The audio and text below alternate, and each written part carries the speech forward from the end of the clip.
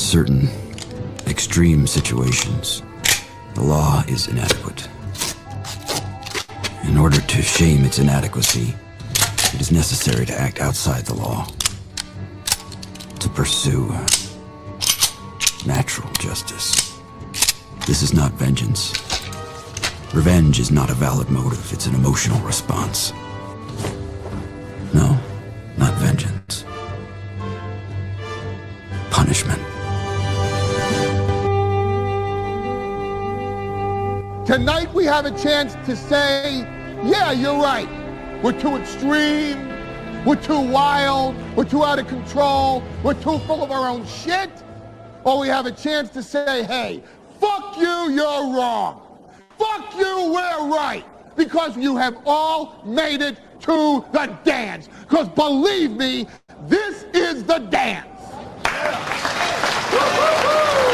Start the show.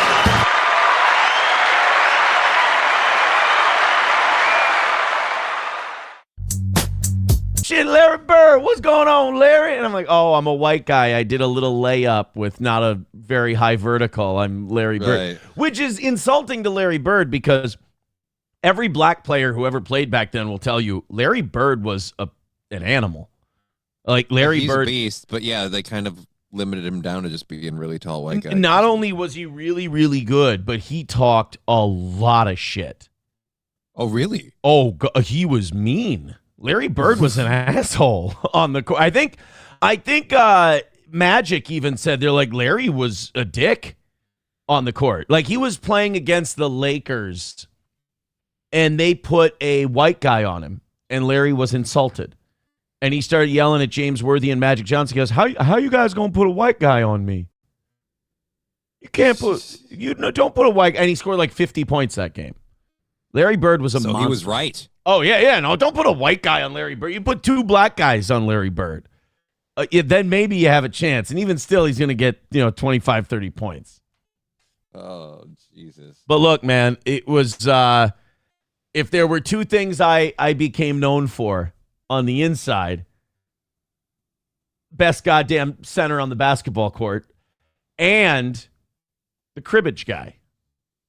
I was cribbage guy. I you had a chance to pick up around a cribbage.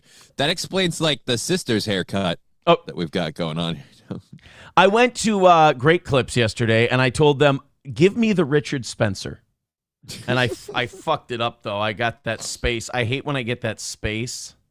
I forget how high up my hair is now. See, that's a little bit. There we go. That's you got to tuck back. There you go. Yeah. Oh, God, nice. But I just told them, I want to look like a white supremacist.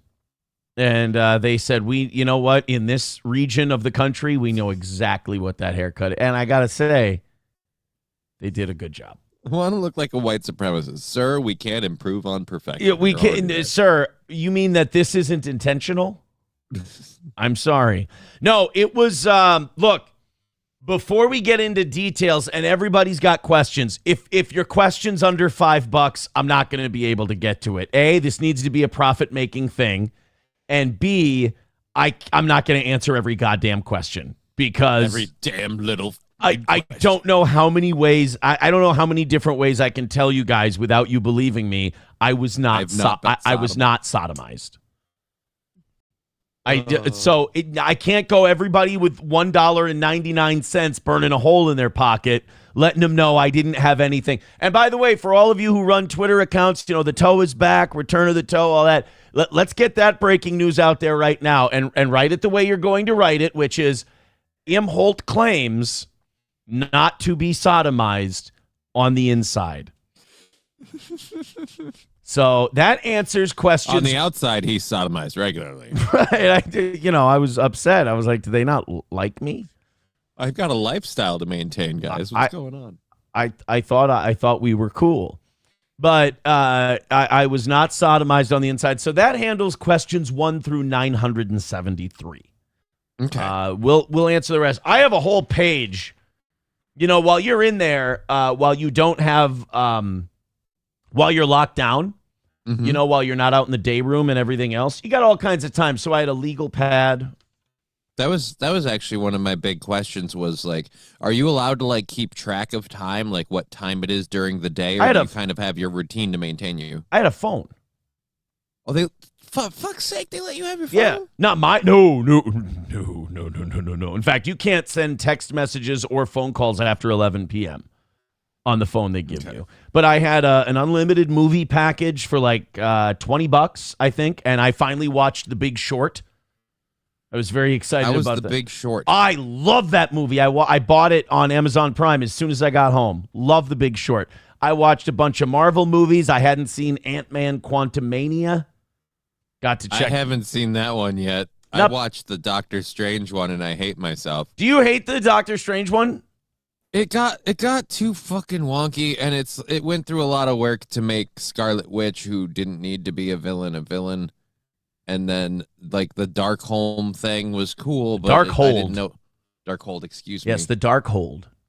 Getting my wow and my You didn't like dream walking in a corpse? It was a little strange, honestly. Well, what's the movie called? Doctor Strange. Doctor Strange. Right. What do you? It's like it's like if you watched. It's like if you watched a movie called Sodomy King, and you're like, there's a little too much butt rape.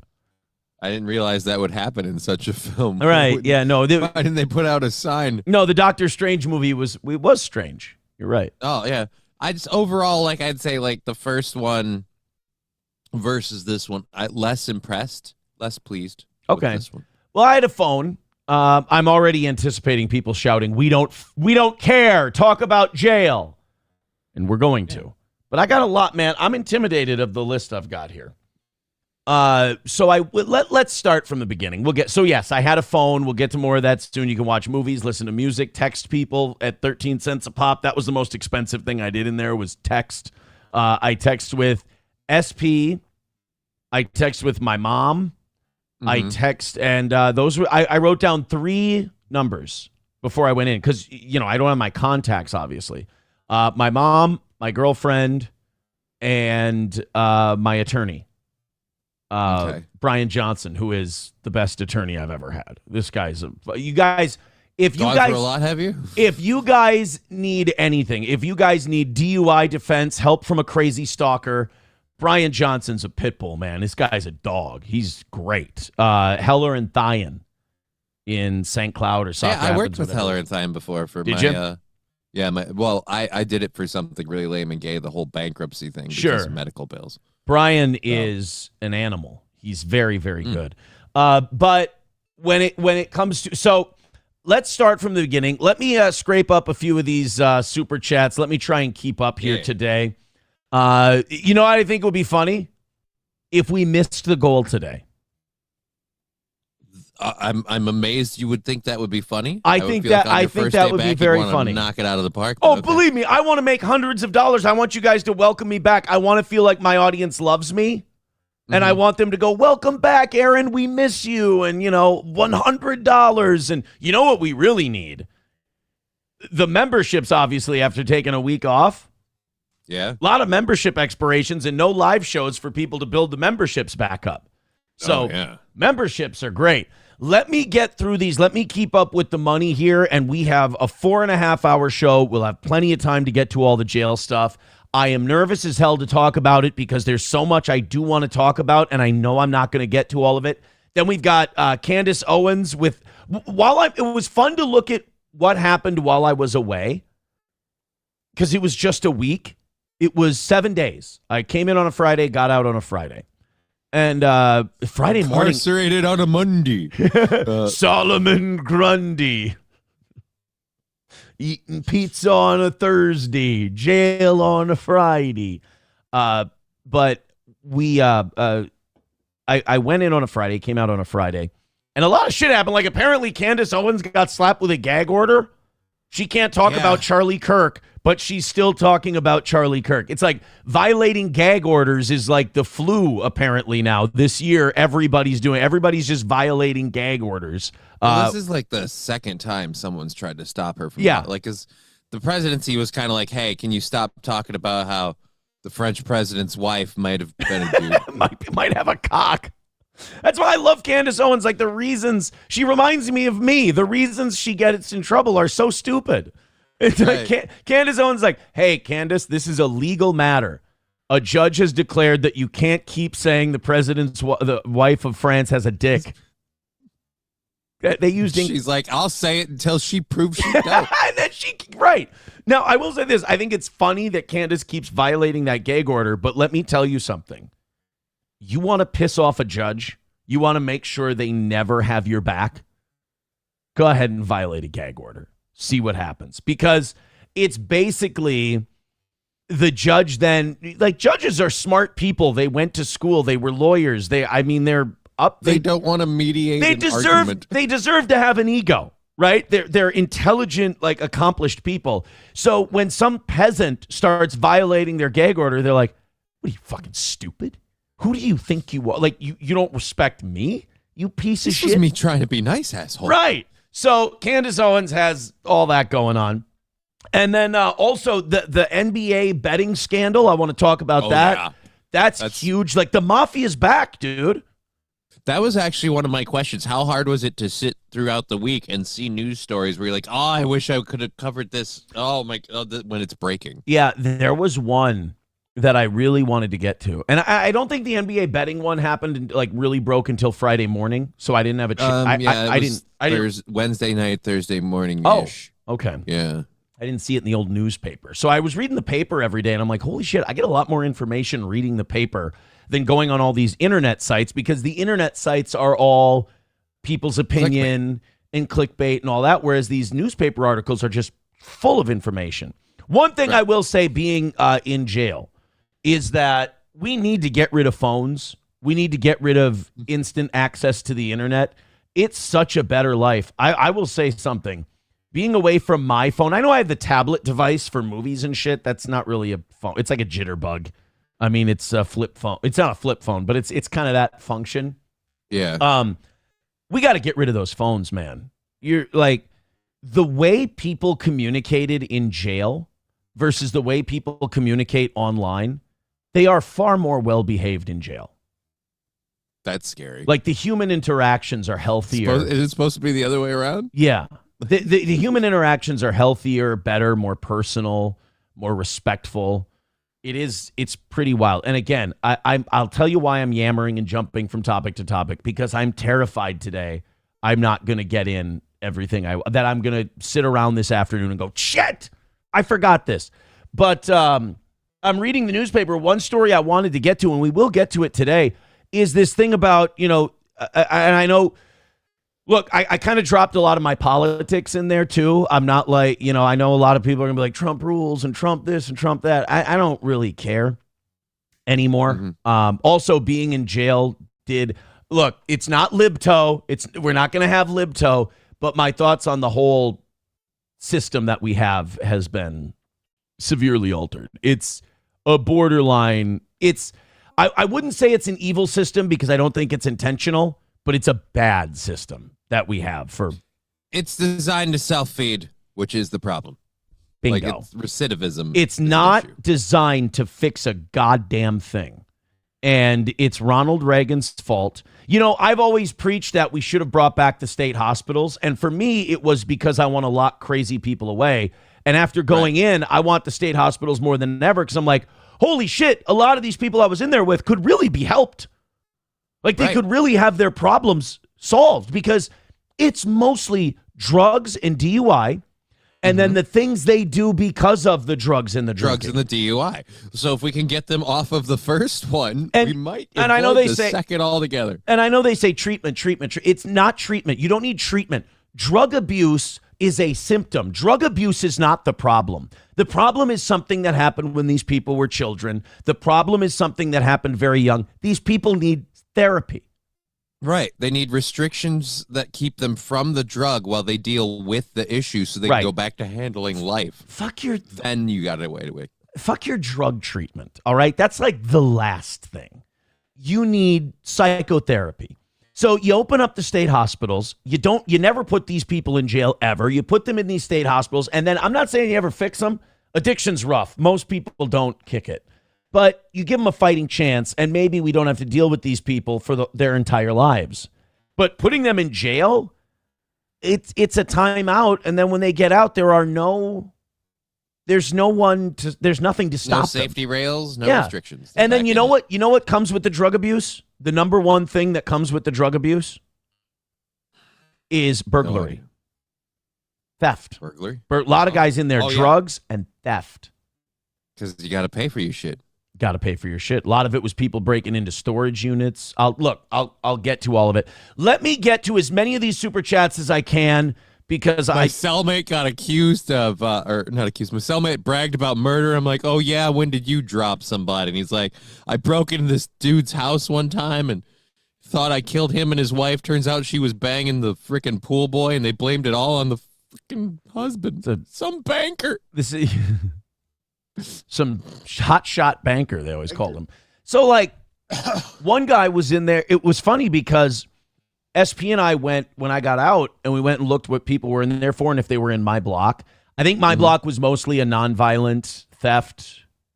There were some domestics and drugs was my wing. One guy was in there for killing someone. Second degree, not premeditated. Killing somebody. And she goes, was that? I go, holy shit, that guy was in there. And she goes, really? She goes, he killed a guy. I was like, I hung out with that guy a lot. He was hilarious. I loved that guy. And she's like, what? I'm like, yeah. She's like, he killed somebody. That relationship went well. It could have gone a whole other way. She's like, he killed a guy. I'm like, that guy was really nice. He was awesome. So whoever, it makes you think, you're like, wow, whoever that guy killed must have been really annoying. The dick, yeah. Yeah, like that guy was an asshole. Look, I don't know who the supposed victim was, but I gotta say, after the time I spent with that guy, I must say it was their fault. I'm blaming the victim on this one. I'm sorry. Yeah, I'm a big victim blamer now because I see a lot wearing such stabby shirts. I wouldn't have to stab you. One of my boys, Mikey, loved Mikey. Mikey was awesome, and Mikey was one of the guys I beat in 2-on-2. He was the guy defending me, and his partner was yelling at him, screaming at him during both games that we beat them. And I told him at some point, I told his teammate, I'm like, hey, man, you got to go a little easier on him. I go, I have a feeling that the only reason you're yelling at him and chat, because Mikey was about to quit. He was like, I'll leave. I was like, I feel like the only reason you're yelling at him is because I'm white and slow and I'm scoring points. It feels like an insult. It's not fair. It's not nice. Like, if I was black and like could jump really high, you wouldn't be yelling at him. But it's me. How are you letting the white boy score points? Well, I can, like I said, I may be 38 years old. I can still ball. Can't shoot a 3 to save my soul. But anything inside the arc, that's mine. That belongs that's to your me. territory? The paint is mine, bitch. So, Mikey is in there, and I love Mike. Mikey's hilarious. He's so colorful. He's such a character. I thought Mikey was great. I find out Mikey's in there because it was arson, but it was like a specific kind. It was like arson with intent because someone was in the building at the time he set it on fire. I'm like, oh, Mikey tried to burn a motherfucker down. And it made me think, I'm like, what did that person do to Mikey? I did do, like you said, I did go like, that person had to have done something because Mikey's that's awesome. A line to cross. Mikey wouldn't just go there. Right. Mikey would never do that. And then one guy is there. We're both standing at the desk where the CO is. And the COs are great. Like, they bullshit with everybody. They're fun. I liked all those guys. One of them was really wanted to talk to me about like small town Minnesota while I was playing solitaire. And like, I was trying to give him the fuck off vibe, but he's in charge. So I didn't, I was just like, nice. I gotta have 3 games going, Mikey. Like, I got the ones with the flags, and I gotta lose my shirt to the guards, to maintain the lifestyle that I'm used to living. Right. I was Worm. No, they did give me 2 nicknames. Okay. We were on our way to indoor rec. We were on our way to basketball, and one of them goes, "Hey, yo, man, I got a deal for you." I go, "What?" He goes, you get to pick I want you to pick your name. I'm like, what do you mean? He goes, dude, I got 2 ideas for like a nickname for you. I want you to pick one. I go, okay. And like when you're in an indoor rec, there's 2 doors, right? A door leaving your cell block and then the door going out to the hallway to go to indoor rec. And it's like a recess. And they close one door before they open the other. So there's like 15, 20 of us standing in one little area waiting for the one door to open. And so everybody's in there. And the guy goes, yo, what would you rather be called? Dwight? And I'm like, oh, fuck. I'm like, here. They thought, by the way, they were brilliant for the Dwight thing. I'm like, that is great. But like for 20 years, I've been getting Dwight, or radio. And I go, radio's not bad. Well, I asked him, I go, why radio? Like, I asked him, I'm like, the retarded Cuba Gooding Jr. He goes, no, because CO said, like, you got a radio show. So, like, there were, like, 4 employees during my time there that were Steel Toe viewers, followers, listeners, whatever you want to call it. And they would advertise it. At least 3 out of the 4. They'd give you extra mashed potatoes. They'd promote, One guy, one of the first days I was there, he kicked his toilet so much that he broke part of his toilet. So they had to take him away, and he had a mental illness. I was going to say, why is he kicking the shitter? What's going on? It wasn't like a violent guy. It was just a mental health episode, and they had to restrain him and take him out of there. I'm only going off of like Shawshank Redemption and like the fucking like Alcatraz thing and stuff like that. But wasn't that shit made out of metal? I thought those things were like no. It's like a normal porcelain toilet, and you have a normal porcelain sink. They're not connected to each other or anything. So he did that, and as I'm walking up the stairs to go back to my cell for something, the employee fixing the toilet, who had been sent in to repair it, makes eye contact with me, and in my head I'm going, no, don't. And he looks at me, he goes, hey man, love the show. I'm like, oh. I'm walking up to my jail cell, and the technician fixing the shitter is like, hey man, love your show. I'm like, we can do this at the grocery store. I'd rather we didn't do this. You know what? Like, I'm glad he loves the show. Yeah. I actually have one of those. I would have loved it more if he'd been like, hey, dude, another win for the toe. And then just kind of left it there. So then one of the ladies running indoor rec said, oh, my God, it's you. You're the steel toe guy. And I said, yep. So then everyone's around there. And they're like, you get all these convicts now going, yo, man, you got to put me on your show. Or, yo, man, you know what you got to do? Go on your show, talk about how corrupt this person in Stearns County is and how they fucking me over. And I'm like, guys, I'm trying to behave myself. I'm trying to, straight and narrow the whole thing. And he's like, yo, can I come on your show? And I'm like, in my head, I'm like, I like you, but I'm doing my show from my house, and I'd rather. Hey, man, if it helps, I'll take a minor sabbatical if you got some other people you want to pull through on the roster. I heard I was getting fired for Granny a week ago, so I'm like, all right, yeah. Let's go. Yeah, we're in heavy negotiations.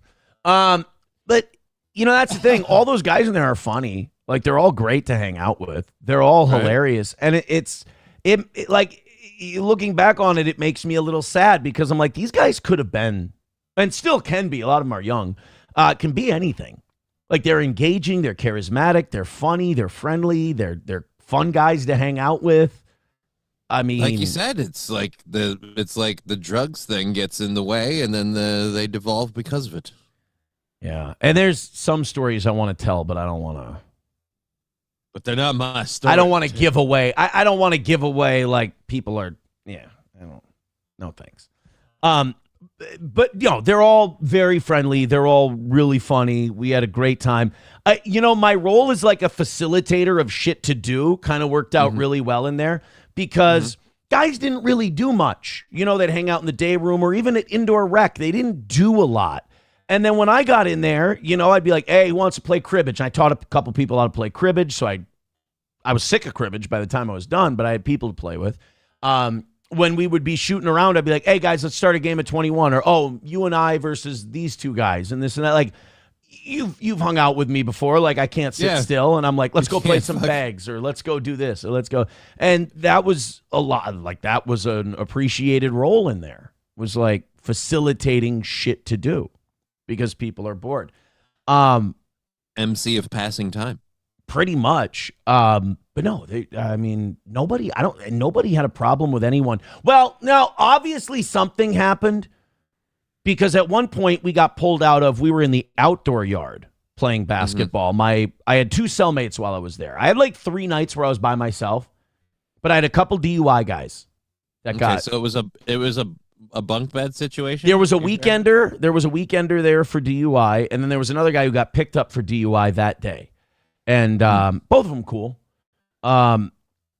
Me and my second cellmate were out in the yard playing basketball, and they called us in, and they were like, "Are there any problems in there? You notice any thing that could become a fight or anything?" We're like, "No." I'm like, "Okay, we're just checking to make sure is everything okay with it." And we're like, "Yeah, no, everything's good."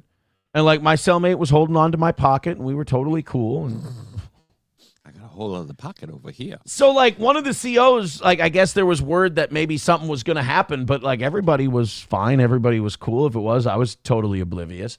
I want to catch up with all these contributions. Then I'm going to try to go in order. I'm going to try to go from Thursday night before I went in.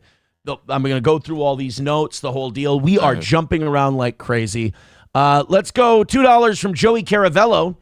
Says, Aaron, did you drop the soap? I'll wait. Thank you. Atomic Ray gifting 5 memberships. Bigot on Socialist Media gifting a membership. Thank you so much. And yes, gifting those memberships on YouTube and Rumble are going to be very helpful today. Thank you. Professor Tie-Dye with $1 says, welcome back, Captain Ouchie Butt. Yeah, that's not going to stick. Dub gifting a membership. Thank you very much, Dub, for the gift. Appreciated. Coltrane gifting a membership. Look at all these guys. Thank you Gifted guys so memberships over on Rumble. Let's get it back up there. Somebody did point out the Vikings were 0-2 during my stretch. Yeah, that was frustrating to watch. So you did get to see it. I heard the score of that one game, and I'm like, oh. I watched every minute of both. Was it the Rams? I don't remember who. Chargers. I'm like, Chargers, yeah. Yeah. I didn't that's one where I didn't even want to hear how the game went when I'm like, I heard the numbers and the numbers are the numbers. Mike Go with $5. Welcome back, brother. Mornings are not the same without the toe. Don't I know it, buddy? Crowder Wears Panties with $5 says, welcome back, big guy. Radman Racing with $5 says, thank God you're back. I couldn't take another day of April. I thought it was funny to put old April shows up there. Oh, I thought that was a funny idea. I misjudged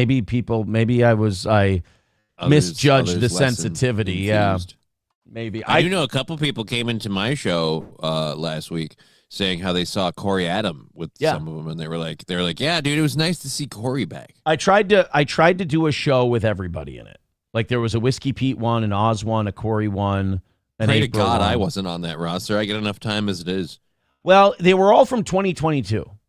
Okay. So, I don't know. $5 from Hulkamasha Baby says, so your next day in jail, if you could cut the 30 minutes of dead air on old radio shows and add more Oz, that'd be great. All right, well, I didn't watch them. Zen Man with $5 says, welcome back. I had to watch Scammer Playback last week to fill your time slot.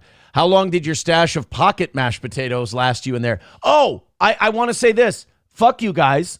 There were a lot of potato dishes on the inside, and I thought about all of you every time they served potatoes because they were some of my favorite meals, and I was angry at myself for enjoying them. Mashed potatoes, baked potatoes, au gratin potatoes. I was like Bubba. I was in there like, you can boil it, broil it, saute it. Potato olay. Potato olays, mashed potatoes. Can do it all. Fingerling potatoes. Well, that kind of answers my question, because I had one question, like commissary shit aside, like how was the food? You know, the part that you probably were most concerned. You know what the saddest part is? What's that? The food is better than like school cafeteria food. That's really sad. We don't feed our children as well as we feed our prisoners. And look, we don't feed our prisoners great. So either, teach your kids to, hotwire a car, or I don't know how else we fix it. Right. Like, by the time I got out, thanks to all the basketball and the food schedule, I lost 3 pounds. Nice. I got it all back this weekend. I could eat again. Like I could eat whatever I wanted. So I consumed 3 country fried steaks. I consumed 3 country fried steaks in one weekend. So That's a lot, dude. That's a lot. I had a Jimmy John's sandwich. I was excited to have a Jimmy John's sandwich. I don't blame you. SP picked me up from jail and I said, I just got out of jail. I want 2 things. I want a cheeseburger and she goes, no. And I said, I want to call a press conference. Joey Caravello with $5 says, was there any R-worders or sex offenders there? I think they probably put, I think I was in a certain. in a different wing. Yeah, I think I was in a certain wing. There's a rhyme or reason to it. So no, there were none of those guys in there. Everyone in there was super cool. Like I said, really fun. Or just quiet and kept to themselves. It wasn't until I got out that I learned that some of them did some rather audacious shit. And I don't believe it. I have a lot more empathy for women who fall in love with prisoners in like pen pal programs because some of them are very charismatic and very likable. And you're like, I don't believe he would do that. I'm amazed this silver-tongued bastard didn't talk himself out of more time. Right. Hostile Soldier gifting a membership. Thanks a ton. Redbird with $1 says the only thing that got Ard harder than the Vikings last week was your ass. That's not. I was not sodomized. I'd like to say that Mr. Imholt put up a good fight. There were no sisters in my cell block. Los Federales with $5 says new segment, Aaron, true jail stories. I mean, I didn't want today's show to be all jail stuff, but if it does, whatever. You should start pen paling some of those people on the inside. You could do that as a regular segment, like letter from a prisoner kind of deal. That's, you know what? Not your worst idea. I'm sure I've had worse. Rexstart parody account with $5 says, can't believe you missed the Epstein list drop and J.J. McCarthy's retirement. Don't bother now. It's old news for the rest of us. I think we're good. Okay, we're caught up on the Rumble end. All right, good. We are caught up on the Rumble. So let's go to the YouTube end and see what's going on there. Oh, my good Jesus, sweet monkey Christ. All right, let's... Burnside, thank you for renewing your membership. Says, we know you didn't do a single push-up in jail. I did push-ups.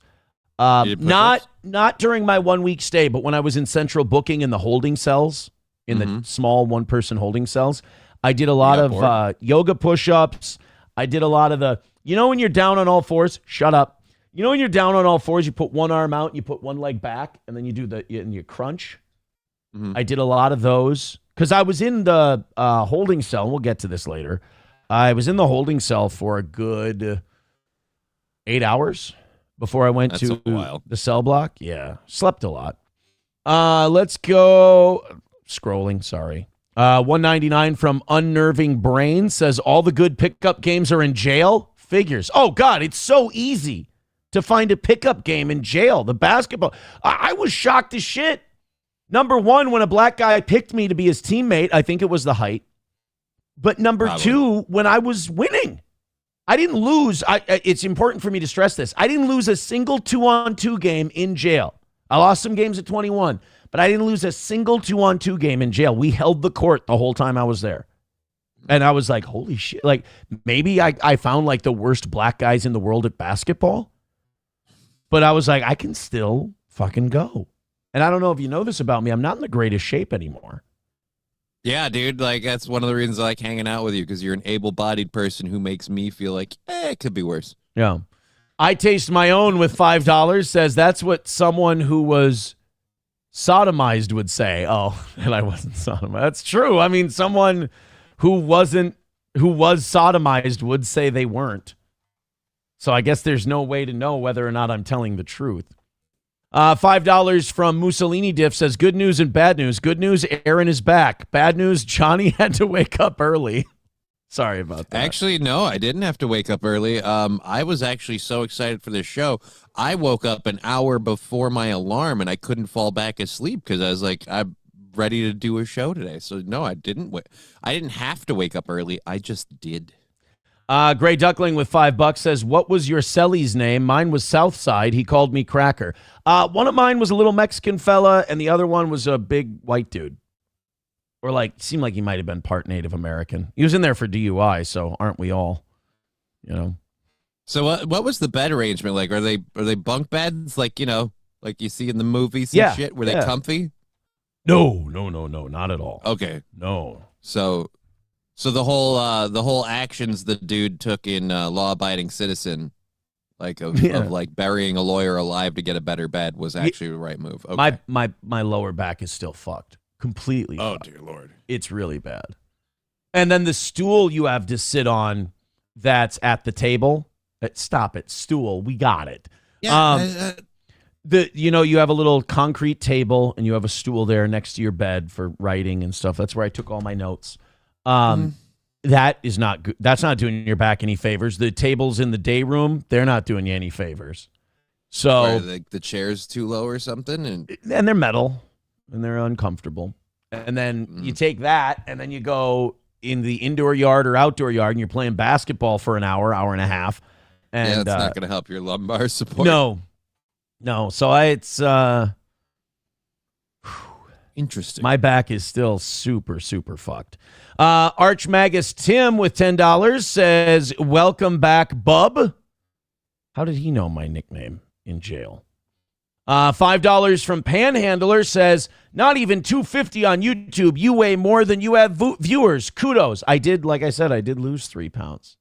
So I was very excited about that. I hope we don't have a spike today. I don't want people to just be here because I was in jail. And we have a solid core audience of about 50, 60,000 people a month. 600-700 people at a time. That's what I want. We make our money. Regular stuff. Right. We make our money. We do our thing. I'm happy. I don't want to see. I told SP yesterday, I'm like, if there's a fucking spike today, I'm going to be mad. I want my normal audience. I want my people, whether they love me or hate me. I just want my family. You know, I want my dysfunctional family to be watching the show. I don't want voyeurism. Either you want to come back and kind of pick up the rhythm, not you want to put in a bunch of layups, not just a single solid. Either get in or get the fuck out. That's what I say. Well, then I'm gone. Skybrick with $2 says, "Sounds like you enjoyed yourself, had a great time." I'll put it this way: I would have rather been home doing nothing. So if you made me choose between having a good time in jail or being bored out of my fucking mind at home, I would choose being bored out of my fucking mind at home. But I had to be there. Yeah. And for having to be there, I did. I had a good time. I mean, the worst parts were, you're not going to believe this. The worst part was leaving. The worst part was the being locked down in your cell. Like, as odd as it sounds, being away from people was the worst part. But How long, like every day, were you locked down in the cell? Hour and a half, 2 hours at a time, and then you were out for 2.5 hours at a time. Okay. Unless it was like indoor rec, that was a separate time. That's an extra hour and a half. Then there was a thing called education. I thought that was like classes and shit. Turns out that's just like computer lab and watching movies. I didn't go any of the 7 days I was there. One of the guys, Thursday, they all knew I was getting out. One of the guys I was hanging out with was like, "Hey man, why don't you ever go to education, man? You've never gone." And I'm like, I thought that was like parenting classes and shit. And they're like, no, we go to we play computer games and we watch movies and this and that. I'm like, you told me the day before I leave? So now I got to go back in and make sure There's a water park over there. I find this out now. Right? Then it annoyed the shit out of me. Let's go to just making sure. Enjoyed yourself. Okay, that's the one I left off on. $5 from Shuli Madoff says, "You went to jail and Crutches is still the biggest loser." Now, Johnny, that's not nice. That doesn't make sense. That's actually really mean-spirited. We're having such a fun little morning and everyone's having a good time. I'm fine. And then we got to go with that nonsense. Mussolini Diff with $5 says, "Question for the Al Bundy of the jail basketball court. Did the pocket taters stay intact? If not, the players slipping on the taters help." Yeah, it was like the Mario Kart version of 2-on-2. Every time we play him, we keep finding tater tots on the goddamn court. It was, no, it was, like I said, people are like, was it fun? And the best I can come up with is I'd rather be bored at home. But for having to be there, yeah. When I was standing in the blue circle at the desk waiting to be discharged, waiting to be released, I did have a thought. I'm like, this fucking flew by. I was trying to go back in my head and go day by day, and I couldn't break it down by day. Mm-hmm. If that makes sense. Like, I was like, Jesus Christ. Like, I feel like I just came in here getting checked in. Like, while you're there, while you're going through it, it doesn't feel like it's going by that fast. But I think literally like everything in life, once it's over, you're like, wow, seems like it went by a lot faster than it did. Yeah. $1 from Approachable says, I believe you when you said you didn't do push-ups, but I'm very disappointed in you. It's extremely obvious you weren't doing your chin exercises while you were in there. No, I wasn't. You're right. I got to get back to that. I do those while I'm driving. Redbird with $1 says, looking back, April went from an average but serviceable host to holy fuck, how did we not string your ass up for forcing her on us? Probably the part where you banned anyone critical of her. Ouch. $5 from Joey Caravello says, Aaron now has Brooks was here carved into his ass. That one wasn't bad. Can't say that wasn't funny. Can't say the guy wasn't funny. Thank you guys very much. So I think we're all caught up with those. 195 is the number for today. Somebody was saying in the chat before the show, and I thought it was really funny. They're like, how great would it be if you didn't hit the goal today? And there are two things where I'm like, this would be hilarious. One, if we didn't hit the goal on the day I come back. I mean, hilarious. I would still be, I'd be pissed, but I would appreciate the humor in it. Mm-hmm. And also, what was it? Wow.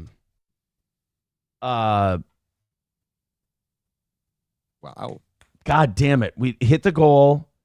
If we don't hit the goal, I think that would be funny. What was the other thing somebody brought up?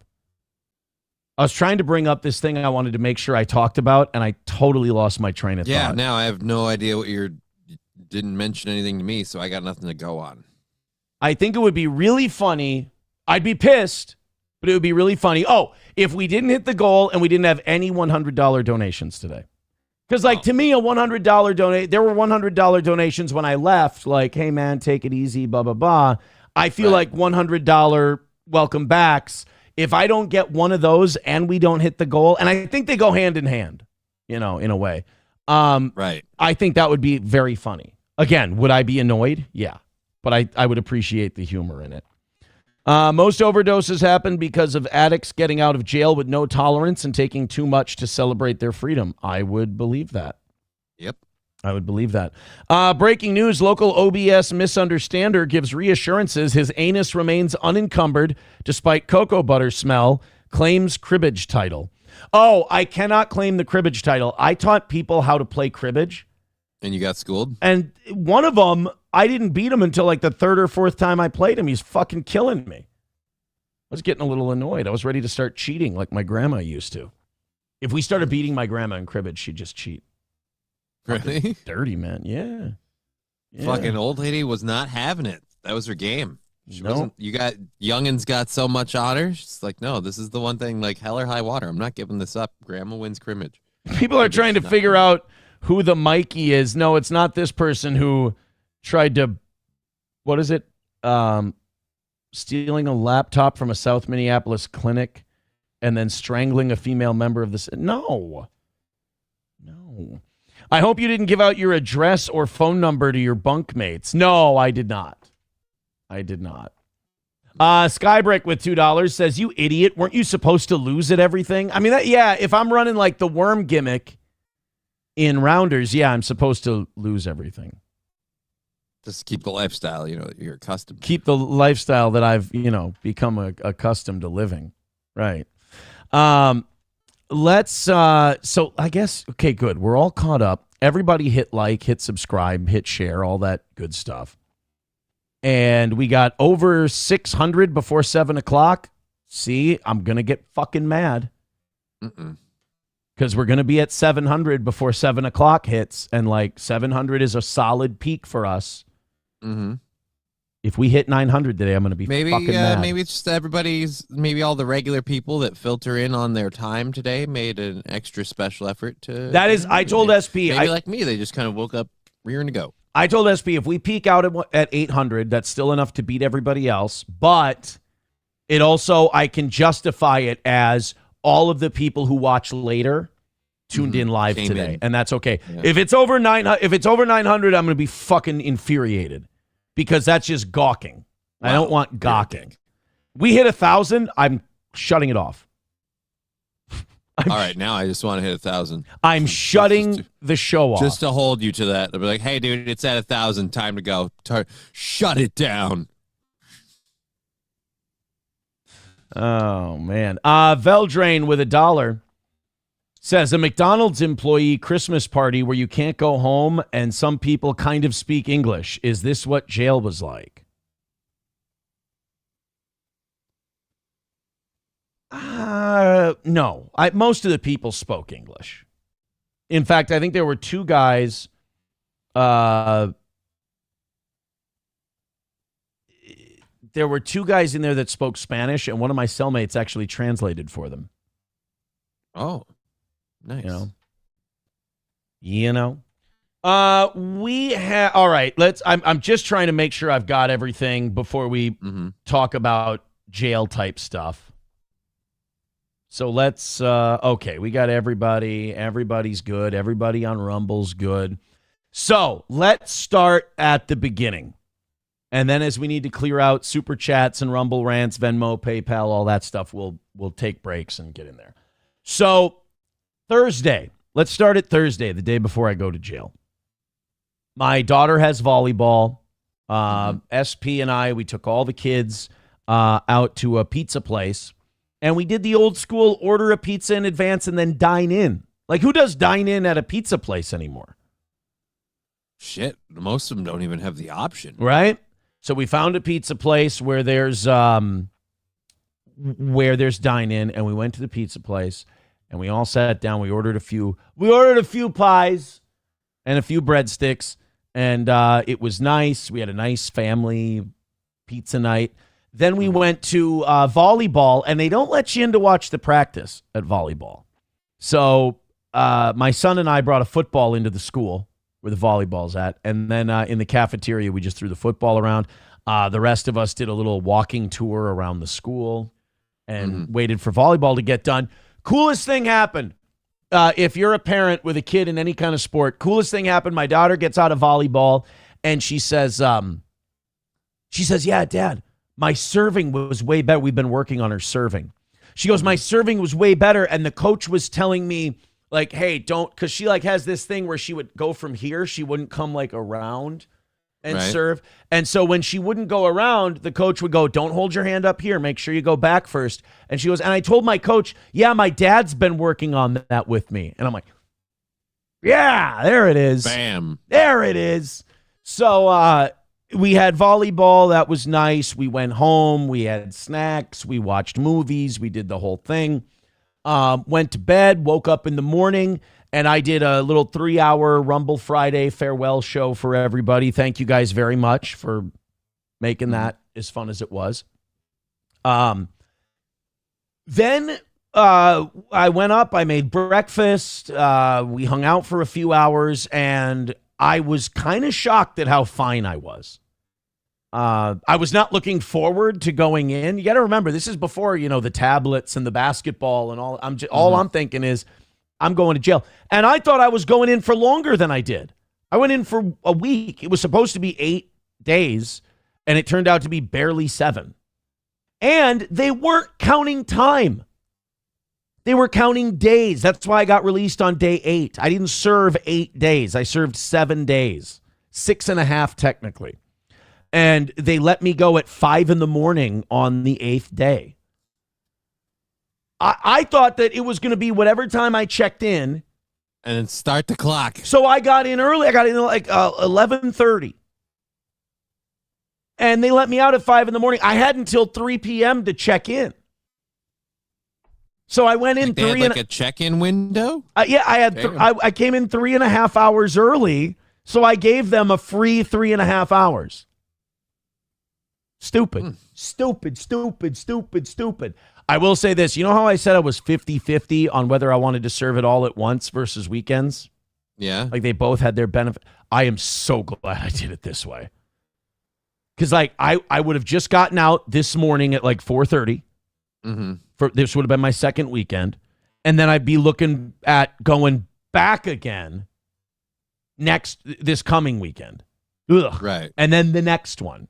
Well, so it was really just a lot easier to just get in. Everybody who said routine, that was absolutely right. You got to just do the whole thing all at once. I mean, I was annoying the COs because I had so many questions about getting out Friday, because it was one of those things where I was like, this is fantastic, amazing news, and I need to hear it from like 4 people before I believe it. And so I was kind of asking them lots of questions, and they were very nice, very polite. So Friday morning, it wasn't until the kids left that I got a little choked up. Once the kids, I think there was like a distraction in there. And then once the kids were gone and it was just SP and I was starting to be like, oh, this is, I had the Henry Hill thing going on where I just wanted to take the couple of pills and, okay, take me to jail. You know, I was just at that point, Let's do this. Yeah. So I didn't want to leave a vehicle there for a week, obviously. So SP takes me to the county jail. And I told her I don't go in because it's literally just going to be me checking in and then waiting to get booked in. So she was having a bit of a tough time.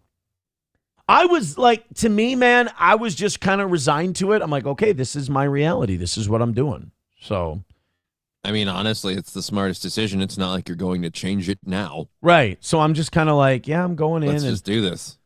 And by the time we got there, I was fine, but I was kind of like consoling her and like kind of trying to help her through it, you know?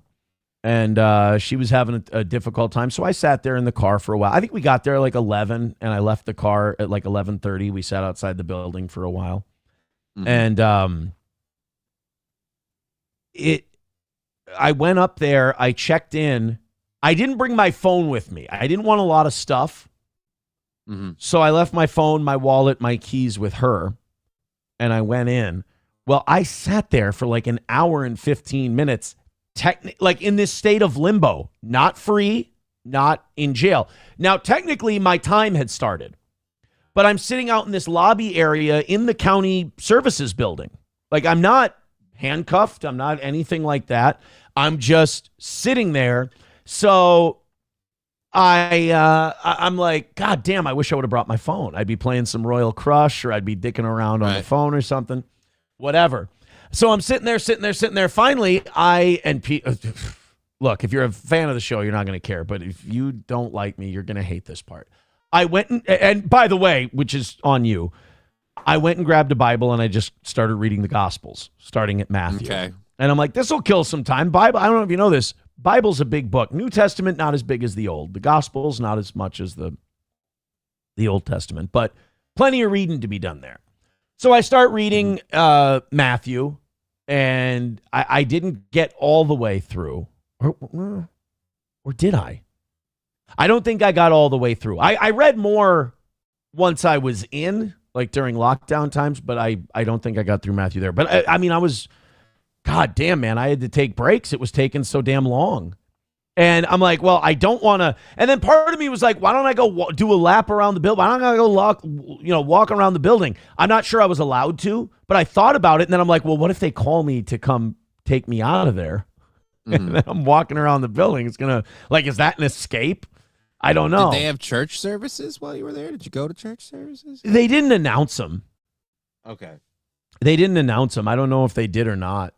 But no, I didn't. They didn't say anything about it. But like on my phone, I had a Bible, and I had some religious stuff in the apps that were on the phone that I had.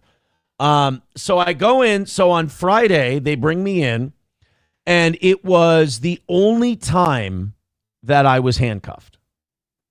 they bring you in, and when they bring you through the the metal detector, and they bring you through to pat you down at the check-in at central booking, you wear handcuffs for about 30 to 60 seconds.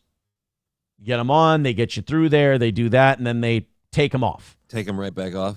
Yeah, so you do all that. You give out your possessions. I had money that I wanted to put in my canteen to begin with. They take the booking fee out of that.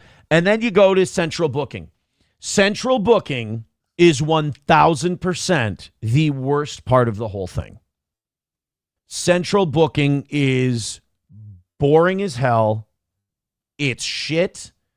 You can hear the crazy people who have mental problems down the hall in central book, because central booking is just like everybody who got picked up. Everybody's there. It's almost Everybody's like Gen there. Pop. No, Gen Pop is different because the cell block you go into is very specific to kind of what you did.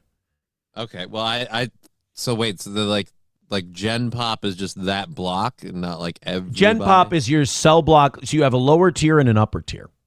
I was in upper tier. For a couple hours, lower tier goes out into the day room. Then upper tier goes out into the day room. General population is when you go into your cell block. That's when both tiers are out. That's general population. That mealtime is general population. Central booking is different. That's central booking. That's where you go before you get put somewhere or released, whatever you're in there for. So central booking was me just feverishly trying to fall asleep. And that's when I did some push-ups. I did some yoga crunches. I exercised. I did some DDP yoga ignition stuff and shit like that. And I would fall asleep. I think I fell asleep for like 2 or 3 hours the first time. The food in central booking not so good. And I fucking hated the audience. I had to eat dinner in central booking. So I got into central booking at about 1. And then I didn't get into cell block B until 9:30-ish. Oh, dear Lord. Yeah. So I was in there for about 8.5 hours. The first meal, baked potato and sweet potatoes. That's it? And there was some cornbread. I was gonna say, thing. It's a lot of starch to stuff you up on. There was some cornbread, and then it wasn't pineapple chunks. It was like pineapple skins floating in water. It was horseshit. It's terrible. And they don't have any. It's not like the cell block where you have vending machines and soda machines and all that. You can eat whatever you want. This was you eat this or you don't eat. And I love potatoes. So I ate the potatoes, but I hated all you guys while I was eating the potato. I don't like that I thought of this audience while I was in central booking eating potatoes. Every bite, I was like, oh, yeah, I get. Like I'm. It's like when you see a guy locked in solitary and he's talking to himself. Yeah, that was me. Like you were that guy. Every potato bite I ate, I went, oh, I fucking get it, guys. Tater pockets. Oh, tater toe. Oh. So then, other people thought I was crazy. Nova's having a weird day. Everything I'm saying is a lie. Apparently, Nova's one of those guys. I need to have had a certain experience in jail, and I was excited for this part. I was like, God, when I tell people about what happened in jail, some of them are just going to be incensed. Some of them are just going to be angry. But I don't know. I'm one of those guys who's always going to try and make the best of whatever I'm doing. I don't really wallow. That's not my thing. But he says, you checked in at 11 a.m. Right. I didn't get into the actual jail until about 12 something. But yeah, 11:27 was my check-in time. But you go up to a desk. You go up to a lady behind a window and you go, hey, I'm here to check in for my time. And they go, okay, have a seat over. You basically sit in a waiting room. And I sat in a waiting room for about an hour and a half. Or so. Most of the people who are going to run don't check in. So they kind of trust you when you show up and you go, hi, I'm here to do my bit. Nobody goes in and goes, I'm here to go to jail. And they're like, just fucking with you.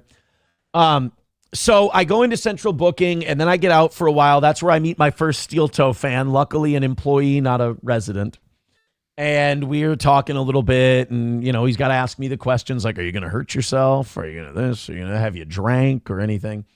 I thought about that, and I thought about, like, should I go have a couple of drinks before I go to jail? And I went, no, because I don't know if that's going to fuck you over.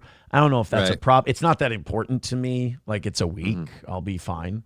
That's the other thing. When I got out, I didn't crave booze. Like, I didn't want to drink. I think I've been drinking too much where I suddenly have to use the restroom. I apologize. Oh, how dare you? Yeah, so it's weird. So I'm in central booking, and then hours and hours and hours go by, and it is wildly uneventful. There's one young lady who's having a difficult time. She's screaming about water, and she's pounding on the door of her cell. And it's amazing when you're in central booking for long enough and you're just bored and you have nothing to do. The sound of someone banging on the door, having a mental breakdown in central booking, you try to create music to it. You try to create a rhythm, or like in my case, I was trying to create a backstory for this person, because you're doing anything, they say in Shawshank, you do anything to keep your mind occupied. When you're in central booking, it is anything you can do to keep your mind occupied. So then eventually 9-something comes around, and it's time to get booked in the jail cell in cell block B East. They take in, you strip down, you gotta bend over and cough. You gotta lift your balls. You gotta do all of that. So that's another reason I'm glad I did it all at once. I think you have to do that every time if you do weekends. And then changed into the clothes. Got my radio. You get a little radio with headphones, and what that radio has is a frequency that the TV is on. There's 2 TVs in the day room, and you put your radio headphones in, and then you can watch TV. Got my radio, got my headphones for my phone or tablet, whatever you want to call it. Got your tote, your carrying tote with all your mattress and all your stuff in it. And then you go into the cell block. Lower tier was out, but they let me make my bed, do all of that stuff. And then they let me come down, load up my canteen card, do the vending machines if I wanted to, whatever. But it's like 9:30. I'm fucking tired. I turned on, I think, Avengers Endgame, and I went to bed. That was day 1. Day 2, day 3, day 4, day 5, day 6, day 7, they all kind of run together. So really, it's going to be super chat questions that kind of narrow down specifics, and it's all going to kind of be focused on what you want to know. But my favorite things in there were the movies. I probably watched The Big Short 3 times. Being able to watch football, and then the basketball season starting. ESPN in the morning, all the morning talk shows where they talk about how dog shit the Vikings are. That was great. Basketball, played outside first. The outside basketball court had no net.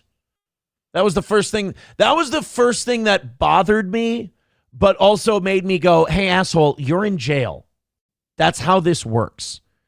I will say that the outside basketball was okay, but there were no games outside. It was just kind of shoot around. Indoor rec was way better. They have a fucking nice basketball court there. Like, their indoor basketball court is like that, that synthetic, like that rubber, kind of the pieces.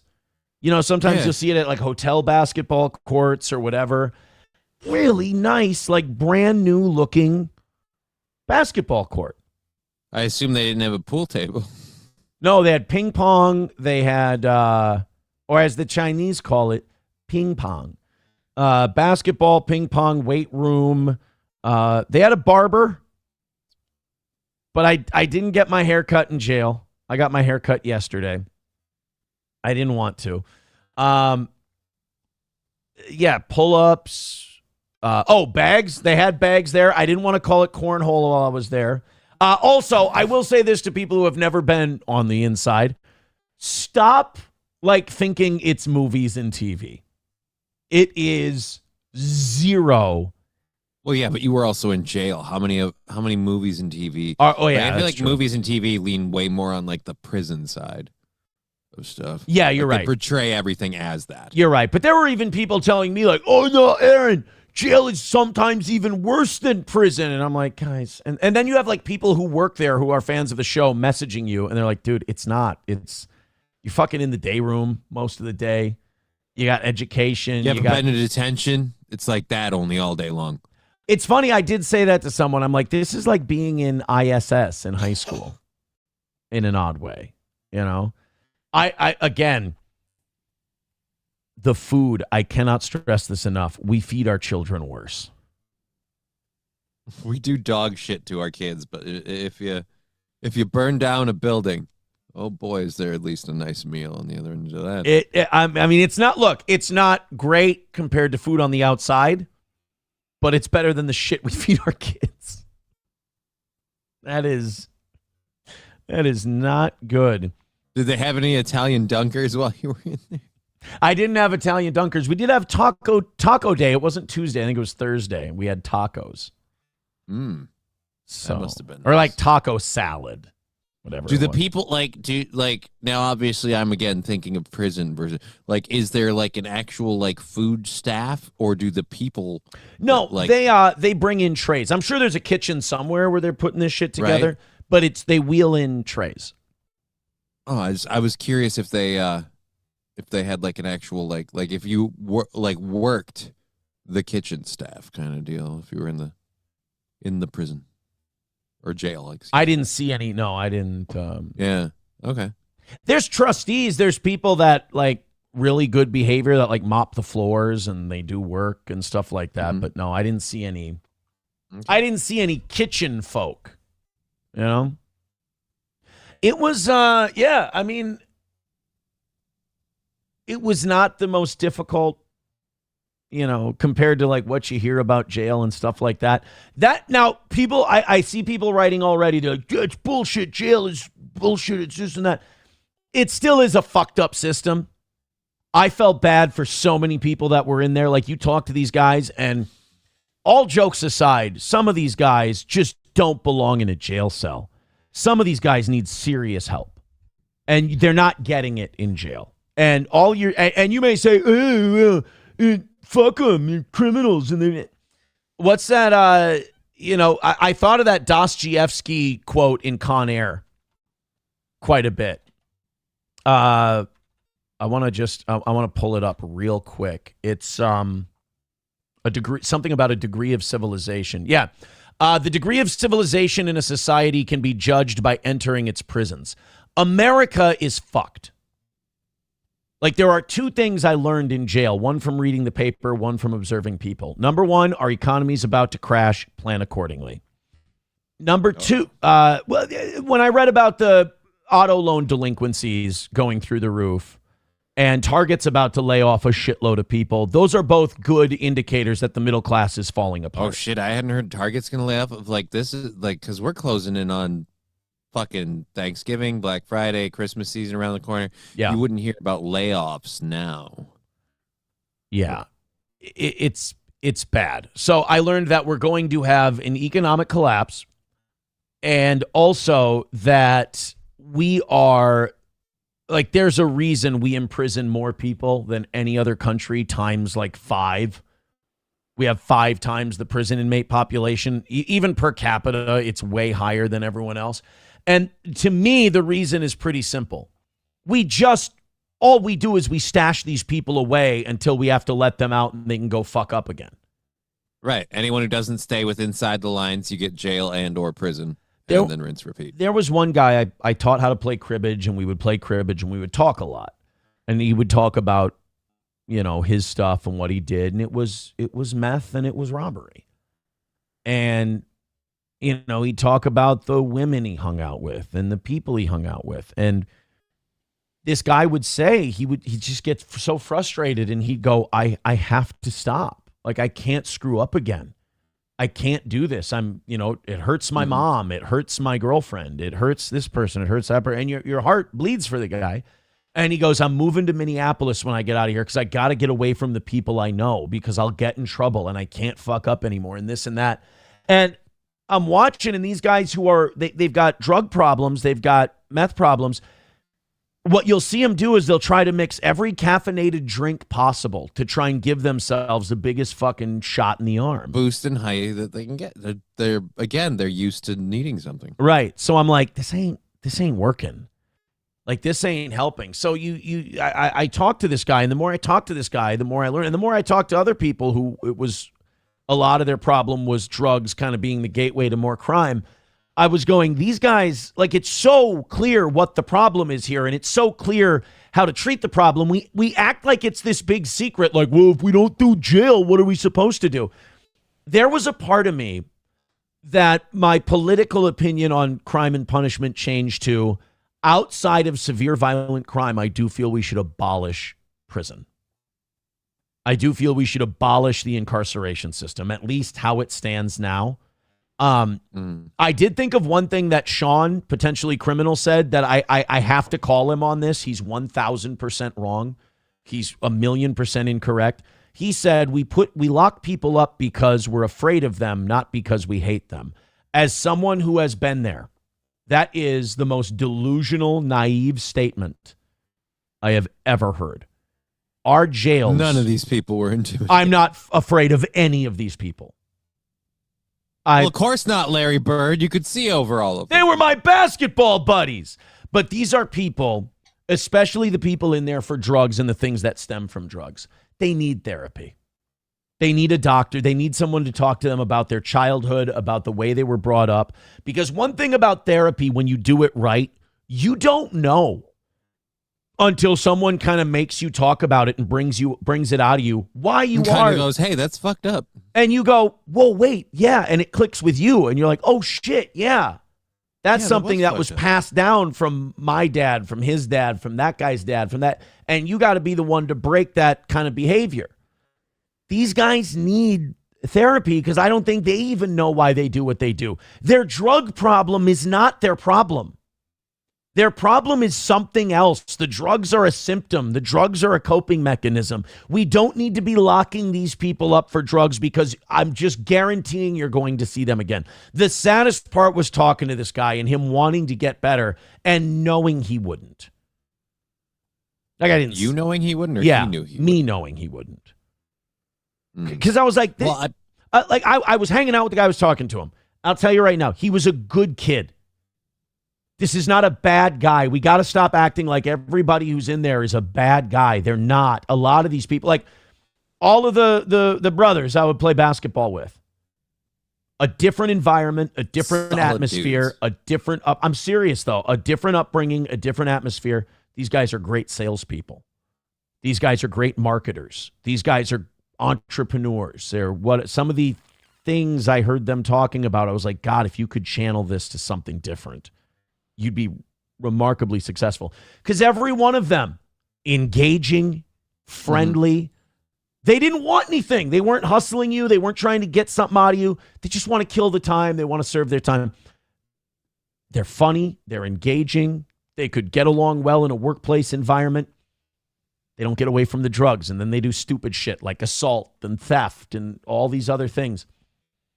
So when I say it was all Reagan's fault, that closing down the state hospitals, I mean, I don't think we should be putting how long someone's incarcerated into the hands of a judge, because I don't think they know. I think we ought to put it in the hands of doctors. I think these people, all nonviolent offenders need to go to a mental health facility where they are incarcerated. They can't just leave, but they're sentenced to a mental health facility, not for a certain amount of time, but until a doctor says, we've worked through things. This person is no longer a threat, not to society, but to themselves. Right. This person is not a danger to themselves, or at least is the least dangerous they've ever been to themselves. And I stamp it. They're allowed to leave or Right. something like that, because the But way didn't we have issues with that in the first system that the Reagan closed down? Not that his solution was the right one, but weren't there some issues with like you get in and you can't necessarily get out and that Probably. kind of thing? And probably one flew over the cuckoo's nest style shit. Right. And there's levels and there's issues, and I'm not, let me preface this with, I'm not smart enough to fix this. I don't know what the solution is. I just know that we need to all be brainstorming different ideas because what we have we're right now is shit. What we're doing is not good at all. It's a bad system. And I was a little libto. My heart bled for some of these people. Some of them, look, some of them are just fucking around. Some of them are just causing trouble. But you can tell a lot of these people, you're like, there's something there. You can see it. Something happened to them. And if we could get... Somebody did this to you. Well, but if we could drill down to the core of that, again, I'm not saying everybody can be saved. I'm not saying everybody would stop committing crime or get off drugs. Addiction is a bitch, and most people fail. Most people stay addicted the rest of their lives and use the rest of their lives. But I know that if you go with the jail and prison system, I'll guarantee you they're either going to fuck up again or get worse. What we're doing now doesn't work, because I would talk to some of these guys and you're just like, you're watching them struggle and you're like, you shouldn't be here. Like, this is doing nothing for you. And other than kind of just putting you in a holding pattern. yes. And then, like I said, recidivism and for-profit prisons are kind of set up in a way that it kind of just like it keeps feeding itself. It's it's like swimming against the current. It's not impossible, but oh boy, is it not easy. It's not an evil system. A lot of people say it's evil. I believe in order to be evil, there has to be an intent to what you're doing. I think this is just a system born out of ignorance. This is a system made by people who aren't qualified to know how human beings work, how their brains work, and how to... I really do think doctors and psychiatrists should be more involved in the crime and punishment system than they are. Because right now... hearing and he packs his ass full of peanut butter. Now that guy was creative. He would have been something on the outside if he would have Just focused. channeled that to the right place. But there's so many of those guys. I thought about, that line in Malcolm X where he talks about the system that black men get into and how it breeds criminality. And Malcolm X is talking, he goes, West Indian Archie could have been a mathematical genius, but he got caught up in this system that we're in. And it's true. I saw so many of these guys and I'm like, if they channeled this anywhere else, like they have ideas, they have places theories. it could take them. Smart, some of them, like legit smart guys. Like sharp guys who know some shit. But it's what they choose to use that how they choose to use that intelligence. So that was really, when you see the waste of human potential up close, I dare it not to change you. People are like, did you learn anything in jail? I learned a lot about myself, but also about how we do things. And that system is just completely broken. And it's not performing a service. Because you got to think, and it's easy to say, fuck them, fuck them, yeah, they're in jail. I was like that. But you also realize that this affects you and I as well. Like, if we don't fix these guys, our world is a more dangerous place. Right. These people still live in it. We're better off with them being better people. Right. So there was that part. And then the other part of me was like, the other thing I learned from jail was we gotta, like, as a people, there is some stuff that incarcerated people know better than you. And it's easy to be arrogant because you're not in there.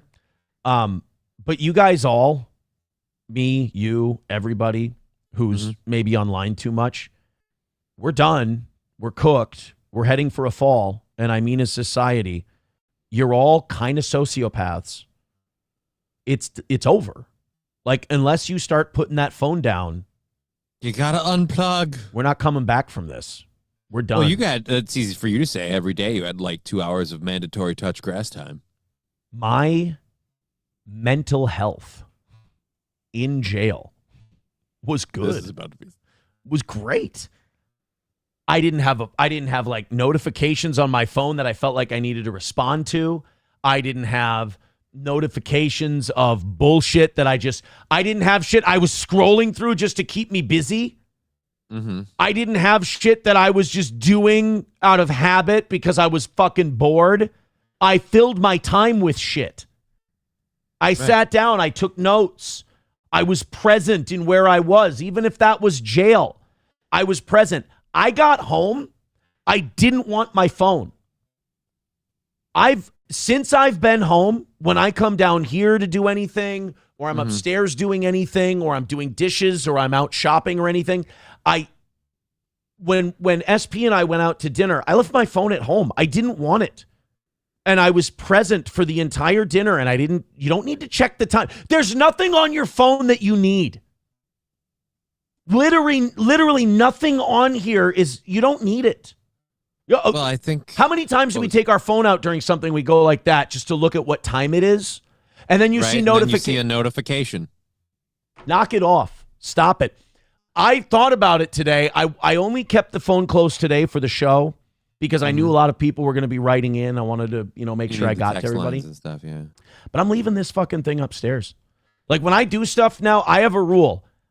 I can check my phone for texts and phone calls. And then I have to leave it alone for 3 hours. And that's what I've been doing since I've been out. I had a moment where I had like a segment of 3 hours where I didn't have my phone near me. And I literally felt my muscles being lighter and more relaxed. And I wasn't thinking about anything. I was present in what I was doing. The minute I literally just brought my phone closer to me, I felt more tense. Yeah, I think that's a you thing. Really, I don't get tense around my phone, but I will say I think we need to disconnect a lot from the internet and the devices and stuff, just because it's very, very noticeable how we as a society, we don't retain actual information because we expect everything to be pulled up on our fingertips. So it's, as a whole, it's making us more making us more retarded. Here's the saddest thing is I thought about talking about this while I was in jail. Well, I thought about talking about it on the show. I'm like, I'm just going to get pushback. People are going to get mad. They're going to insult me. And that's because they're defensive. They don't want to give up what they think is a good thing. I love my Candy Crush. I'm going to criticize this, and people are going to get fucking pissed at me like the little girls. They always get mad. They always cry, and I'm a bad man. But I'm right and you're wrong. Okay. That shit is killing you. I think, who was it? Michael Knowles called it a portal to hell. 1,000%. 1,000%. I would say getting off the internet is a great thing. I read newspapers, and like I said, I learned more about the world. There were like 4 articles. None of them were Joe Rogan is an asshole.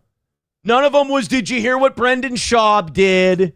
None of them was what some retard said about some other retard. It was shit I needed to know. Right, but no offense, can't you get that, can't you look for that information online? Granted, you have to, wade through the fucking weeds of Joe Rogan said and Brendan Schaub's an asshole. But, can't you still access that information? It's online? what the algorithm feeds, though. Oh, I see. It's that algorithm. That algorithm, and it's everywhere now. It feeds. You're right. If it was just you looking shit up, then that's a you problem, 100%. But now we have this reinforcing loop. I get you. Of shit. And it's designed to be that way. Google wants it to be. You think Google wants to feed you articles about how the auto loan? Oh, they don't want you informed? Right. Their algorithm isn't going to feed you the auto loan business is falling apart. Did you know that a major auto part and auto loan holder went bankrupt last week? The auto parts king? Not Ray Zielinski. No, he's fine. All right. But good. A major car loan holder went bankrupt because they were trying to hide. It was due to fraud. They were trying to hide the fact that these loans were delinquent and that the loan business was not going well and that working people are having a hard time paying for their vehicles, which is a bad sign for the economy. It's not that different from what we were doing to hide what was wrong with the housing market back in 2008. Now, granted... Yeah, but the housing market got propped. Okay. Yeah. We're not at that point with the auto industry. Who says we won't? I mean, we bailed out the auto industry once before. Yeah, I really hope we don't do that again. So now, if this loan thing goes under, if they go bankrupt, does that mean the people that owe them money are like, well, lucky me? No, because that's if the banks go out of business. Because somebody's going to buy up that debt. Of course, like, you're still going to owe that money to somebody. So, no, unfortunately, it's not going to be like Fight Club. Ain't that always the way of it? I love the point of Fight Club. They're like, if we blow up these buildings, it erases all credit card debt. It's like, motherfucker, that shit's stored in so many places. Like, you're not blowing up. That's why Mr. Robot proved you also have to get the hard copies. You got to, and sometimes that. So, yeah, I mean, look, that Dostoevsky quote, a degree of civilization can be measured by observing its prisons, is 1,000% correct. And I'm here to tell you guys, unless you drop your fucking arrogance because you hate the toe guy, I'm telling you now, we're on our way out. We are in end stage capitalism right now.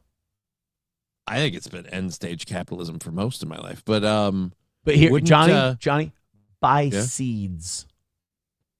Oh, believe me, I'm not at that point.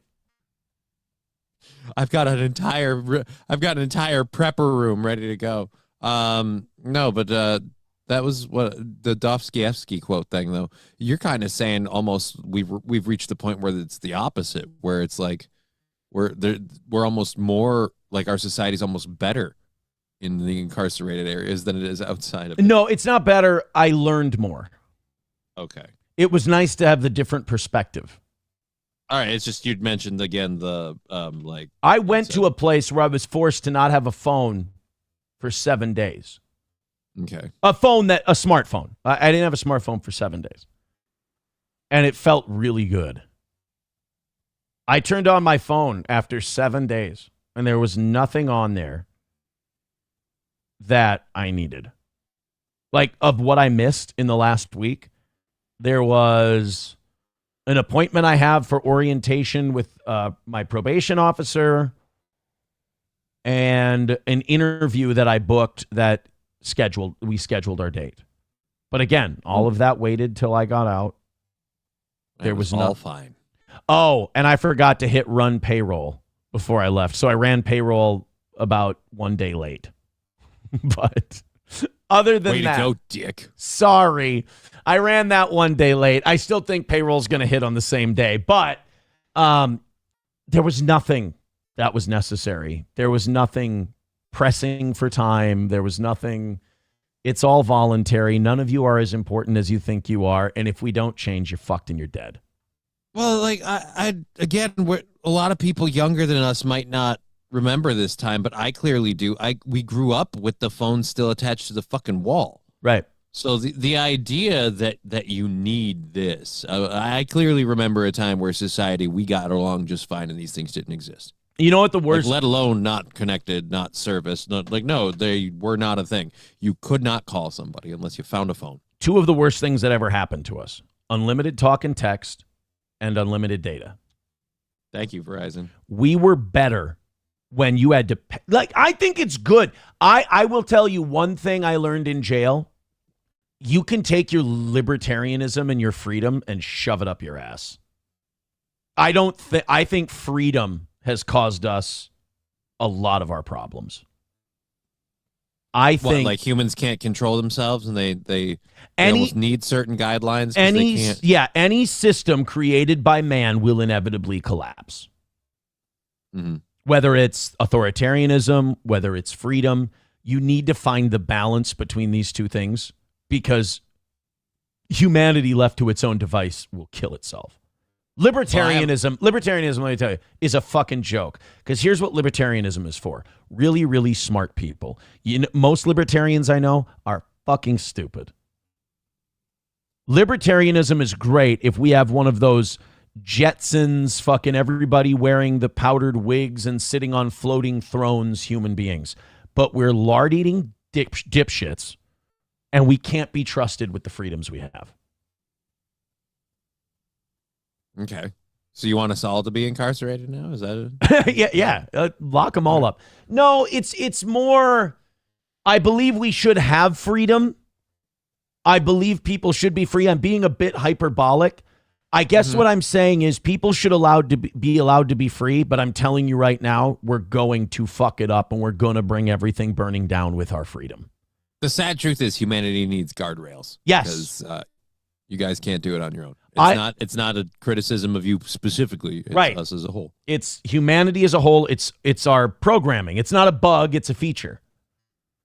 That's just how we are. We will do that. Humanity needs guardrails. I think that's a great way to put it. I was watching 60 Days In. SP and I decided it would be funny if we watched 60 Days In yesterday. And one of the guys in 60 Days In said, well, they were talking about criminal justice reform. Like, people should be free to do whatever they want. And I paused it. I went, fuck no. People should not be allowed to do whatever they want. He was talking about like drugs and stuff like that. One thing I learned from being inside, yes, drugs should be fucking illegal. Maybe alcohol should be too.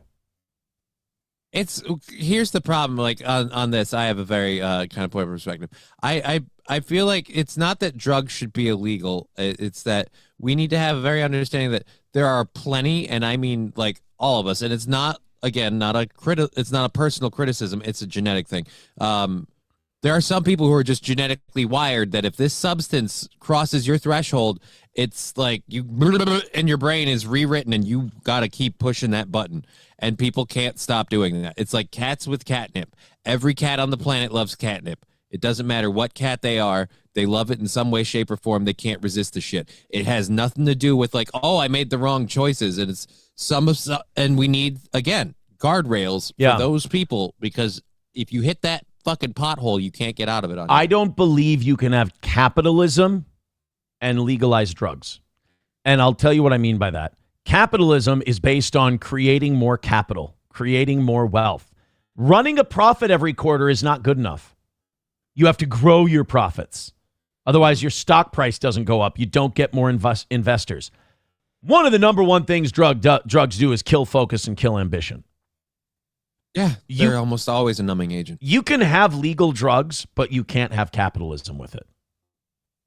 You can have capitalism, but you can't have legal drugs with it because... Yeah, but now I've got a philosophical question for you. Where do you draw the line on the drugs thing? Like, are we going to talk about like... Because we're in a society where even from, again, a very early age, slap a fucking medicine on it, throw a pill at it.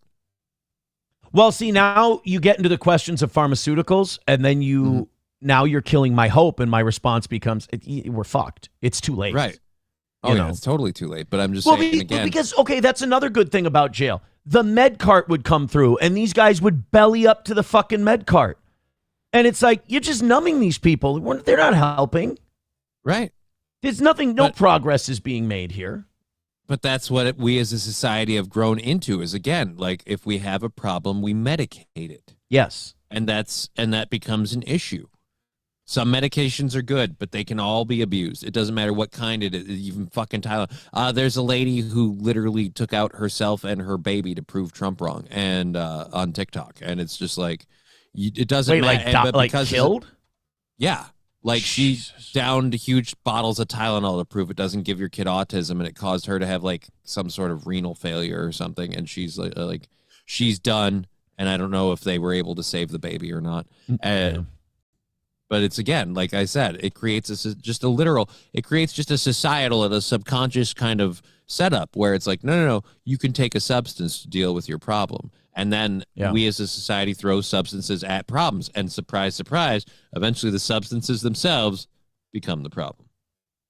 I guess it depends on what you want. And what I want is a peaceful, prosperous society. And I don't think you get peace and prosperity with loading people up with chemicals of any stripe.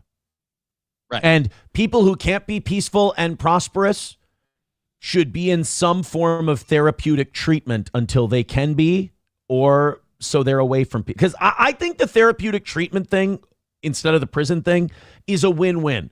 Because either people rehabilitate to the point where at least they can struggle through life like the rest of us, or... Right. They're left in there. It's a lost cause. Or, they're left in there until the doctor says they can come out. Right.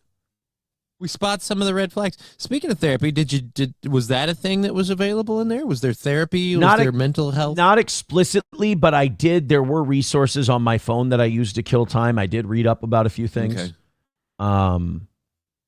I read up a little about sex addiction because I've always kind of wondered about myself. My therapist told me I wasn't one. Mm-hmm. But this is another thing that worries me. How soon till we have like AI chatbots and shit doing that? Because we're on tablets and we're on devices, and now AI is a thing. How soon until like, yeah, just talk to the AI chatbot while you're inside. It'll help you solve your problems. That's something I want to talk about because like, are we at the end and I'm right and we're coming up on the end of this whole thing? Or am I someone who grew up on horse and carriages and I think these cars are going to kill us all? Because I feel the same way you do about the AI chatbots, but what if they're the Ford Model T and I'm a buggy whip manufacturer?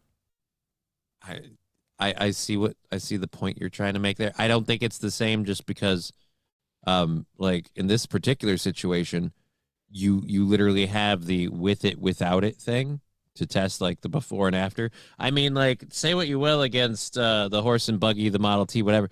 That was doing a job that needed to be done just in a new way. And you said yourself, like, you disconnected from your phone and the internet, and those are things you're bringing with you forward. Like, nobody was like, you know what? I drove one of these cars for a week.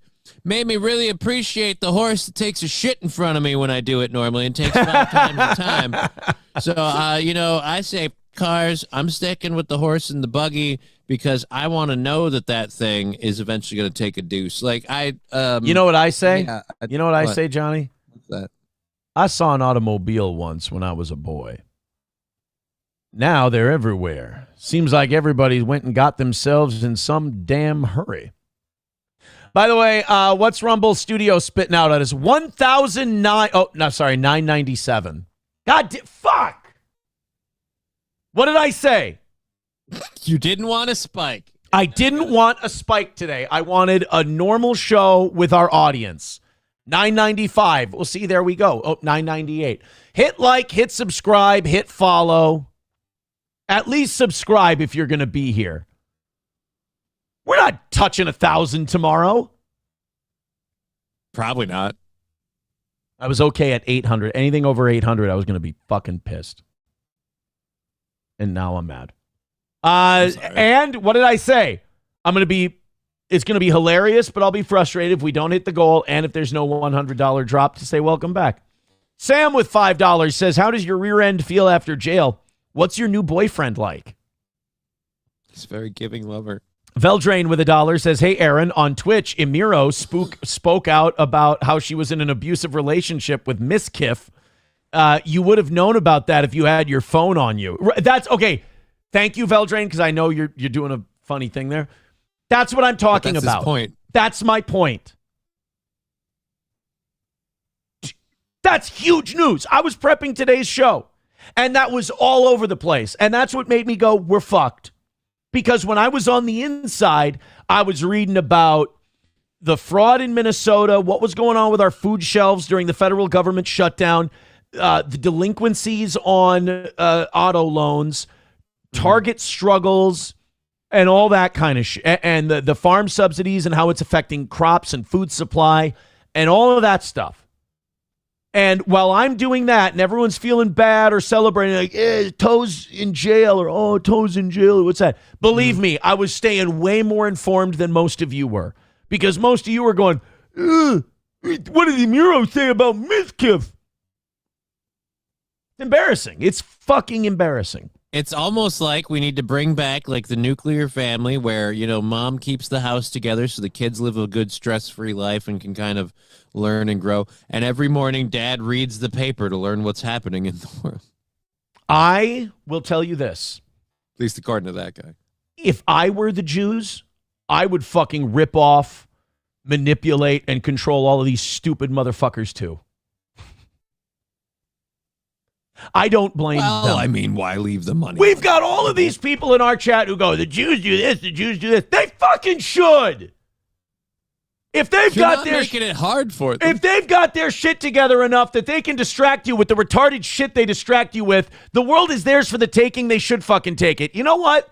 It's like a Jew walks by the world and just sees it lying there in the street and goes, why not me? Why not? Nobody else is doing anything with it. Fuck these people. All right, I would like to remind you, you're talking big and bold just because you took for all intents and purposes, just to put it in a nice package. You took a week off, my friend. Do me a from the favor. internet and everything else. Everybody can do what I did without having to go to jail. Turn this off for a week. There, boom.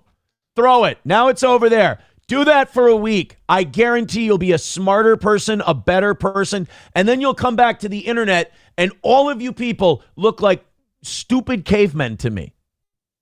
You're going to feel enlightened. Or not.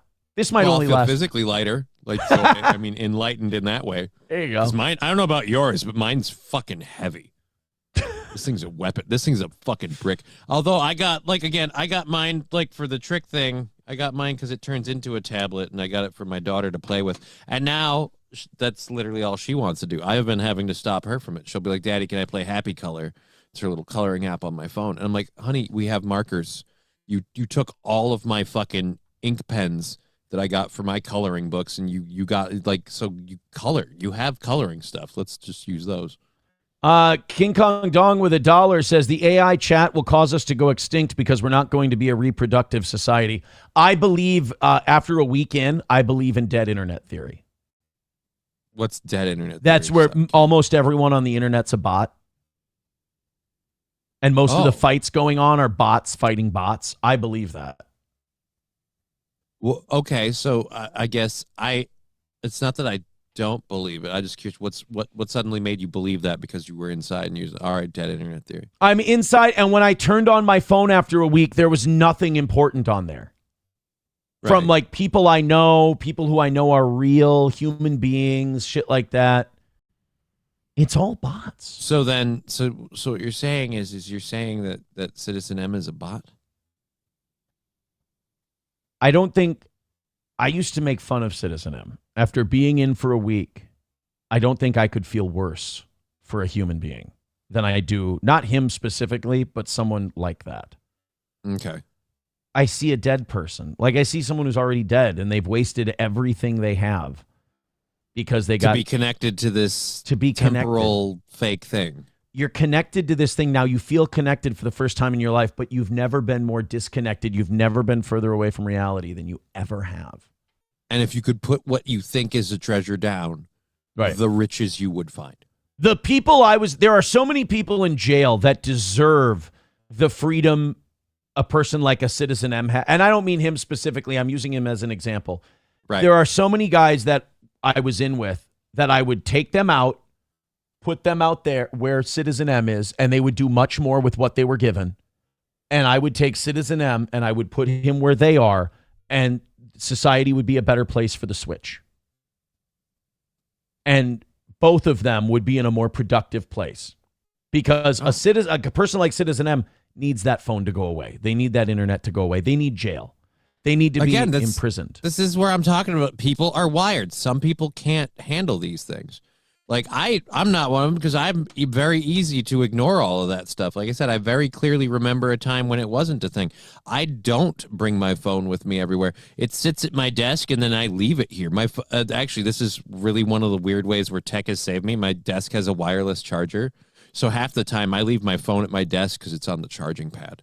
And so I think everybody when they go to places they know will be a small 15-minute thing or whatever should leave the phone at home. We've convinced ourselves we need them. We've convinced ourselves that, what if something happened? You can find a way to contact people, all right? We don't have fucking... Right. It's not cell phones or smoke signals. Everywhere has a phone. I've got a very funny story about the day I got out, by the way. You want to know the lengths I'll go to not inconvenience someone? I'll tell you the story later today about the day I got out. So you were saying about that. When you go to the grocery store, don't bring your fucking phone. When you go, when you leave a room in your house, don't bring your phone with you. I'm telling you, you know what? When you're at work, if you have a work phone, I guess your boss says you have to have it. You have your work phone. Don't bring your personal phone with you to work. It's not necessary. You're not important.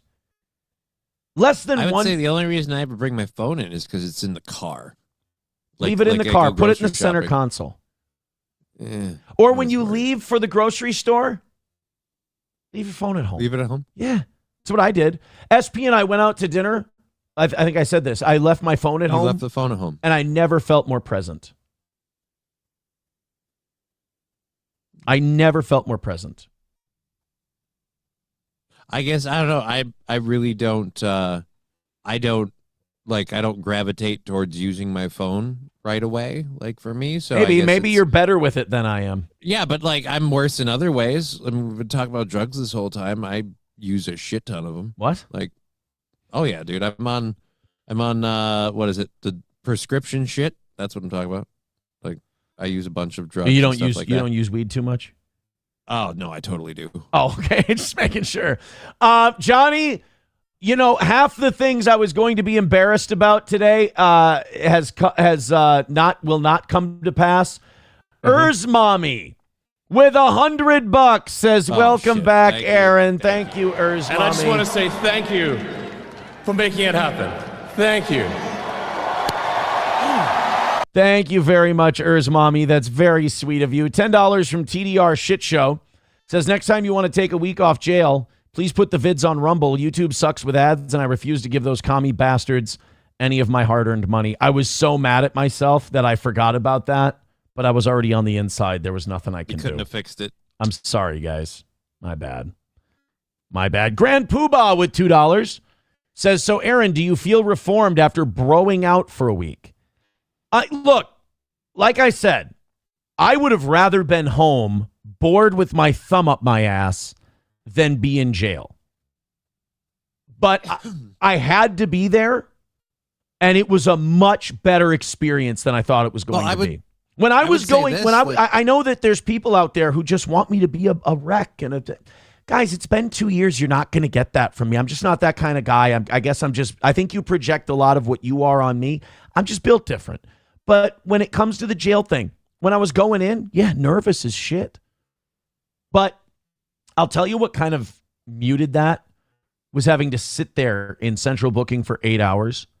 And you were just so utterly bored. You're just bored. There's nothing going on. And, my other attorney told me, Todd told me before I went in, he goes, it's a hotel with a heavy door. And it really is. I mean, except for the times where you're locked down and you literally have no choice. Mm-hmm. Once you're in the day room, you can go to the CO and you can go, hey, man, can I get that basketball behind you? I want to go outside. I want to shoot a little. You can do that. Hey, man, can I get a cribbage board from you? I want to play a little cribbage. Hey, man, can I get Uno? I want to play some Uno. Go to the vending machine, grab a soda and a bag of chips, play some cribbage. There were guys playing gin rummy and stuff. They had a big gin rummy game going. Cribbage tournament, whatever. Like, it's you're not working on the chain gang, You're not people wanted to know about showers. You have your own, not your own shower, but you have a shower that's there's 4 showers on the 2 up and 2 down. And it's one person at a time. You go in there whenever you have free time and you go and you close the door and you take a shower. That's it. You can't lock it, obviously. They don't let you lock it. That's way different than... You close it, you take the towel, you put the towel up in the door. There's a little tiny window. Put the towel up in the door, it blocks out the window. You have total privacy. You have the shower curtain. You shower. You just bring a bottle of bleach up with you. You spray it down. I think too many people just assume, like when you say I'm going to be in jail for a week, they just assume a jail is automatically like a hard prison. Because even in the prison penitentiary system, and this is something I know because I watch a YouTuber named JD DeLay who talks about prisons a lot. Somebody told me about him. Yeah. There's a whole gradient scale of prisons from low cost, like your kind of stuff, like cushy hotel stay fucking prisons, to again the things more like the stuff they portray on movies. But yes, once again, for people who never got this message anywhere else, you can't trust fucking TV and movies to give you an accurate representation. I'll get there eventually. Yeah. You know what's helping? All the weed. It's all that weed is helping you so much. I speak so clearly now. But no, an accurate representation of reality. Like everybody, like even reality TV isn't real. And yet how many times do we have to be confronted with what you see on that picture box isn't how it works in real life. And when you experience the real thing, it's totally different. I will say this, the upper tier while I was there, we did feel a little more nose up in the air towards the lower tier because the lower tier was having all the issues. Like the guy who broke the toilet, he was lower tier. And then my teammate in basketball, the guy we ran the court with, after one of the games, we were sitting there. And you know that scene in Shawshank where he goes, we sat up there on the roof drinking beers like free men? Mm-hmm. When we did indoor rec, there was a time after the game where I'm sitting in a circle with a bunch of the guys that we were playing basketball with. And I did, for like 3.5 seconds, I would say, forgot I was in jail. Because it felt like the Mounds View Community Center when I was in high school when you'd play pickup basketball for 6 hours. All the orange jumpsuits that gave it away. Well, no, we had our, well, you have, okay. Let me do the basketball thing real quick, and then I'll tell you about the clothes. That's a good question. But we're sitting there, and we're bullshitting about all of this, and then my teammate tells me this story about one of the lower tier showers. Somebody took a shit in the lower tier shower. And number one, it only reinforced that we were better in the upper tier. And number two, he was describing it, and he's like, I looked down, and somebody had like rolled a shit into a tissue and had it in the shower. So this guy like either shit into a tissue or he shit on the floor of the shower, put it in a tissue, and then put it over the drain. And so the guy, he's like, I don't want to snitch, but I had to report it. And I'm like, yeah. Like there were so many white guy moments for me because I hung out with white guys, hung out with black guys, right? But like when I hung out with the black guys, it was a lot of fun because being the white guy in with black guys, it's very easy to crack them up and make black people laugh. All you have to do is be yourself. Just be white. Just be a white dad who mows the lawn in New Balances. And they think it's the funniest fucking thing in the world. Because he's like, yo, I don't want to snitch or nothing. And I stopped him. I go, what do you mean snitch? I go, there's shit and there's somebody pooped in the shower. You tell them that there's poop in the shower. And this is so foreign to some of the black guys. And they're like, yo, homeboy saying you just tell them because there'll be poop in the shower. I'm like, yeah. I told one of the guys, I looked at him. I go, that doesn't make me weird. He's like, yo, he bugging because of the poop in the shower, man. He said, and they'll repeat what you said. He be saying they're poop in the shower. You got to tell somebody. I'm like, yeah, I stand by that position. You telling me this story makes me realize I just had another brilliant show idea. Howie Mandel is a well-known like germaphobe and everything, hypochondriac. He should just have as guests prisoners telling him gross stories of disgusting shit in prison. Like nothing violent, nothing else. Just like, and I turn and there's a dookie in the and he'll lose his mind. Howie might like it. You bleach everything in there. Like after you eat, you bleach your spot, you wipe it with a towel. It's really? Pretty clean. Yeah. Trustees come in and mop every night once lockdown happens. It's pretty clean. It's pretty clean. Okay. Roots was bugging in the chat because he's like, wait, they have vending machines? What kind of Swedish prison did you go to? It's just it's good. Jail. But prison and jail should be this way. You know, they say this in Shawshank. You should be keeping these guys' minds occupied. Yeah. You don't want these guys having too much free time. Like not doing anything, like time on their hands. Idle hands are the devil's workshop. It's never been more true with guys in jail. One of the guys that I played basketball against, he was in lower tier. And Mikey was one of my favorite guys. I loved Mike. Mikey was. Yeah, you've mentioned this before. Mikey was hilarious. And one of the guys, I think my partner, my teammate in basketball, he said he went to one of the COs. Now, my favorite CO there, I don't want to say his name. But one of my favorite COs there was a guy he was either Kenyan or Nigerian. And just this big dude. And he loved to chop it up with the prisoners, and the prisoners loved busting his balls. And like, you know how sometimes when someone has a third world accent, people will fuck with them, but like in a funny way. He knew it was like they thought they were fucking with him, but he's way smarter than they are. So he would just fuck with them right back. And it made for some of the funny. We were so entertained, man. Sometimes during our day room time, if that officer was on staff, some of us would, like the white guys especially, would just sit back and watch the show. We would even say, I'm almost saying the guy's name. I'm trying not to say his name. But we would go, it's showtime. Officer is here. It's showtime. So one of the black guys goes up and he goes, hey, yo, officer, let's give him a name so I don't... Mutombo? Okoye. I'll go. Christian Okoye was a great running back. Okoye. They go, Officer Okoye, yo, I got a medical, man. Like, my back is all fucked up. They got me on the top bunk. They should have known from Crow Wing that I ain't supposed to be on the top bunk because he's a frequent flyer. And he's like, yo, put me in the cell with Mikey. Put me in that cell because he ain't got a celly and he on the top bunk. I can be on the bottom bunk. It's better for my back. And Officer Okoye would go, no, I am not putting you in that bunk with him. Well, come on, man. Come on, Okoye. It's cool. We boys. It'll be fun. No, we cannot. I am not going to put you in a cell with Mikey. And Mikey's in lower tier, so he's not out with us. So he's yelling from inside his cell. He's like, yo, man, that's fucked up. Why don't you let me come in? Yo, let him come in here, dog. It'll be fine. And Okoye finally looks over at Mikey and goes, I cannot let him in with you because you fight with everybody. And everybody just blows up. They start laughing. And then he's like, you have an anger problem and you fight with everybody. You'll be fighting with him as soon as I put him in there. And he's like, so Mikey, you would think, would be on his best behavior so he could prove that, no, that's not true. Officer Okoye, I'll be good. That'd be the way to go. Mikey just blows the fuck up. I mean, Mikey, like, literally he's bouncing around in his cell yelling because you can only see him through that little rectangle window. Right. And he's bouncing in and out of view, yelling at Officer Okoye. He's like, yo, don't do me like that, man. That's fucked up. I'll be fine. I ain't fight with nobody. They just start the shit with me.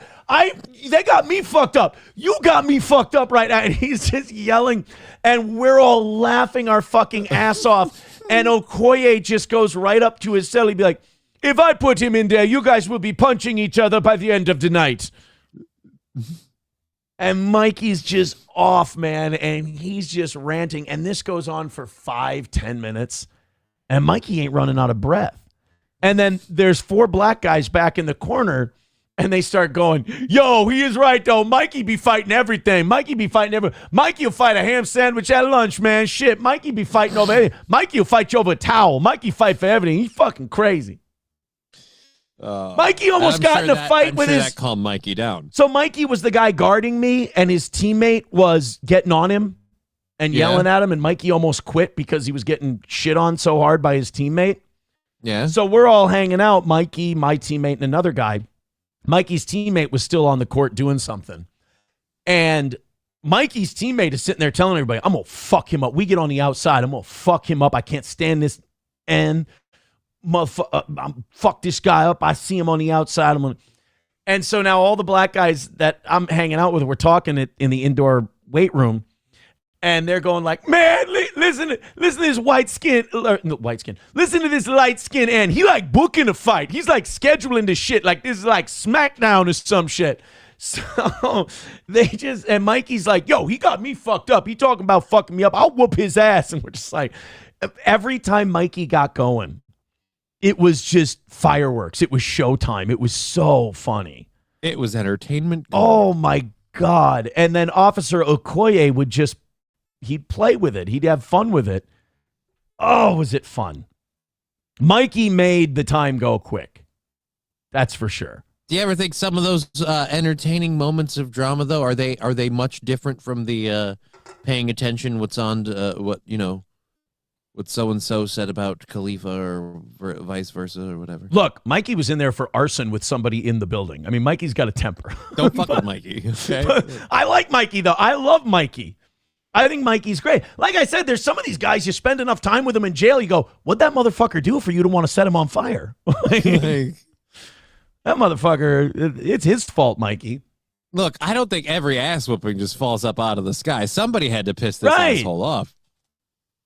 Starts making me feel bad for Mikey. I'm like, what'd you guys do to Mikey? Poor guy. By the way, I'm pissed, Johnny. What? You already got the 100 dono thing. 1,043. Oh, dear Lord. Let's pretend it's because we're talented. Fucking annoyed. Nobody will believe that. Zen Man with $2 says, what's the recidivism rate for you, Aaron? Are you afraid you may relapse and go back in? Nubu goofing. No, I'm good. I'm good. I don't know. I say give it a couple weeks. If you miss it enough, you never know. Veldrain with $1 says, Aaron, you know you wanted to go through Central Holding 3 more times. That, again, going the week through is the way to go. Me even saying 50-50 was wrong. Going the straight Central Holding through. once, just because of the Central Holding? Oh, I'm so glad I did it this way. So glad I did it this way. $1 from somebody, too, says, locked up mashed potatoes, Aaron's favorite, and he sends a video link with it. Let's take... That's not what I did. That's how he was in Central Holding, just eating mashed potatoes. Oh, no, that's not at all what it was. That's live video from the time of urine. King Kong Dong with $1 says, I'm being selfish. What do you think of the arrest last week with Chauncey doing poker with the mafia? We're going to hopefully get to that today. There's a few things that I want to touch on today. But you guys, Redbird with $2 says, are you going to stop with the internet drama segments finally? Well, you know, the stuff that's been hitting for us, and we had 2 or 3 the week I went in. We had 2 or, like I said, I throw shit against the wall. I throw like 10 clips up a week. If 1 or 2 hit, we're good. We had 2 or 3 hit the week I went in, and one of them was Candace Owens, and one of them was Joe Rogan, and that's kind of the thing you're a slave to too. If I sit here and talk about the economy or anything like that, nobody's gonna watch that. But that's the thing though too, where you were saying again, the algorithm, like it's not even that people don't care about this shit. It's that literally it seems like if you pick the wrong stuff, the machine is negatively reinforcing itself. If you go against the current, it's not going to work with you. Well, and like if we're doing a regular show, people will watch it. But if you clip it out, they're not going to click on that extra. No way. Let me make sure we're caught up here. Veldrain with $1 says, hey, Aaron, on Twitch. I love this bit, by the way, Veldrain. Hey, Aaron, on Twitch, Emiru spoke out about how she was in an abusive relationship with Mizkif. You would have known that if you would have had your phone on you. I think he's proving my point. King Kong Dong with $1 says the AI chat will cause us to go extinct because we're not going to be a reproductive society. Well, that's kind of already happening.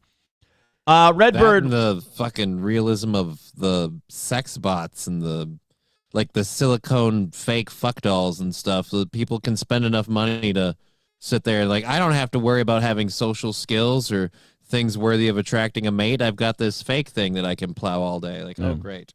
Redbird with $5 says, now do you get why most of us hate when you bring up the internet celebrity drama and get all giddy over? Oh, 1,000%. 1,000%. Approachable with $1 says, holy shit, jail really does work. Aaron went in borderline Aryan Brotherhood and came out a Jew supporter. I have become more liberal on crime and punishment and prison and incarceration than I was when I went in. That's for sure. And a lot of that, like, same way he'll become way more conservative and way more right leaning if he suddenly becomes way wealthier. Let's talk about capital gains tax. Most of the stuff I'm conservative on, though, is money. It's like no taxes. I don't want to pay taxes. You know, socially, I've never really been like drugs maybe. Well, that's the worst thing that the right wing ever did, in my opinion, is convince the idea that only conservatism is like fiscally conservative. Like that's the thing I hate. Like there needs to be. I wish there were more like liberal-minded people who are like, you know what comes hand in hand with making sure government works for everybody, making sure the books are kept together, maybe running this thing properly from a financial standpoint. Yeah. Well, I mean, and King Kong Dong talking about like Aaron went in borderline Aryan Brotherhood. Now he's a Jew supporter. My audience that's been with me for a long time knows this, but I think a lot of people who need to create this villain in their head don't understand that this is, and I say this a lot, this is a show. Like I don't walk around like this all day. I've always mashed potatoes later. I've always gotten along very well socially with black people.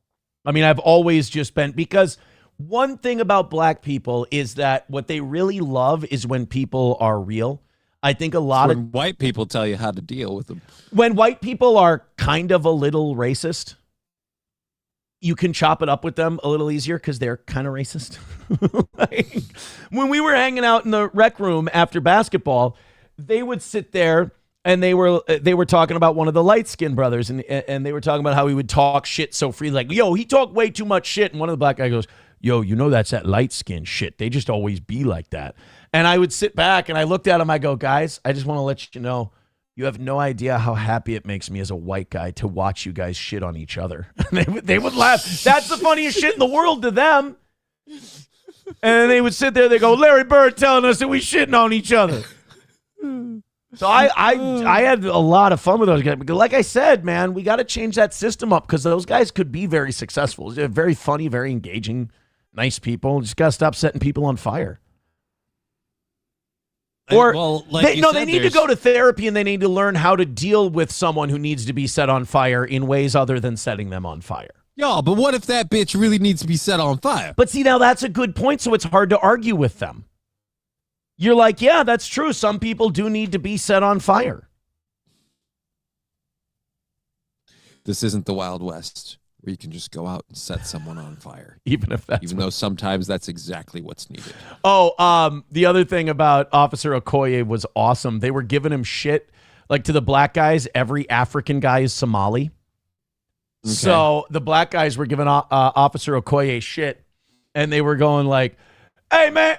Hey, shit, man, you be walking around wearing that robe and shit and, like, just running around when it's way too fucking hot out wearing your robes. And he goes, what are you talking about? Or not fucking. He was like, that's what the stupid Somalis do. And then black guys laugh. So anytime you're, like, kind of racist, all the black guys in jail thought that shit was hilarious. Anytime you're a little bit racist. Because it's real. Yeah, but the thing is, again, nobody's safe from that fucking shit. Like, everybody gets their turn in that wheel. And that's where it's like, it's not, again, like cheeky racism can be good. That's why people annoy me with their like, oh, racism and shit like that. It's like, you think those guys are going to sit there and call me Dwight Schrute and Larry Bird and that they're not going to be okay and laugh when I give the shit back to them? Like, right. What do you think they're calling me Larry Bird for? Because they think it's funny. They want to hear, they think race is funny. So when I sit there and I go, boy, when black people just sit there and yell at each other, it makes us whites feel so comfortable. You know? You guys do it too. Yeah. Main vein with it's not like we don't do it to each other. I'm Polish. $5 from Main Vein says, I'm going to take your advice, Aaron. This show is the most retarded thing I watch on the internet. See you in a week. And then he gives another $5 and goes, just kidding. Welcome back. Glad you made it unscathed. I will say there was not a difficult moment in there. Once I got into the cell block, there was not a difficult moment. The difficult moment was getting in. The difficult moment was 8 hours in holding. It drove me a little fucking insane. There was a lot of pacing back and forth. There was a lot of... See, now I think... I literally exercised out of boredom. So maybe that's a good thing. But honestly, it's better than this, yeah. Once I got in, it was... Again, I'll be very clear. Because I had to be there, I had fun. Mm-hmm. It was a good time. There was boredom in the lockdown periods, but I watched movies and I played games and shit like that. But people are going to get mad that I said I had fun. You know, a very small percentage of people, but some people are going to be mad I had fun. Let me qualify that. If I had a choice to be at home doing nothing with my thumb up my ass, I would rather be doing that than reading the newspaper in jail. But I had a good time reading the newspaper in jail. I made the most of it. What do you want from me? I am a little overly loving it, though, because I am genuinely really proud of myself because I didn't know I was still good at basketball. I thought, like, with age and inactivity that I just was shit. I'm still pretty good. And that made me happy. So I am kind of pumped about that part. I understand. Let's go. I'm just trying to scroll through and catch up here. Rexstart parody account with $1 says, tell the truth. You gathered everybody for a class photo before you left. When I was leaving Friday morning, I did feel bad that I couldn't say goodbye to people. because people were coming up to me Thursday night. Like one guy wanted the headphones from my phone, and I was supposed to hang them on the door before I left for him. There was another guy who was like, yo, man, like, let me get your name and shit. Like, I want to look you up. And I'm like, I was struggling to find a way to say no. Luckily, somebody came in and was talking about something else, so we got to avoid it. But like, everybody was really cool on my last day. All these stupid rules you hear about jail are fucking horseshit. Like, don't tell people what you're in for. That's the source of a lot of humor for a lot of us, is like what each person did. And like a lot of people, like I told a couple of people, I got to use that jelly roll line when they were like, oh, it's so embarrassing. I'm like, look, nobody comes in here on a winning streak. Like nobody's, but like the other thing is like, don't tell them when you're getting out. If they know you're getting out, they'll treat you like a punk. You're like, no, they don't. Like maybe in other parts, that might be, if anything, that's like prison. Hardcore prison shit. Yeah. But like when they found out I was getting out, they're all excited for you. That you're getting out. They just wanted to get the shit you weren't going to use. Right. Leo with it, but I did. I was like, man, I wish I could say goodbye to everybody before I left, but they hustle you out of there at 5 a.m. Gone. Leo with $1 says, locked up mashed potatoes, the name of Aaron's sex tape. Raz of Chaz with $1 says, hey, jerk, you killed our snap streak. Why were you ignoring me? $5 from Happy Wawa customer says, question, which would you choose? A week in jail or a quick one in the ass? Oh, a week in jail.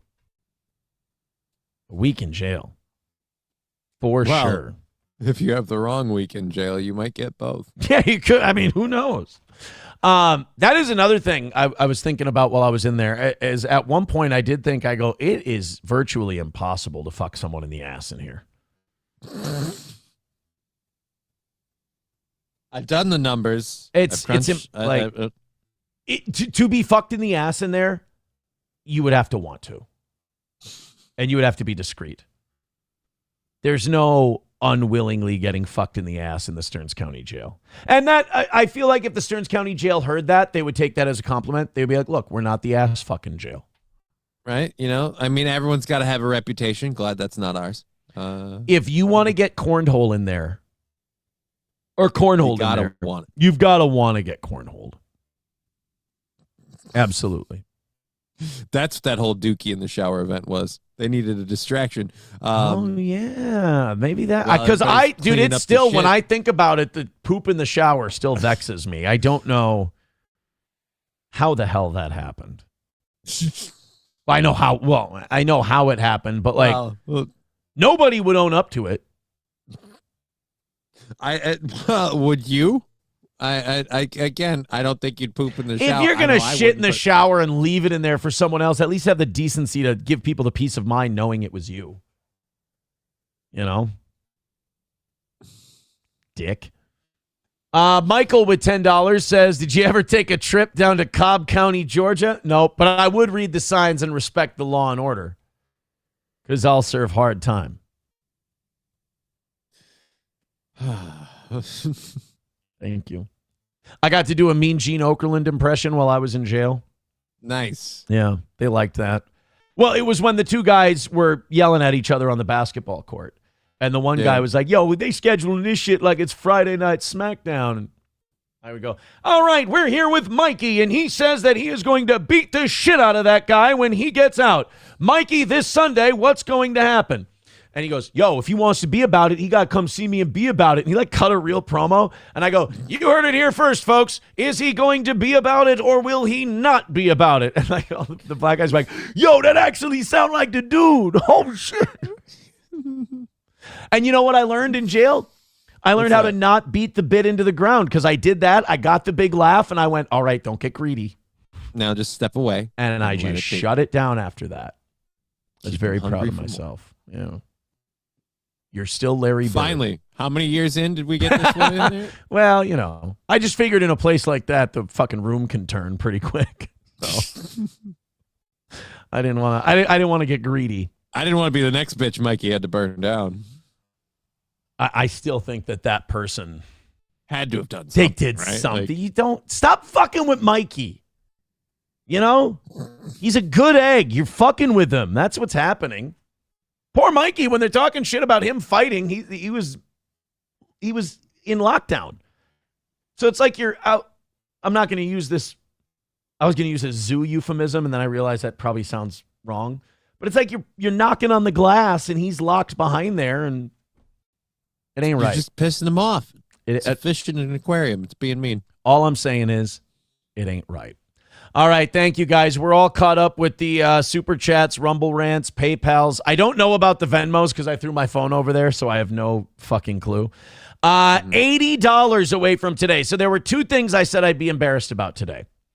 If we didn't get a $100 welcome back donation, we already got that. And if we didn't knock out the goal, we haven't done that. So I can still, not knocking out the goal on your big return from prison day would be bad. Right. So, and we've only got like 2 hours left in the program. So yeah, we got 2 hours and 15 minutes left, and we're still happening. 80 away from today's goal. So that very much can still happen. All right.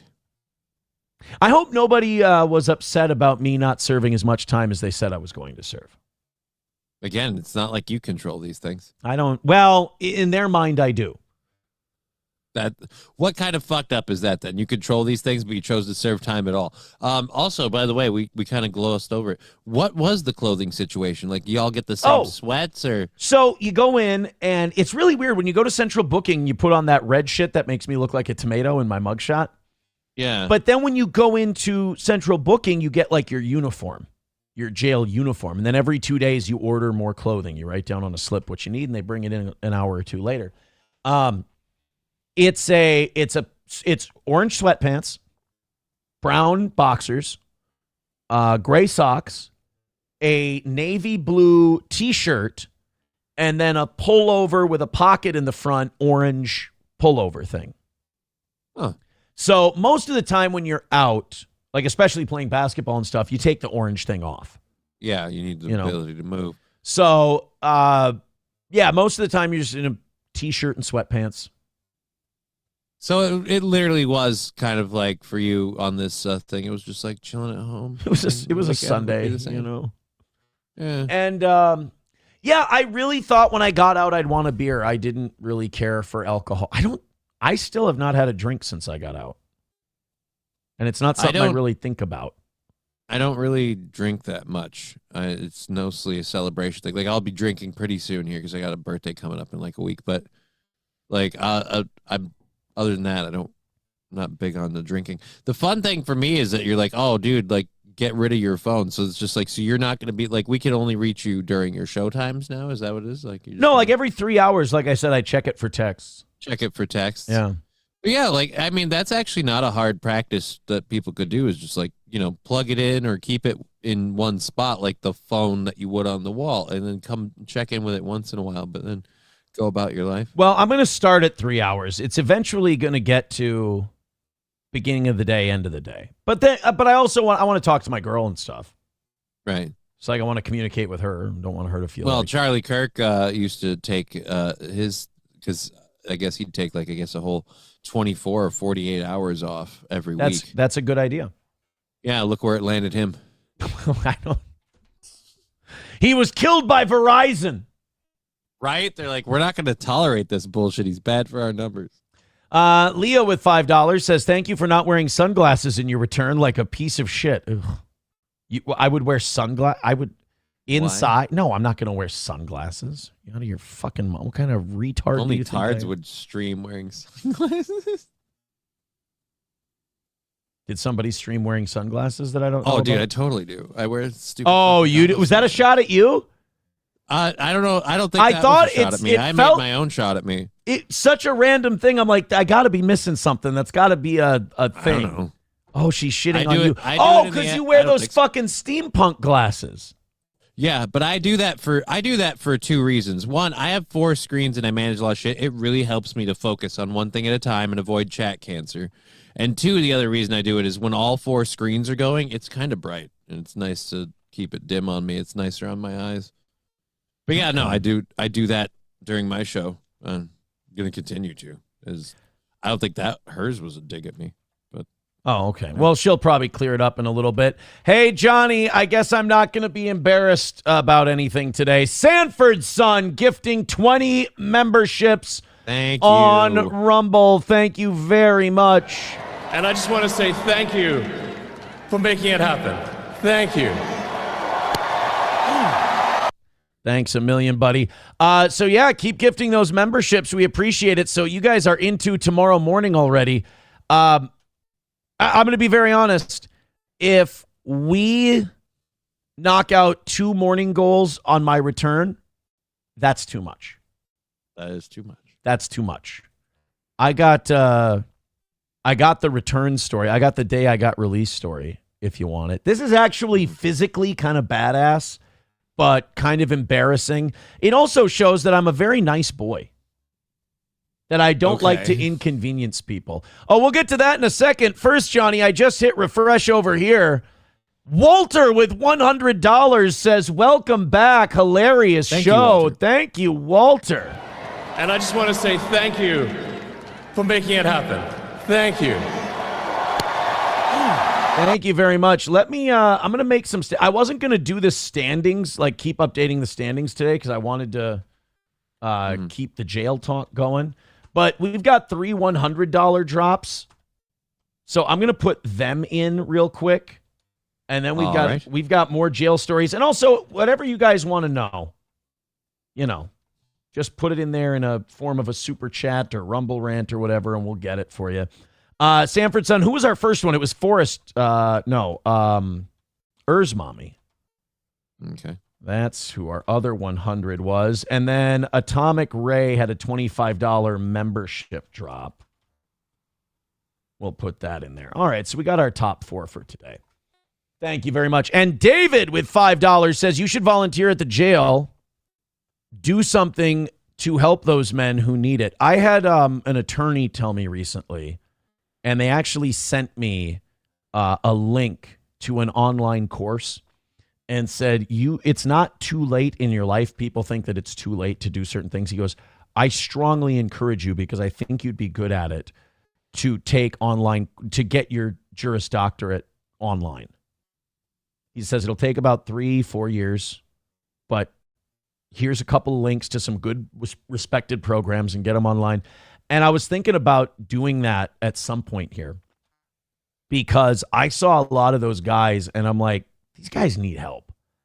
And what's a Juris Doctorate? That's what you need to, it's your law degree and then you take the bar exam and shit like that. Oh, to be like a lawyer and shit? Yeah, and I would like to do I would like to keep doing the show, but like have that and do like public defender type work. Okay.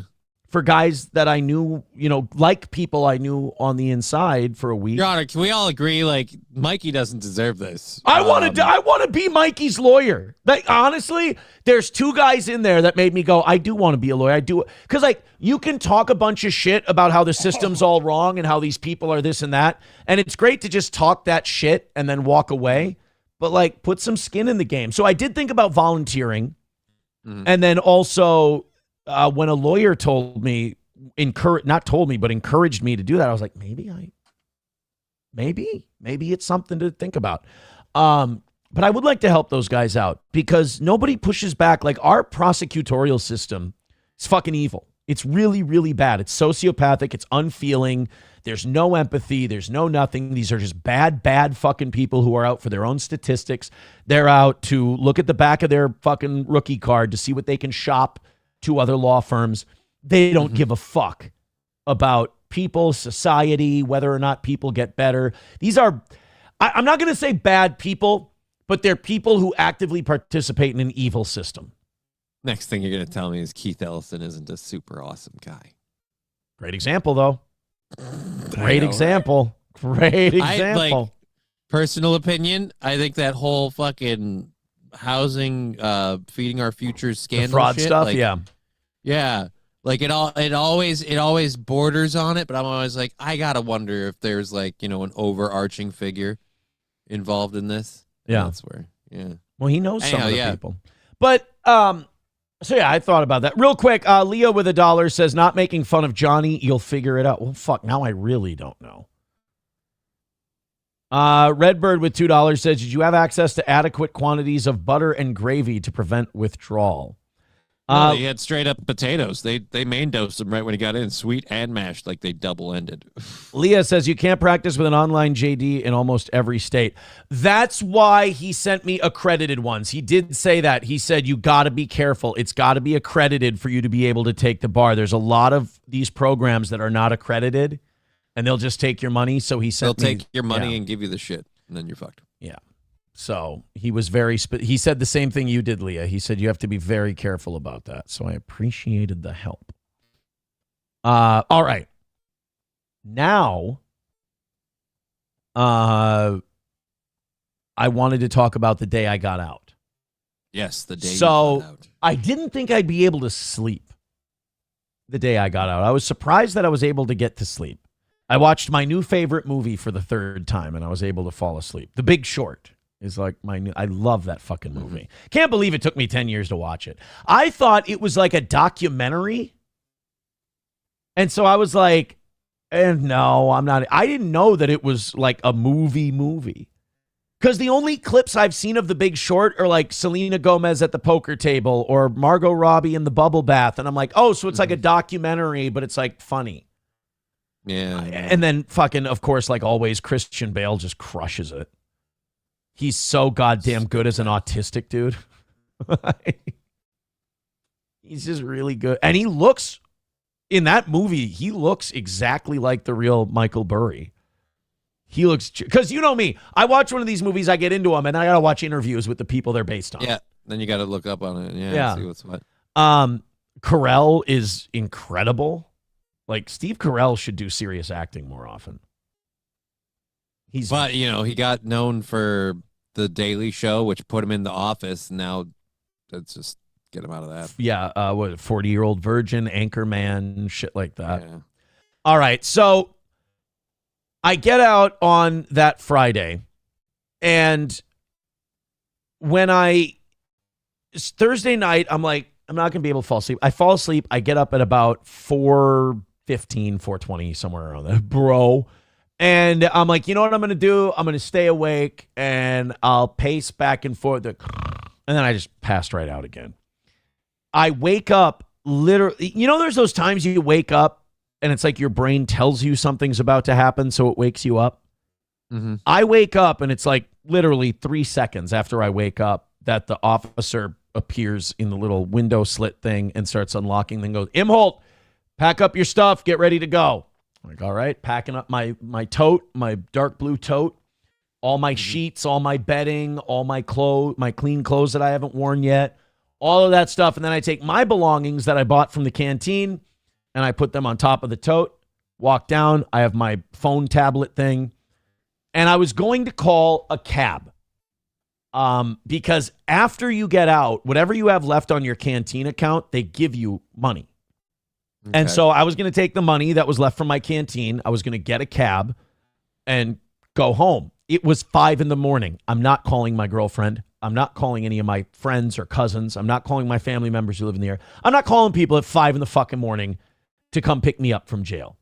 Plus, I would have made, people are going to say, why didn't you make plans to get picked up? We didn't know I was getting out Friday, first of all, and I didn't know I was getting out at 5 a.m. So I didn't want to inconvenience anyone. My girlfriend sent me the number for Yellow Cab the night before, and I wrote it down, and I was going to do that. Okay. They said, before you get discharged, ask them if you can use the phone to make the call. They told me that the day before. I said, okay, cool. I'm going out there. I'm getting discharged. And I go, can I use your phone so I can call a cab? Oh, I'm sorry. We can't let you do that. I'm like, dun, dun, dun. I'm kind of like, I need to use the phone. They go, well, there's a phone downstairs. And that made me think, if there's a phone downstairs, there's like a courtesy phone. When you get out, you can pick up the phone, you can call, whatever. They said, but once you go out those doors, you can't come back in here. And it's 5 a.m. So so you go out to that waiting room, and then downstairs is the lobby of the county sheriff's department. Mm-hmm. Remember, it's 5 a.m. Nobody's there. Everything's locked. Everything's closed. They don't open until 8:30.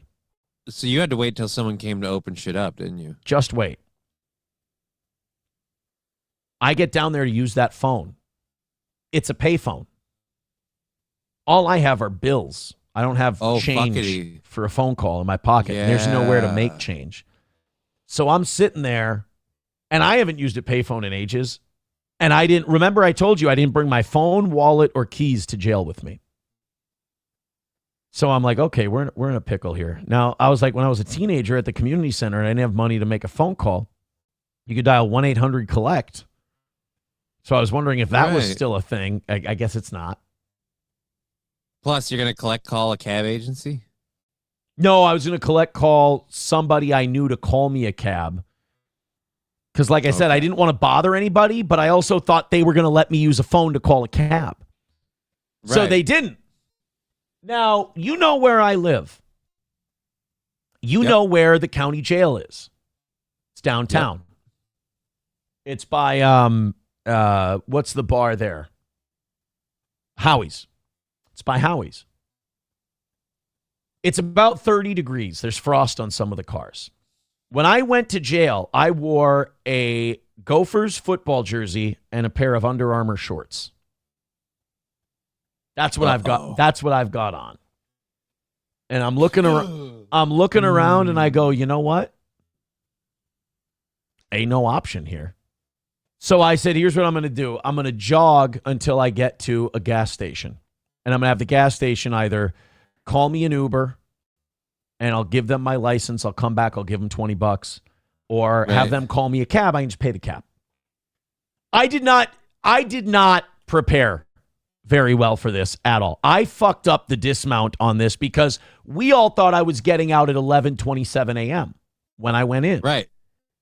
And I could easily call anybody in the world at 11:27 a.m. I wouldn't feel bad. A lot of people available at that time. Right, yeah. right. But I ain't calling anybody at 5 in the morning. Fuck that. I'm not going to inconvenience people. Even though people are like, no, you should have inconvenienced. No, it's not cool. So I start jogging. I'm jogging. I got to go down 9th Avenue. You know where that underpass is? By like 9th Avenue Express, going up towards Veterans Drive there. Oh, yeah. Where a lot of homeless people hang out. And it's 5 in the morning. And I'm like, fuck. So I go into the median and I start jogging down the median because I'm like, I'm not getting fucking stabbed. And like, I'm not going to go into jail, not get sodomized, only to be raped by some fucking homeless guy. So I'm jogging in the median. And in my mind, I'm like, well, 9th Avenue Express is coming up. That's a gas station. I'll stop there. I'll make a call. Right. 9th Avenue Express, I did not know this is closed at 5 in the morning. Oh. And as I'm jogging, as I'm looking around, I'm like, there is fucking nowhere other than 9th Avenue Express until I go down Veterans across 15, past the old Electrolux building, all of that, to fucking Quick Trip. So I just fucking start jogging. I'm jogging. I'm jogging. I'm not going to knock on anyone's door at 5 in the morning. I don't know who the fuck's got a gun. I don't know what kind of that's fair. Fucking issue there is. Yeah. And what am I'm sitting there holding a bag with my belongings from the county jail. Hi, I just got out of jail. Can you help me out? No, thanks. I got these cheeseburgers, man. So I start jogging, and then I walk a little bit, and then I jog, and then I walk a little bit, and I jog, and I'm getting a fucking workout. And it's cold, but as long as I jog, I'm staying warm. And I got a hat, so the heat in my head is retaining. That's actually one of the more important parts. And it kept me warm. Yeah. So the only thing that was getting cold were my shins because they were exposed. Everything else, I'm doing pretty well. I'm jogging, so obviously my heart's pumping like crazy. You know when Henry Ducard, Ra's al Ghul tells Christian Bale, he says, warm your heart, your arms will take care of themselves. It's true. Yeah. So I'm doing well, and I'm coming up on, after the National Guard Armory on Veterans, there's where MT's on 8th is and all that stuff. Mm-hmm. And I'm like, it's got to be pushing 6 o'clock by now, so maybe something's open there. I run by, nothing. Not a thing open. So I'm like, all right, we're going to keep going. We're going to get across 15 to Quick Trip. I would have lost my fucking mind had there not been like markers that I knew meant I was getting, like checkpoints almost. There was the 4-way stop at Highway 15 in Veterans. And I was like, I saw that. And I'm like, okay, good. We're going to get there. And after that, it's not too far for Quick Trip. And then once I can see the Quick Trip sign, I'm like, all right, that may be a ways away, but I'm heading But you're in towards the it. neighborhood. So I get there, I jog, I get to Quick Trip, and I feel accomplished because I'm like, you went for a fucking run today, dude. Right. Nice work. You went for a run. I got in. I didn't tell them I just got out of jail. I made up some bullshit story so I didn't sound like a fucking lunatic. And a guy went to call me a cab, one of the employees there, and none of the cab places were answering. It's kind of like 1-800-COLLECT. I'm like, I haven't used these in a long time. I don't even know if they exist. The guy is nice enough. He goes, I'm going to get you an Uber. Because Quick Trip is like a couple miles from my house. Right. And I said, well, here, this is what I have. I wasn't going to give him anything that said county jail on it, but I have my driver's license. I said, I'm going to give you my driver's license. I'm going to come back here. I'm going to give you $20, take my license back. Thank you for calling me like a $10 Uber. Calls me the Uber. I get Ubered home. I get showered. I get changed. I do everything else. I go back. I give him the $20. I get my license. I look at my phone and I'm like, I got to know how far the county jail is from this Quick Trip. I got to know how, because I'm thinking like, I just jogged like a couple miles. Feeling Sounds pretty good like- about myself. 4.7 miles from the jail to Quick Trip in 30-degree weather in shorts and a t-shirt. Damn, dude. I felt kind of like a badass. It's because it's a healthy click. I felt a bit hardcore from the whole thing, to be honest with you. Yeah, just keep rubbing those working legs on you. It's great. And then, like I said, I got home and I found out that I lost 3 pounds. But after a grocery trip and some snacking this weekend, I got it back. Well, dude, you said 3 country fried steaks? Well, in 3 days. Right. That's fine. that still 2 days. seems a touch excessive. 2 days. Wow. Okay. Lunch and dinner, huh? Wow. No, just 1 for dinner and 2 for breakfast in the morning. Well, was it part of a pack and it was going to go back? Guys, I got to eat them both before they turn. Also,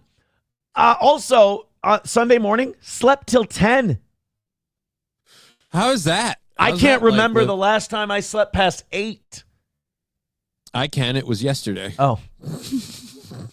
Slept till 10 yesterday. But I naturally stay up late. Like, it's really hard for me to not stay up late. Like, I'm actually really surprised because I went to bed at my usual reasonable time, and I'm like, oh, I'm going to get in, I'm going to get up, and I'm worried I'm going to be all like, dragging ass like I am every morning. I was so shocked that I woke up early, and that since we started this thing, I've just been like jolted, like energized. Yeah. It's weird. Eagle of America gifting a membership. Thank you very much. On a Wall with $1. Says, I used to have everything set up to ping me when I had new messages. It almost drove me insane. Now my work contacts have a ping. Yeah, those notifications, you become a slave to them. I mute the fuck out of so many notifications. I That's a try good idea. to avoid them. That's a good idea, my friend. Let me catch up here. Grand Poobah with $2. Says, why not just go to the hotel lobby by the St. Cloud Convention Center? Look, there are a lot of different turns I could have taken on that, and I did fuck that up bad, but there is something about the 4.5-mile jog that makes me feel in Feel like you 30-degree fucked it weather. up in a way, but an accomplishment. Prove something to myself. Right. I'm a bad motherfucker. Not everybody can do that. It was more like I did something a lot of people ran can't. all the way home. Fucking Larry Bird, that's what it was. I was so fucking amped up from the basketball championships. You're like, I got this. I can do this. I got this shit. All right. The cleaner says, you said you had cash, though. Yeah, but I didn't have anybody to pay the cash to. Well, I didn't have a 20 on me. Right. I didn't have a 20 on me from the can. I didn't I didn't put a bunch of money in my canteen and then withdraw like $80. It wasn't I wasn't going to give that guy like $12 for an Uber ride. I was going to go home, get my wallet and keys, go to the ATM, grab some cash, give the guy some money. And I did. He's a good dude. Brandon at Quick Trip. Good guy. Asian. The Asians are nice. The Asians are nice people. Conditioner on my D says, you proved you're an idiot. I mean, to some, yes. Honestly, though, like the exercise didn't hurt. So what's do you mean? the loss? What do you mean? I mean, like in general, someone's like, "Oh, it's stupid," like because you didn't go here, you didn't go there. Yeah, but did you really inconvenience yourself at all, or did you take the distance and you made it like until you overcorrected with the 3 country fried steaks? I feel like it was actually a net gain there. Yeah. Fuck you guys. 1,078, according to Rumble Studio right now. What did I say? I didn't want a big day today. I wanted to know that it was everything you didn't want. I wanted it to show that you loved me, not because we were voyeuring because of jail. And I wanted our usual 600 to 700, and we're at 1,086 at the moment. All right, fuck it. Hit like, hit subscribe at least. At least go ahead and subscribe to the goddamn show, you pieces Pump up of the shit. numbers. We've hit today's goal. We're Yep. into tomorrow's goal for a chunk. You know what? I'm going to go further into tomorrow's goal. Fuck this. Ready? Okay. Let's be clear. Cryptocurrency is no longer emerging. It's here. And this latest move cements that reality in the biggest way yet. Trump Media Group just inked a massive $6.4 billion deal with Crypto.com, the world's top crypto platform. They're teaming up to scoop up $6.4 billion in CRO, the powerhouse token that fuels fast, low-fee DeFi, staking rewards, and real-world perks like cashback and on your spends to launch America's first CRO treasury. When it's done, this new company will be the biggest CRO holder out there. Want in on the action? Head to Crypto.com today and grab some CRO. Let's make crypto great again with Crypto.com. That's Crypto.com. There. Now we're even more into tomorrow. Now you did a read. Angelica's doll says, Aaron, I can't even try to make sense of these lies. I knew this was going to trigger people too. I knew that certain people, if I didn't come out just sobbing and crying and, you know, it wasn't the worst thing that ever happened, they were going to go, you're just lying. Here's the problem with a lot of steel toe fan fiction. They can't be further off. My lawyer was saying on Friday, he goes, honestly, it's embarrassing to see some of these people with legal takes. He goes, it's some of the dumbest shit I've ever seen. And you're like, yeah, I mean, I told him, I go, don't tell them that though. They'll say you're a bad guy and you're a liar. He goes, yeah, I'm a fucking professional. I don't know what to tell you. But like, I knew that. Professional liar. Like, okay, the jogging story is embarrassing. You've got that. That's a fun little embarrassing story for you. I think you know what the thing is you keep like bright siding it, and that's what they're not handling. I'm an optimistic guy. I can't help it. I make the best of every situation I'm in. Like, it's the anger comes from the fact that I refuse to be broken by anything. Like, I'm resilient and I'm a fucking grown up who doesn't get about every fucking problem. Millennials are broken people. They've got problems. Where breakdowns are seen as a good thing. Approachable with $1 says it's only a week in jail for you to finally not skip leg day. That's true. Playing basketball, dude, I still have shin splints. So I'm not acting like I'm in shape all of a sudden. Like, my shins are still sore as fuck from that 4.5 hour run. Or 4.5 mile run. Yes, I run a 1 hour mile. I actually crawl. Wow. I dare to say I can roll faster than that. As you should. Subi with $1. Thank you very much. Silverwolf with $2 says, you ran roughly the distance from Royalton to Bolus. Oh, don't go. Fuck, man, when you put it that way. Sam Show says, Aaron, you do bait them a lot. I don't. I'm literally telling stories from the last week of my life. Nobody's making you listen to them. I don't bait them. Okay, fine. I don't bait them, but I do. There is a perverse part of me that enjoys their responses. Is that fair? I mean, fair in the sense that, yes, it's inaccurate. I don't think it would be unfair. Like, you can't control their responses. Like, why waste energy on something you can't affect? So to enjoy them just seems like the logical idea. It's this weird thing where they're like, I have a belief of what happened to you. And then to hear anything other than that, they go, no, I can't be crazy. You have to be lying. Okay. I guess. I've always said I am whatever you need me to be. Oh my goodness. Matt with $300 on PayPal says, welcome. Matt. Says, welcome back, my favorite anti-Semite. Oh my God, Matt. And I just want to say thank you for making it happen. Thank you. $300. So now, hold on a minute. $235 away from Wednesday. Oh my God. Thank you, Matt. By the way, not Matt, not our Matt. No, I couldn't. By the way, Matt, if you do want a VIP package, please send me an email so I can send that out to you. I think I'm all caught up. If I'm not caught up, that means your shit didn't go through. Get in touch with me. It should be there by now. If it's not, we need to reorder it for you. All right, so $235 away from Wednesday. Thank you, guys. Thank you. Loaded Wrench with $2 says, did your poop turn white? No, was it supposed to? That sounds like a wholly different condition. Is my poop supposed? Oh, sorry, I forgot to do the $300 right. Hold on. $300. Let's go. Let's go. Oh, buddy. What? Adam Simon says, big support. Big support. I do feel like when someone throws in like $100 to $300, I feel like there's not enough I can do, if that makes sense. Yeah, like how do you properly thank them? Yeah. That's my when Drunken Donut says that was the best fake story of the show so far. Oh yeah, that's the fake $300 dono. Right. Thank you guys very, very much. I appreciate it. So now we got to put him up there. Mm-hmm. We got to put Matt at number one. Yeah. At 300. You guys have no idea how much easier this makes the scorekeeping for the rest of the week. That there's nobody in the top 5 under 100. Oh wait, there's one. There's one. There's Atomic Ray with 25.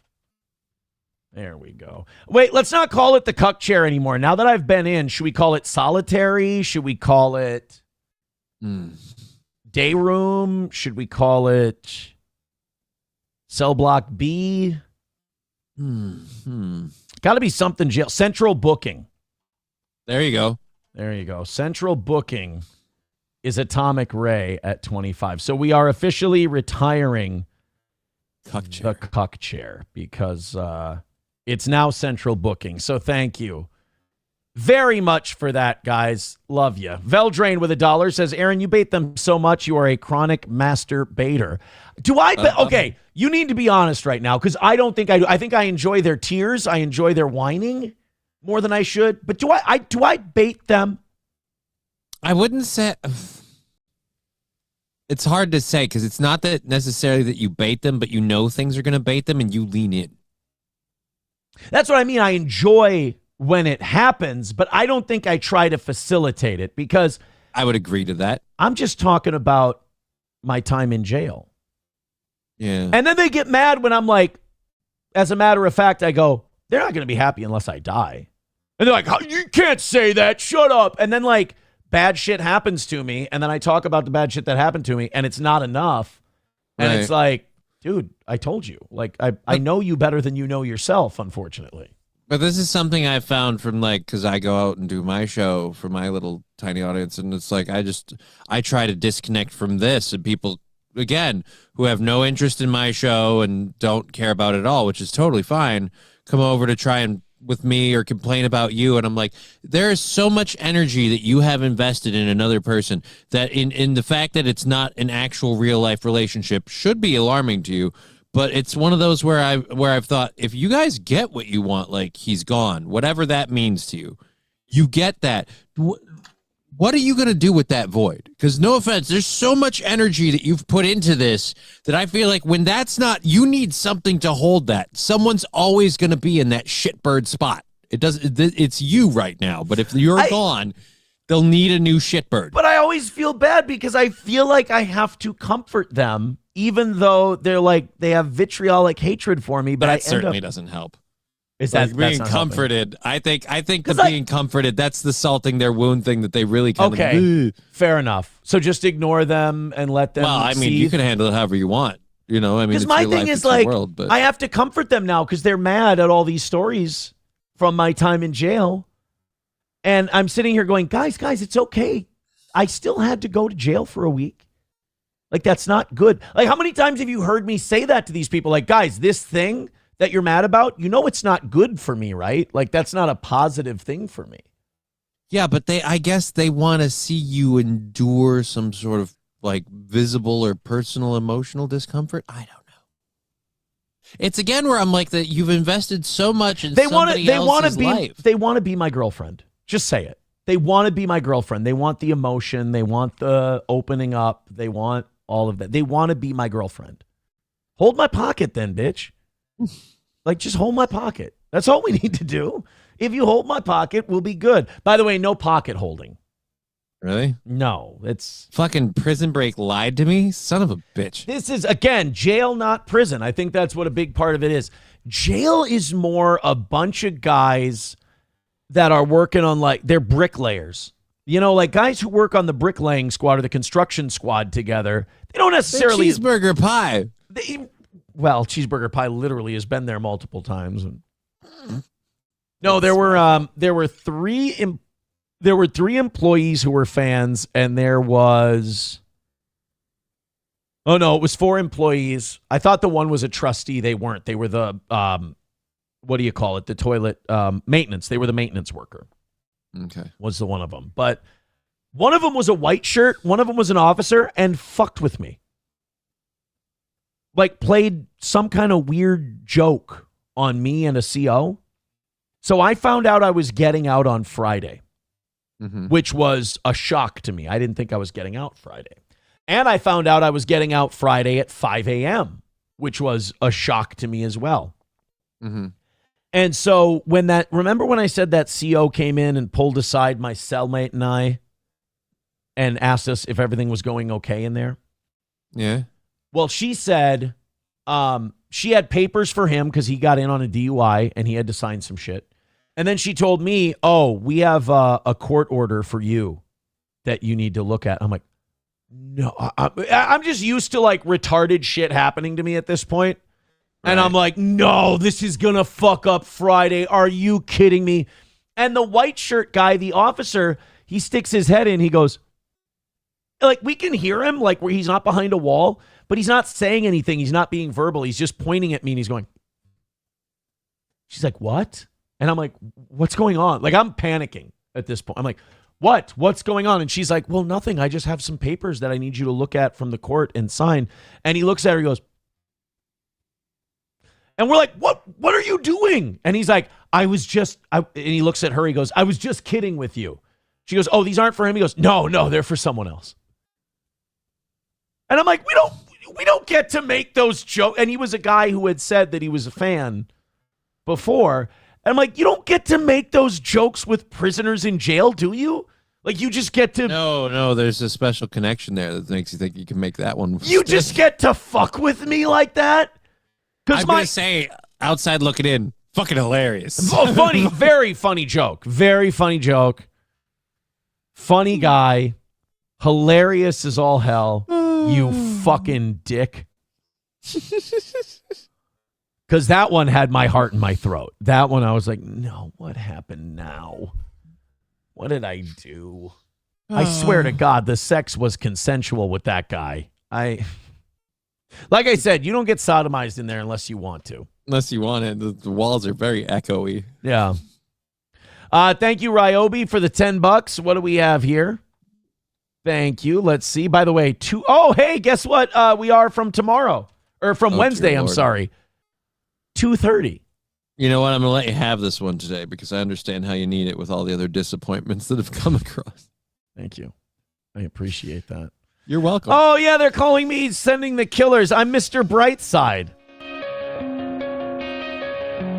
That's me. I'm just Mr. Brightside. Don't get mad at me because I know how to make the best of everything.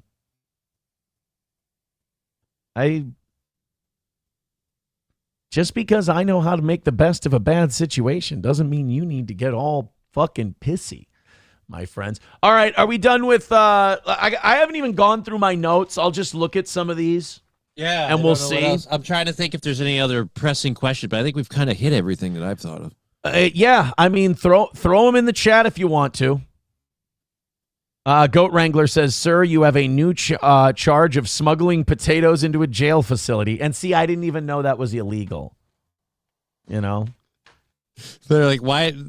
We didn't know we need to make this a crime, but why bother? We have our own." Right? They were here all the time. Ryobi says, "Won't even play line 1." I'm trying to keep my goddamn monetization, my friend. Sorry, Ryobi. You should know that if you send in trademark shit on a non-Rumble Friday, there's a good chance it's not going to get played because it's a pain in the ass to go back and cut all this shit out later. They get mad. On a Wall with $5 says, my favorite quote. Ooh, we have a favorite quote. Mine is the Dostoevsky quote right now. In the midst of winter, I found there was within me an invincible summer. Oh, it's Camus. And that makes me happy. For it says that no matter how hard the world pushes against me, within me there's something stronger, something better, pushing right back. See, now, that is me. That's me in a nutshell. But you understand that's going to make people upset. Like, that's a bad idea for you to send that in because that's going to make people mad. Because they're, again, they have this, and this is the part I know that they want. I think they want to see you in perpetual agony because it's nothing else works. And believe it or not, even if they're like, no, I want him gone. I'm like, right. But I'm telling you, this is when your wish is granted, you'll realize the grass is always greener on the other. Right. There's always going to be another shitbird that you want gone. Like when they're gone, you're going to have a void because you've put too much into it not to. It's just human nature. Guys, let me just tell you something. You're going to hate me for this. The grass is not greener on the other side. The grass is greener where you water it. Take that forward. A lot of you have empty water cans in your life. That's all. But no, that Camus quote is perfect. The thing I always say whenever something shitty happens to anybody or myself is I always say the same two things. Somebody somewhere has been through this same thing and they're fine. And 2, you're not going to die. So just keep that perspective. You can be sad about it. You can be upset about it. You can be angry about it, all those things. But it's not the end. All right? There's always going to be a blank page to write a new fucking chapter in. You know? As Sam Show says, it doesn't have to be in poem form. It's gay no matter how you put it. He's got a good point there. Abel Graham says the grass is actually greener where the dogs are shitting. It's because there's more nutrients. It is very nutrient-rich soil, to be sure. All right, let's go through this fucking list of shit. Poop in the shower, we went through that. Yep. Guards are kind, we went through that. The guards are really cool. There wasn't one dick.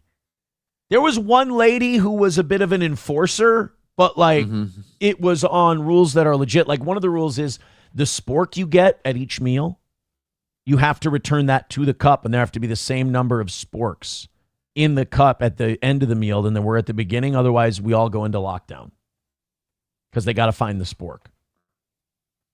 My first morning there for breakfast, I didn't know, and I dumped my spork in the trash. And we had to go into lockdown over a missing spork. There was no fucking way I was saying it was me.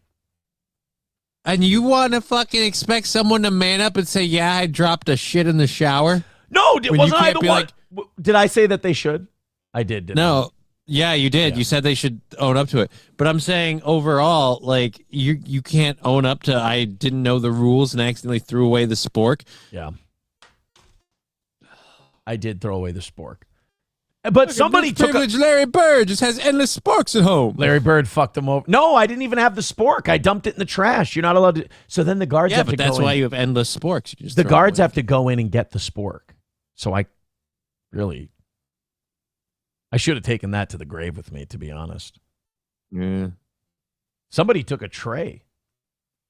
Well, I'll tell you right now, I know for a fact, word's going to get out. It's going to grapevine its way back there. Be like, hey, turns out Larry Bird threw that spork in. Remember when they couldn't find the spork? There were some sports arguments inside, and there was one guy really funny, and he was a funny dude. Then I found out he was in there for like killing someone, and I'm like, horseshit. That guy's super dope. Like, that guy's a really funny guy. But we were talking about football. We were talking about quarterbacks. And I said, look, because they were trying to say that J.J. McCarthy's cooked, that he's not going to be any good. And I'm like, dude, he's played in 2 games. He's won one of them. He's fine. He's going to be good. My 2 favorite quarterbacks in that draft were Jaden Daniels and J.J. McCarthy. They're going to be good. And he turns around, he looks at me, he goes, mute that shit. I said, what? He's going to be fine. He goes, nah, man, mute that shit. And I said, Jaden Daniels is a good quarterback. He goes, yeah, Jaden's fine. But J.J., mute that shit. And I said, you watch. He's going to be good. And I said something like, he's going to be good, and I'm going to prove it to you, and then I'm going to brag when he does. And he gets his face. He looks at me, he goes, the fuck you going to do? Just break the law in 2 years so you can get back in here and tell me I'm full of shit? And I'm like, that's a good point. That's fair. Kind of got me on that one. I mean, he's not going to do it just for that, but it could be one of the ancillary benefits. Jesus saying, wow, so many funny guys. Was it a comedy club or a jail? These guys are, I'm telling you, these guys are, they're really funny. That's why I'm saying I wish we could channel this energy into more productive outlets. These guys are not untalented. These guys are not, they're engaging, they're friendly, they're funny, they're charismatic. Like, they could do something. But you listen to some of them talk about their plans for when they get out, and it's like, what are you doing? You're putting yourself right back into situations that'll get you right back here. You know where these guys would be great if you gave them, if you educated them on the system? Fucking Wall Street. You know these corrupt Wall Street guys that do like shell games and move money around and that's their whole career? These guys could do that. Wall Street's a hustle, and these guys are born hustlers. And they would be so good. But they come up in a fucked life and a fucked system, and we do nothing to change it. And in fairness, they do nothing to change it either. And they ended up hustling the streets. Veldrain with $1 says, Aaron, everything will be okay. You don't have to keep asking if you can use the restroom. Just use it. I saw an automobile once. $5 for Abel Graham. Says, my friend was booked once beside a bitch yelling for a fork for her food, and she yelled back, you have a goddamn spork, bitch, prompting all the guards in the block to burst out in laughter. It's jail humor. Jail humor, Rocco. Let's go through these. Main Vein with $5 says, Aaron, speaking of shitting, did you learn how to shit with your clothes on in jail, or did you give the other inmates a show? Oh, I suppose people want to know about the bathroom. Oh, that's right. Yeah, because you said you had a cellmate, so I assume the bathroom was in there. Is so like a divider wall? Three of the nights, I would say 4 of the days, 3 of the nights, I did not have a cellmate. So most of the time I was by myself. But I had a cellmate the first 3 days. I wasn't really in there much of Friday. So Saturday and Sunday. And he left Monday at 5 a.m. He was doing weekends. And luckily, we both had the same idea when it came to the bathroom. Whether it was 1 or 2, we will give each other the privacy when we go out into the day room, whether it's meals or whether it's our rec time. When they let us out, when they say lockdown is over, upper tier, one of us would go, hey man, you head out first. I'm going to, use the bathroom. And you got privacy. The second guy thought it was fine to just start pissing whenever he wanted to, but he was out so quick that I was like, I'm not going to have a conversation with the guy. I'm just going to face this way, watch my movie. He wasn't like a nut or anything. He was just kind of a big dopey dumb guy who got shit faced and drove a car in Sauk Center.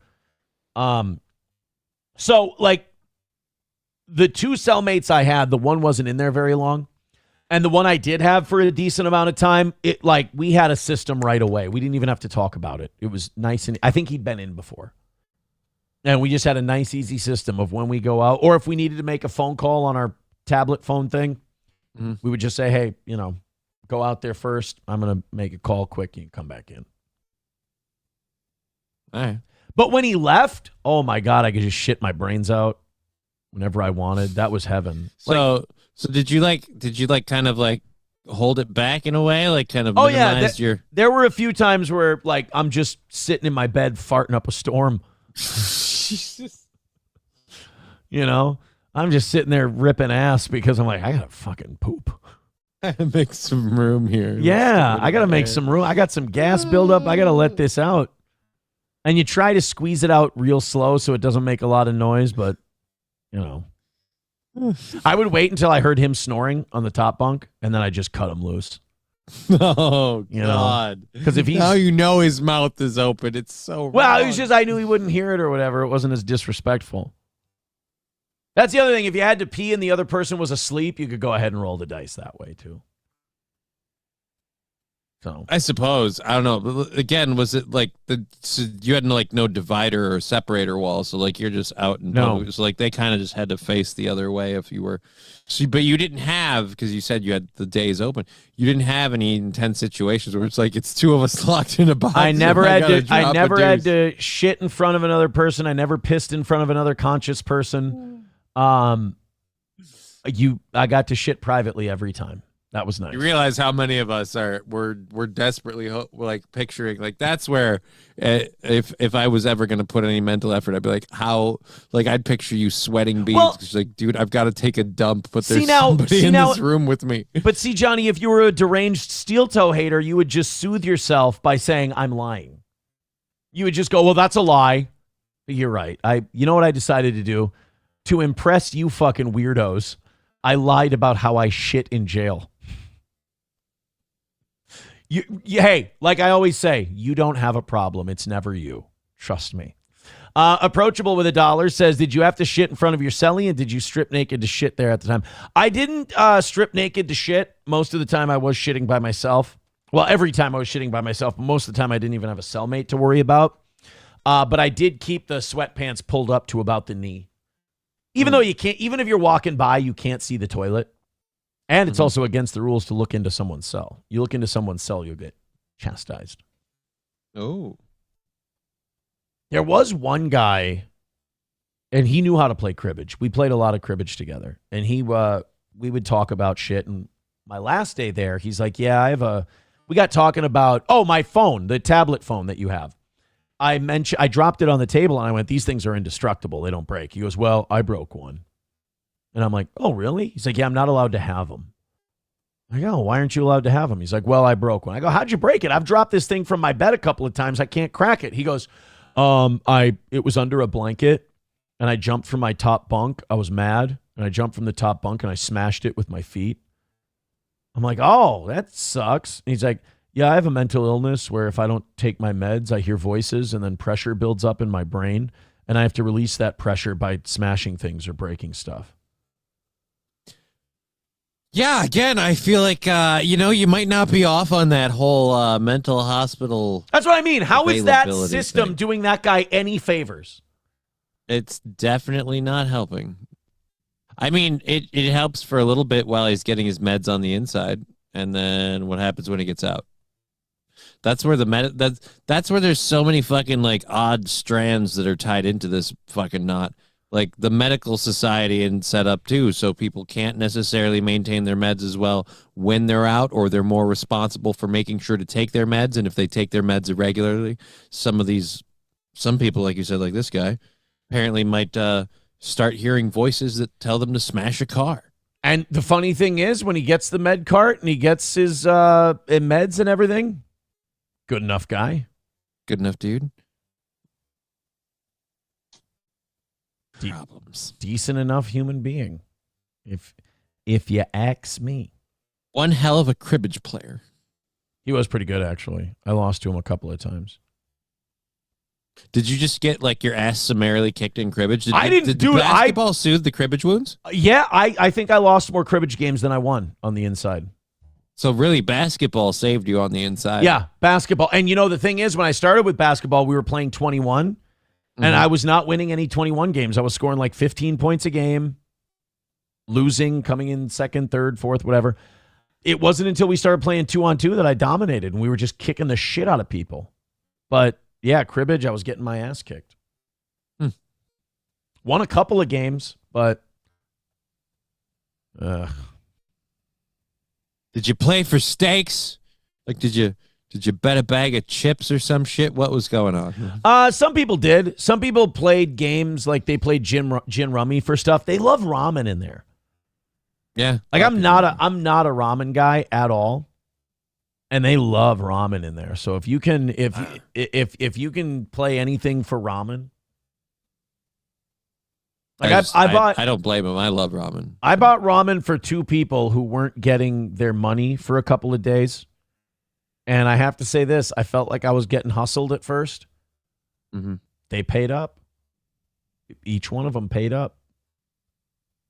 You know, the bad news is?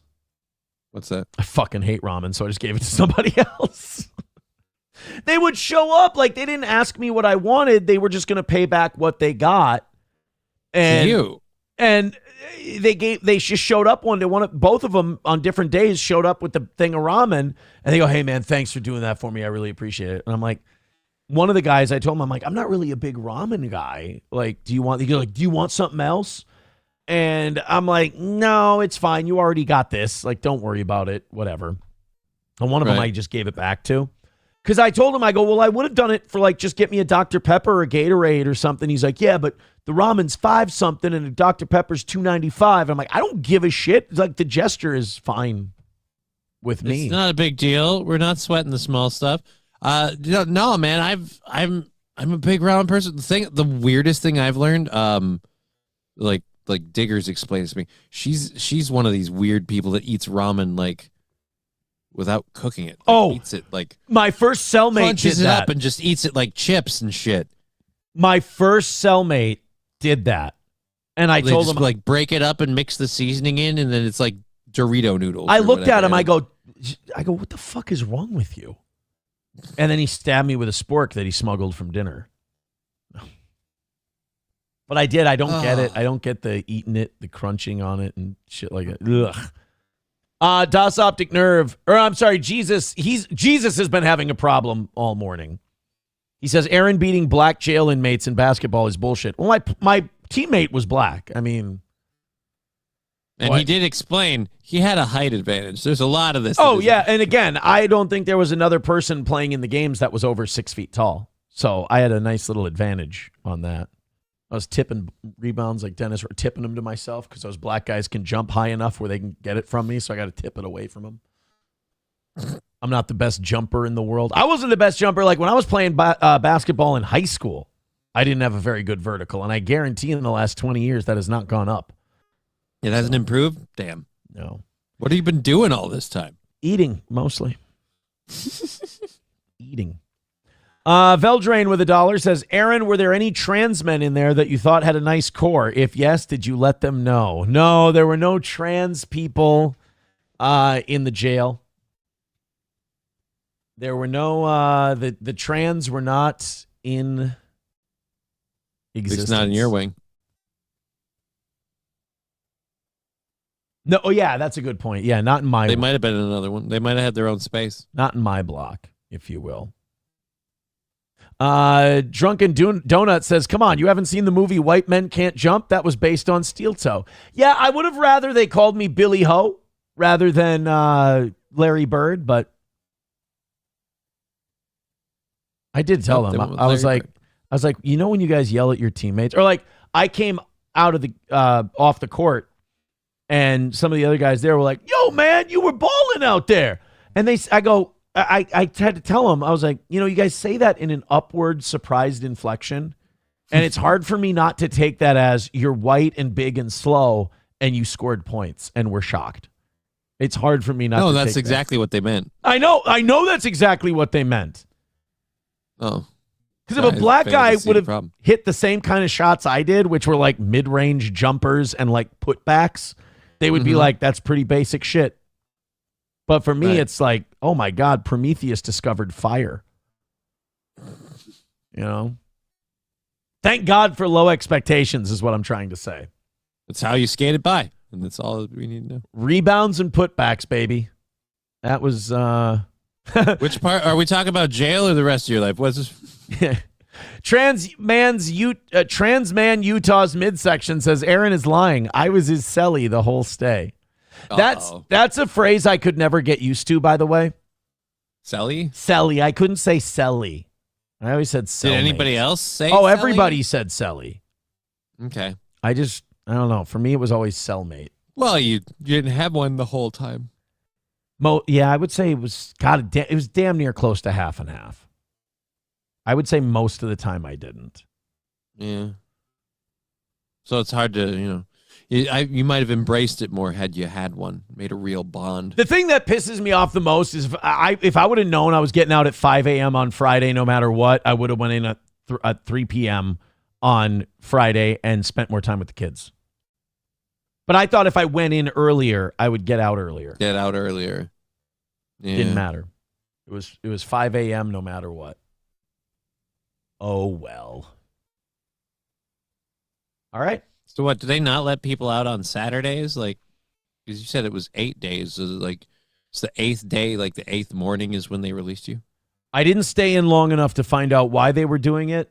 Every time they confirmed I was getting out on Friday morning, I would just say, well, don't look a gift horse in the mouth. Oh, just take this as it is. Yeah. Yep. Learned a lot about how we incarcerate. I got to that therapy versus jail. Basketball was one of my notes. Food not as bad as I thought. Tablet was nice. Yeah, that thing fought the boredom big time. Big time. Miss your family. That's a big one. You do fall into routine. You do fall into the daily habit, daily grind, if you will. But obviously, I miss my kids, and I couldn't talk to them while I was in there because SP, their mom, and we had all talked, and we decided we're not going to tell them, Right. There's no reason to, and they'll find out someday at some point. So we all it was one of those between their mom and SP and myself and my parents and stuff like that. It was kind of those 1, 2, 3, you say what your idea is kind of deals. And we all kind of said, no. I had the same idea. Yeah. I did talk to my kids one time when I was in there, but it was on my day. Cause while I was in there, my days, there were 1, 2, 3, 4 or 5 days that were mine that I missed in there, but my parents got them. And so what I would do on a couple of those days was I would call my parents and I would say, make sure you answer the phone first because it does the Stearns County jail prompt thing. Do you accept the call or whatever? And I said, then I'll talk to you for a second. Then I'll talk to the kids. And that's the way I talked to my kids in there. But I didn't want them to visit or anything like that. It's a week. I missed a couple of days, Overall, it's like you went on a fucking business trip. Exactly. You weren't going to be gone. Like, it'd be one thing if we're talking he's going to be in there for a while. My parents left me a message and they said, rest now, brother.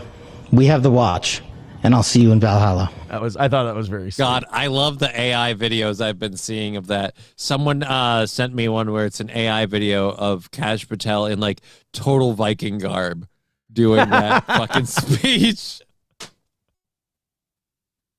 It's so good. Prisoners aren't big Vikings fans. Oh yeah, people didn't give nearly as much of a shit about the Vikings as I did. Surprise, surprise, they were excited. Sounds like they thought J.J. McCarthy was shit. So they thought J.J. McCarthy was shit, but they weren't really passionate about the Vikings game.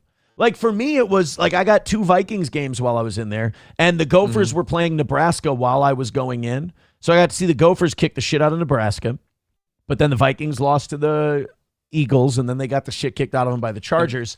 And then Saturday, the Gophers got fucking ran out of Iowa City by the Hawkeyes, 41-3. That was bad. We threw a pick 6 to make it 17-0 early on, and that's when I tapped out. Tapped out. Yeah. So the Gophers beat a ranked team, kicked the shit out of a ranked team my first night in there. And I'm right, the Gophers, we're in second. Reamed. Yeah, second place in the Big Ten. We're fucking doing it, baby. And then we play Iowa, who wasn't ranked, and they just boat raced us. Yeah, did they have some sort of I don't. Did they have something in their lineup that really gave them because I feel like if you beat a really good team, you come around to the Hawkeye. No offense, I don't think largely of the Iowa Hawkeyes. I thought they were kind of shit. No, they're pretty good. Oh, Hawkeyes are all right. Well, they're clearly better than us. So at least on that day. Our 2 losses in the Big Ten season so far have just been absolute fucking massacres. So either we win or we just get ass raped. It's not even close, right?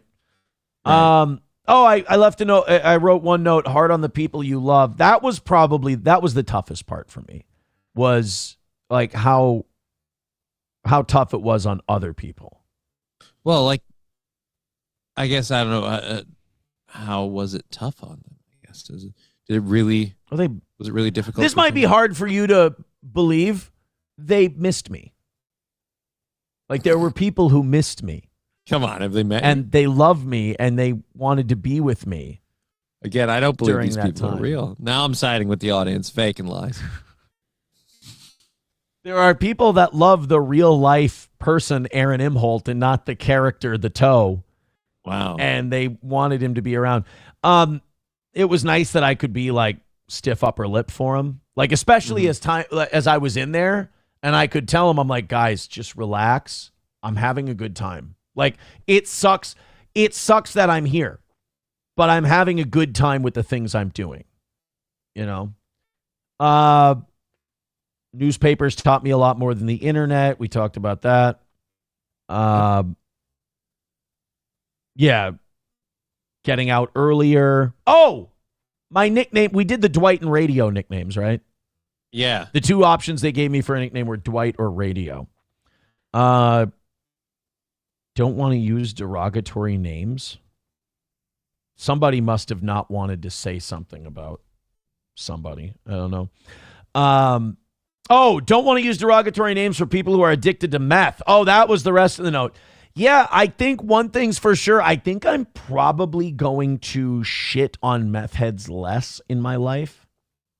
I mean, because a lot more people are than you realized. Well, for humor here on the show, I'm probably going to slip. Like, I'm not perfect. Mm-hmm. Believe it or not. After I just came out of my 1 week in jail. I want to let you know I'm not perfect. I make mistakes. Yeah. Well, but I don't want to, because a lot of these people, when they say struggling, they really are struggling and they don't want to do it. And they don't, like, it's just got a hold of them. Yeah.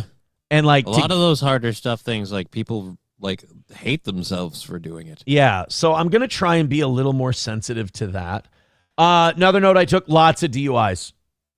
Holy shit. There are a lot of cheeses in there. A lot of people who just got Welcome to the Midwest, my friend. There was one guy. We got dairy and beer. There was one guy I really wanted to look him up after I got out, because he was this little middle-aged white guy, and he looked like, someone pointed out, they go, yo, Dwight. It was a couple white guys sitting at the table, and they go, yo, Dwight. I go, yeah, what's up? He goes, yo, doesn't this dude look like methed out George W. Bush? And he did. He looked like George W. Bush if he had taken a wrong turn. So the whole time I was there, when I saw him in line for something or I saw him do something, I would call him Mr. President. And he just got a kick out of it. He loved being called Mr. President. I would say, good morning, Mr. President. He would go, but he did. He looked like, so I'm like, oh, this guy had to be drugs. This guy had to be like, so it's too bad. Mm-hmm. So I looked him up, fucking hit a cop. I'm like, oh, really? Mr. President. Hauled off and punched a dude? Hauled off and punched a guy. Yeah. God damn. Commander-in-Chief don't fuck around. He does not. Yeah, old W did not fuck around. That's for sure. Don't want to use derogatory. Lots of DUIs. Big Short. I also watched that Cheney movie, Vice. I thought that was good. I also wrote this down with a question mark to show some introspection while I was in the joint. Am I becoming more liberal? Is libto becoming a thing? I don't think you can go in there even for a week and not come out a little more lefty on the way. Feeling like a few things should be reformed and changed. Yeah. Going in on Friday, Thursday night, we talked about that. Yeah, we got it all. We got it all. We got it all. So Super Chats, Rumble Rants, PayPals, etc. If you want to find out, if you want to know anything else we didn't cover, but goddamn, we spent about 3.5 hours on it. We had over 1,000 people checking out the show. I feel like we covered it all. Yeah, I don't know what else we could get to. Hey, so what's Joe Rogan been saying? Right? That's the other thing, is like, now the shit we're going to talk about. It's like, well, we can talk about the fun one. The La Cosa Nostra is still active. We're gonna do that. We got 3 things I want to make sure we do before we get out of here today. Okay.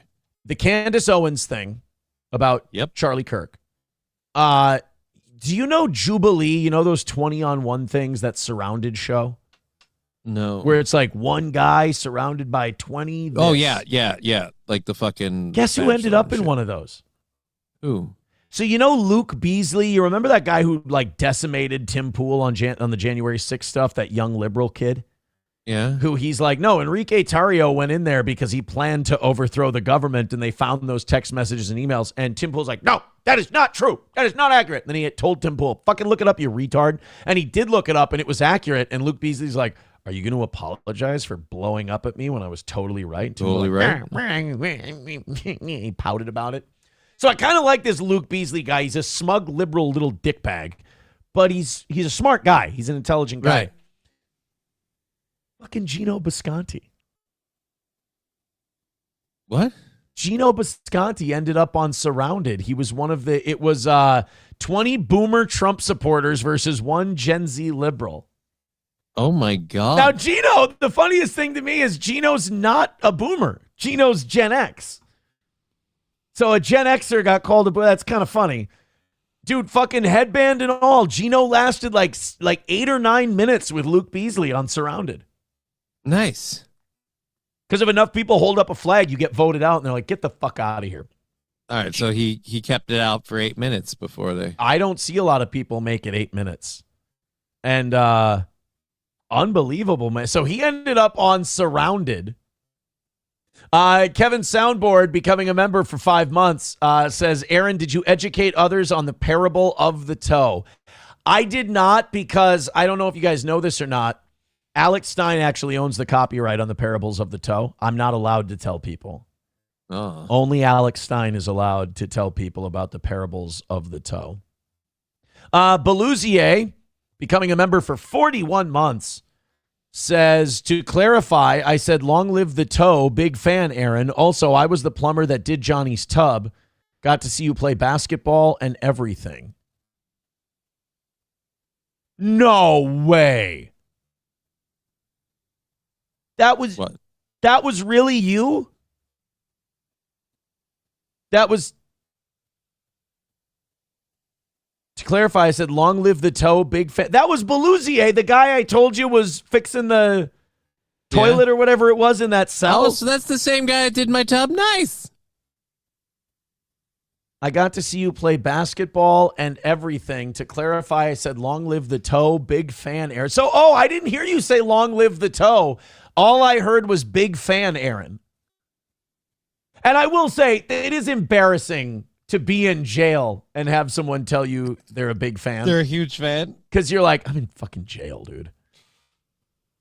You But were paying it forward to like, Mikey, way to go. Big fan of how you flip out all the time. I love Mikey. Big You're not going to fan. get me to fucking... I'm roll saying over on that's what Mikey. you should have been telling Mikey. You should have been, like I said, paying it forward. Love Mikey. Good man, Mikey. Okay. So I've got that. I've got the Gino thing, and then we've got the Mafia, NBA, La Cosa Nostra gambling thing. By the way, that's another thing I've changed my opinion on since we've started legalizing it more and more. We got to shut down the gambling again. The gambling? We've proven Dude, we can't handle it. Video games proved it a long, long time ago when they started, hey, kids, how about you start buying these loot boxes where you get these prizes out of them? Like, that's pretty much gambling. I think we should have learned with weed when all these like crime statistics started going up and all this shit started going up in Colorado when they legalized weed. I think what we need to learn is taking shit people have an addiction to and making it more available. It's not good for society. Like alcohol, for example. If you're an alcoholic, it's always at arm's length anywhere you go. It's not good for us. And we should probably stop it there. Gambling is the same thing. You're going to destroy the credibility of these sports because these athletes are going to throw games. As it becomes more legal and acceptable for you to just, ESPN is promoting sports books. ESPN is a sports book now where you can gamble on their apps. Really? Yes, and they're advertising it during every sporting event. Like it's going to be terrible for the games. It's going to make, all those people who have these conspiracy theories that every Super Bowl's fixed and all that. This is going to make it. This is going to make it true. What if hear me out though. What if that makes them better? What if the scripting starts meaning like we start getting like a higher quality game? because it's going to have like the ups and downs and the emotional roller coasters. Yeah. I don't know, but it's just like I don't think it's going to get better by letting people do it more. I don't think any addiction problem got better by telling people we're going to put it in more ample supply for you. No. You know, like, hey, all these people are like, man, even heroin should be. This is where I say, like, libertarians are retarded children. Like, heroin should even be legal. Yeah, go find a heroin addict and tell them we're going to make this a lot easier for you to do it. And they're going to look at you and go, I'm going to fucking die. You know that, right? Like and by the way, a lot of these people, it's not like, oh, if it were legal, they would get up, they would work their 9 to 5 and they'd just do their heroin on the weekends. Like, no. That's the whole problem is they don't have the ability to control and restrain stuff. Like I've been cutting back on the amount of weed I smoke for the last, like, I've refused to get more if I run out. Like, I'm on the embers of what I have. And the reason why it's not like I can't go get more. It's just if you keep feeding that beast, you're going to keep feeding. You need to be able to step away from it. If otherwise you have a problem. You're a man of great sacrifice. You're Gandhi. Really? No, not even little. That's the point. I'm doing next to nothing. And it should be, if you can't do even that, you've got a problem. SP did a couple things for me while I was away. She hung up a big lit up welcome home sign that's still in. Mm-hmm. I got to take that down before tomorrow when the kids get here. I don't want there to be a big welcome home banner. And then my parents want to come over tomorrow while the kids are here and hang out. I hung out with my mom a little bit on Saturday. Gordy was happy to be back. He was very happy to be home. But SP made this light up sign for me that said welcome home. And then she put this down in the studio in between the two monitors. And I thought this was fucking great. It's not worth the jail time. So that sits right. You know what? I don't know, man. Maybe pick out a finger hoop for that one. That might be a keeper. It's an accurate statement. Oh, it's a great statement. I'm saying she's an amazing person for doing that for you. 1,065 checking out the toe. I'm against it. Rumble Studio wow. says 1,067. I'm fucking against it. You're a dick, man. Like, you know how many people? No, if it's 1,067 tomorrow, then it's fine. Oh, but it's just because it's today? Yeah. It's usually anywhere between 600 and 800 is totally fine. What if, and hear me out, what if your break really made people realize how much they like checking the show out live and stuff like that? Like, they listen in later, and lately they've been tuning in. They're like, oh my God, and they all rushed in. And even the internet like had a week off from you, and it's like, you know what? I need that toe. Even I was itching to go this morning. Woke up an hour early. Like, explain that shit. Let me tell you something. When I came back, I saw some of the tweets and some of the clips, even from people who fucking hate the toe. Mm-hmm. You don't have to say it, and I know you never would. I noticed you fucking missed me and you needed me badly. I even the Clippers, no offense, guys, I saw some of the stuff you were putting out there. You need the toe badly. Like, I've never felt more needed and necessary. I am the straw that stirs the drink.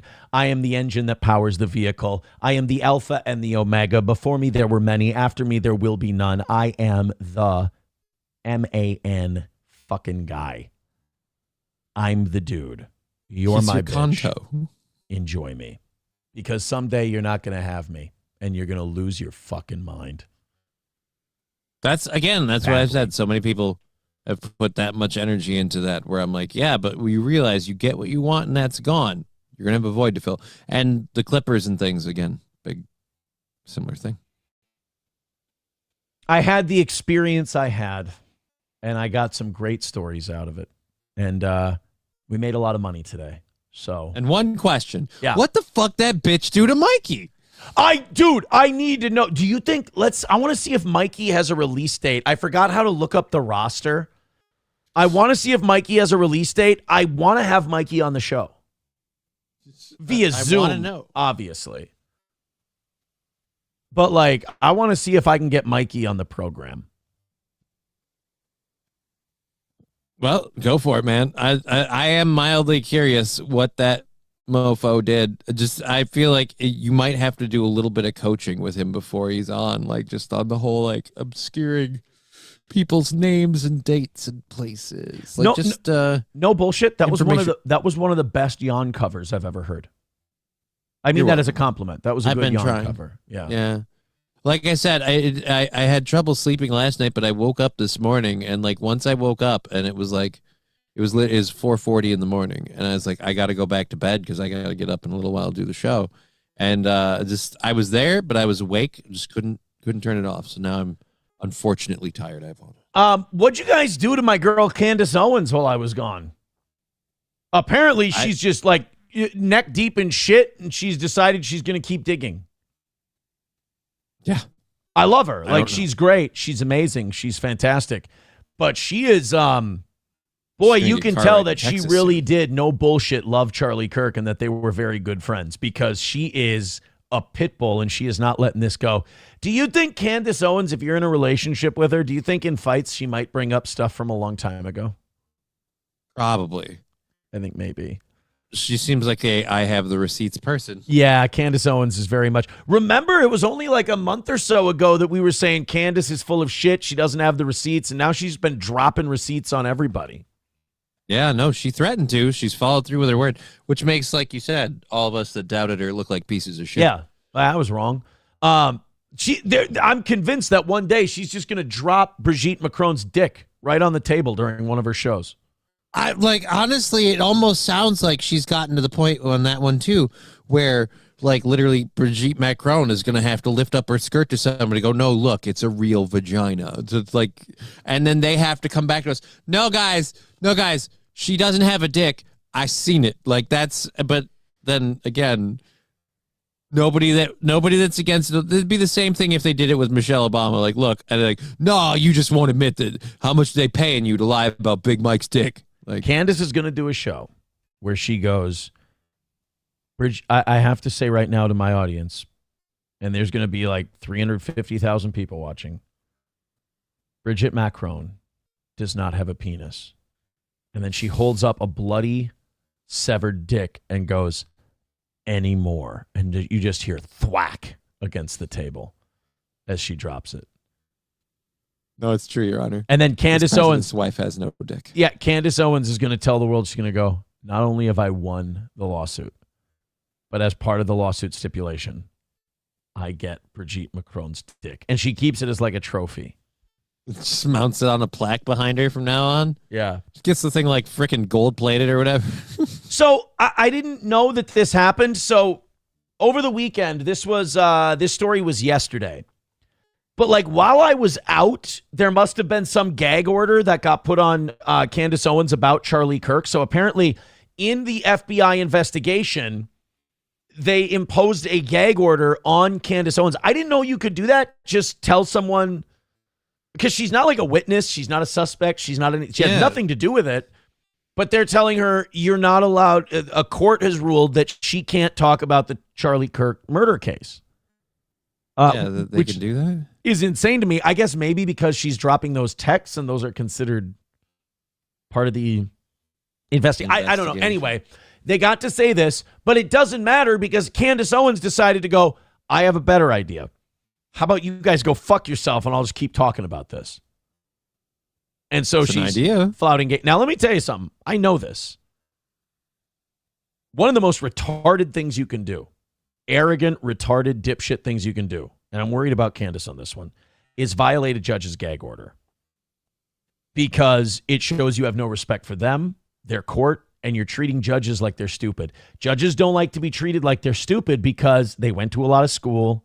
They've worked really hard to get where they are. A judge is an accomplished position, and there's a level of pride that goes with that. You don't want to fuck that up. So you can't be a bigger retard than someone who violates a gag order. And this could really fuck Candace over unless some other judge comes in and goes, well, that you can't do that, but there aren't many judges out there that want to tell other judges that they work with that they're wrong.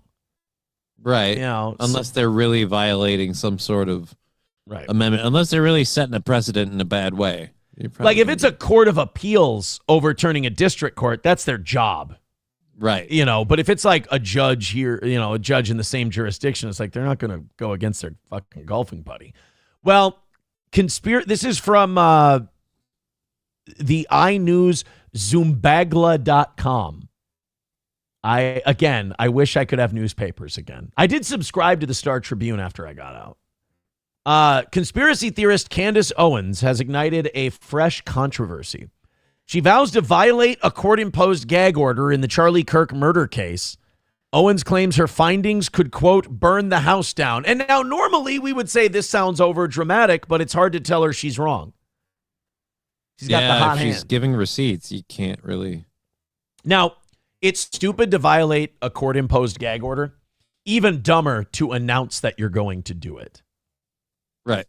You know? The gag order was issued in the state of Utah. It pertains to the trial of suspect Tyler Robinson. However, the order does not legally apply to Owens herself. That's odd. Judge Tony Graff issued the formal gag order. It restricts public statements from case participants. This includes attorneys, witnesses, and court staff. According to Reuters, such orders are standard in high-profile cases. They aim to protect the integrity of the judicial process. They prevent outside influence on the jury pool. Candace Owens is not a direct participant in the trial. She is an external commentator and former employee of Kirk's organization. Therefore, she is not legally bound by this specific court. Well, then how is she violating it? Yeah, if she's not bound by it, there's nothing to violate. Well, that's a stupid thing for them to say. She vows to violate a court-imposed gag order. How you can't violate a court-imposed gag order if it's not imposed on you. I don't know. That doesn't make any sense. Owens has promoted several unverified theories since the killing. So when I went in, she's pretty sure that like the Turning Point guys might have known that Israel was planning to kill Charlie. And then it was like a palace coup and they could take over because Charlie was going to stop supporting Israel. Right. That whole thing. Now, since I went away, she apparently thinks that maybe the Trump administration had him killed. Honestly, like the conspiracy theory there is the Trump administration and its ties to is like, I mean, I didn't even know this until, I don't know, this might have happened before you went away even. I found out Donald Trump, I guess, knew Charlie Kirk's like wife like fairly well. And yes, maybe she was in the Miss USA pageant. Yeah.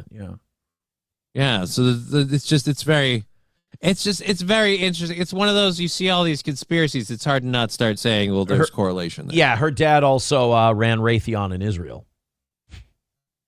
Is that true? Wish I were making that one up. Okay. Dude, it's not seeing coincidences when they're tied together. God.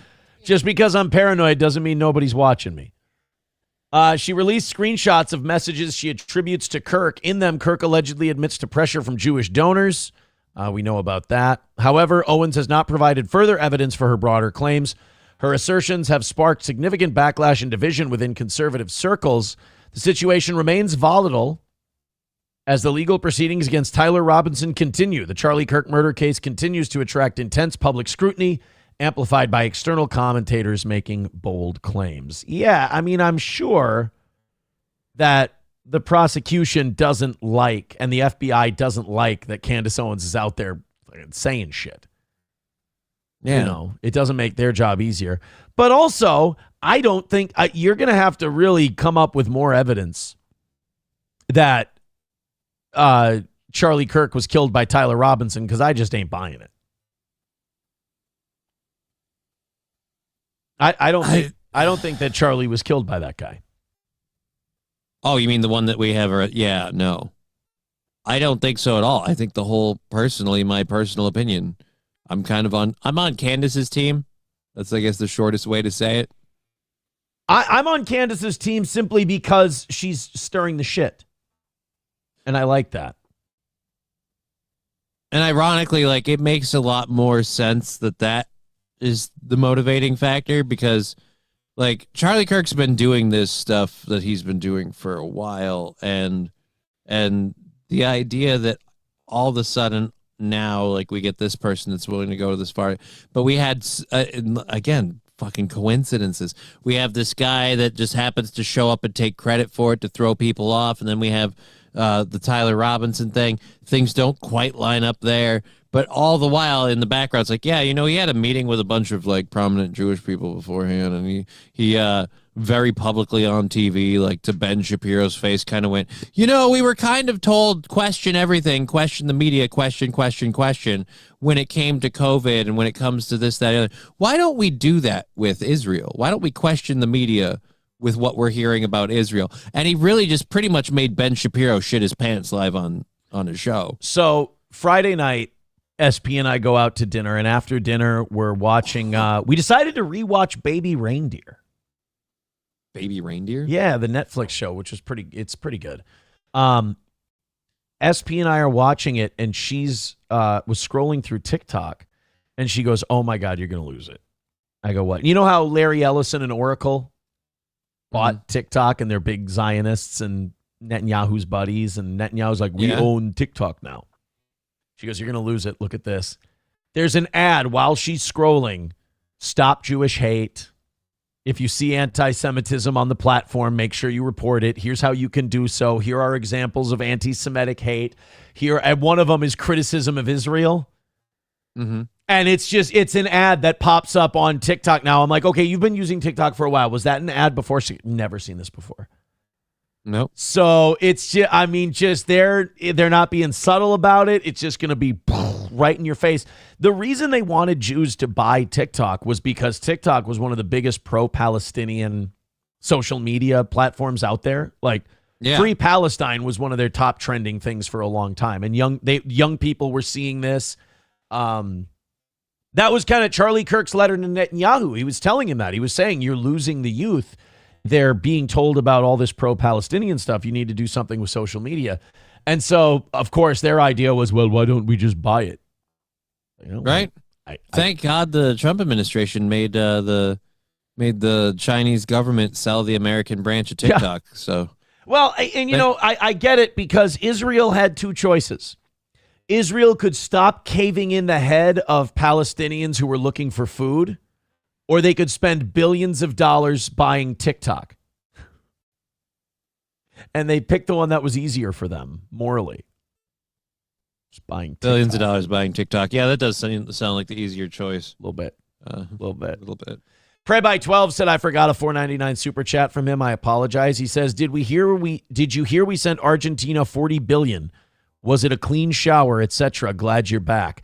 Thank you. And yeah, the showers were clean because everyone had to bring in a bleach bottle with them and spray down the shower before and after they used it. Except for whoever dropped a deuce in there, apparently missed a spot, I will say.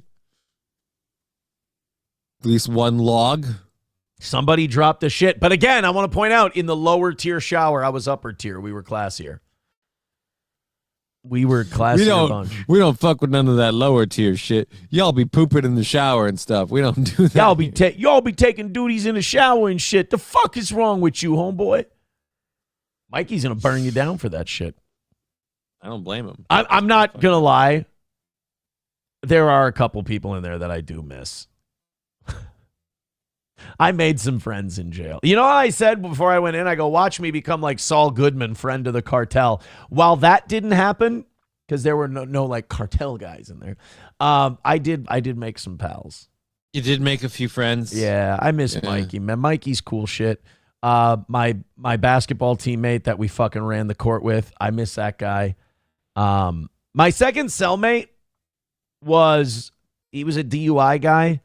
And he was kind of a big oaf, but I liked him. He was a fun guy. He was a cool guy. Normal guy. You know what he was? Even though he was from Wisconsin, he was like a central Minnesota bullshitting kind of guy. Just a normal dude. I miss President Bush. I miss that guy. He was good, decent, innocent. I miss Alec. Alec was a good kid. I'm rooting for that guy. I kind of want to check up on him at some point. You're gonna start going back, just seeing where everyone's at. Yeah, go visit. You know, I'm rooting for that kid because he does want to get better, and I just don't think the system he's in is going to help him with that. Is that the one? Is that the one that's dealing with some personal issues? Which person? Well, everybody in there's the dealing. dependency. Hey, Johnny, nobody goes in there on a winning streak. Meth. The meth thing you were talking about. You got to be more that- specific on that too. There's lots of Fuck, man. I'm The one you had said was going to move. I didn't want to start outing people. Yeah. One you said was going to move, and you were worried that they weren't, even with all the intentions that they have of like, I'm getting away from these people and these things. Although I will say a number of people that I've known that are like reformed addicts, like that is the turning point. They're like, I had to get away from those people and those situations because I couldn't because they would just bring me right back into the chemical dependency stuff. So I'm hopeful that this is that change for him. Rooting for that kid. Carlos, with becoming a member for 5 months, says 4 a.m. morning sucked last week. Welcome back, Bish. When I went in, Ethan Ralph was holding all these W's over Mersh fucking a girl that Mersh wanted. I come out and Ethan Ralph's in a fucking funny farm and Mersh is posting W's. I leave and the world spins 4 times around and I miss the whole thing. Do you see why do you see why I'm saying you probably don't need your phones? There's nothing important on them. I was about to say, if it can spin around 4 times and we get here and it changes absolutely nothing, did we need it in the first place? Exactly. Husey with $5 says, ahoy, Aaron. Good to see you're back from your trip around Africa. Boxing stinks now. I did see that Wardley beat Parker, so poor Joseph Parker doesn't get that title shot he definitely deserved. See you on the Christmas special. I'm not going on with you, Husey. You sandbag me all the time. I like Husey. He's a good guy. Fun dude. He's a little shit stirrer. $1 from Main Vein says, Crowder literally called her an evil cunt on his show over this. Candace has the biggest balls of them all and is only one acting like a true friend, never giving up on the truth until it comes out. Oh, do you want to see Crowder's thing on Candace? It was pretty brutal. I did see that. Okay. I'd like to see that. You can tell after his divorce, Crowder's gotten a pair on him a little bit. No, it's more Crowder. If he hated women before, he didn't show it quite as much. He definitely does now. He definitely hates her more now. Okay. Is this the Candace Owens is an evil cunt one? I think it is. Yeah, it's an 11-minute clip. Let's check this one out. This is Crowder on Candace Owens. Now these two don't like each other because remember when Crowder was holding up that Daily Wire deal and he was like bitching? Candace kind of fucking grilled him on that. And then when his divorce stuff came out, she really beat the living dog shit out of him. So he is like, there's no love lost between Candace and Crowder. I have a feeling that some of our audience is going to be Team Crowder on this one. Even though most of us don't care for Steven Crowder. I think a lot of our audience likes it when a guy calls a woman a cunt. I just wish that word was given in American society more free reign. Oh, like the way Husey's people use it? Yeah, like the way, like, no offense, I say this very, very seldom. There's the Saint Caesar, actually, one of the crossover people. He talks a lot about stuff going on in his neck of the woods, and I always say it's one of those things where I'm like, yeah, that sounds like shitty. One reason I don't want to be there. I'll say this: the liberal use of the word cunt and the acceptable use of the what we call the gay F word here, how they still keep it in more of a colloquialism term. I wish we could have fun with our language like that. Husey can use it. Do you know why Husey's allowed to use it? Why? Because he's a cunt. God damn. That's why. All right, here's Crowder on Candace, because I want to do this and I want to do the NBA thing. Otherwise, we're going to have nothing to clip. I can't put up a 3-hour clip of us talking about jail. Jail time. Yeah. I mean, there are a couple of good stories and points there, but yes. Probably not. I was made aware, and you guys can correct me if I'm getting anything wrong, because this is coming in live. Candace Owens outright saying, and I want to be careful with my words here because she's not, and I know she'll give herself an out and say that's not what I was implying. But you watch this clip in its entirety, and it seems pretty blatant that she's saying, and people are interpreting it this way, which is also important, that the Trump administration, not whatever it was, we went from underground Jew tunnels, Mossad. Wait a minute, whoa. You can't say underground Jew tunnels like it's an exaggeration. We found some. We found underground Jew tunnels. You don't get to make fun of people for saying there's underground Jew tunnels when there's underground Jew tunnels. Look, Candace Owens saying, well, first we heard what? People's pagers were blowing up. Candace Owens, you know the stuff she says, water's wet. Fucking crazy bitch. Trump administration killed Charlie Kirk. Just really needed to just take a breather and really process everything that happened with Charlie and what it kind of means in terms of where we are. And I think it is a circumstance where we just know.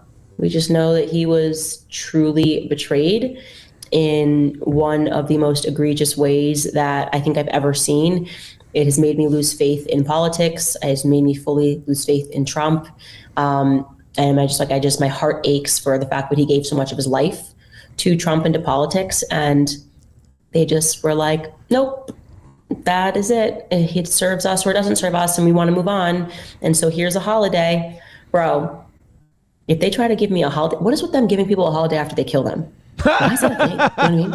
Like, oh, Martin Luther King, what about this holiday? What about this boulevard? Anyways, let me knock off. Like, they're going to give Charlie. You can tell they hated Kennedy a lot because they didn't give him a holiday. Yeah, they did not give him a holiday. They just gave him an end of life lobotomy. Yeah.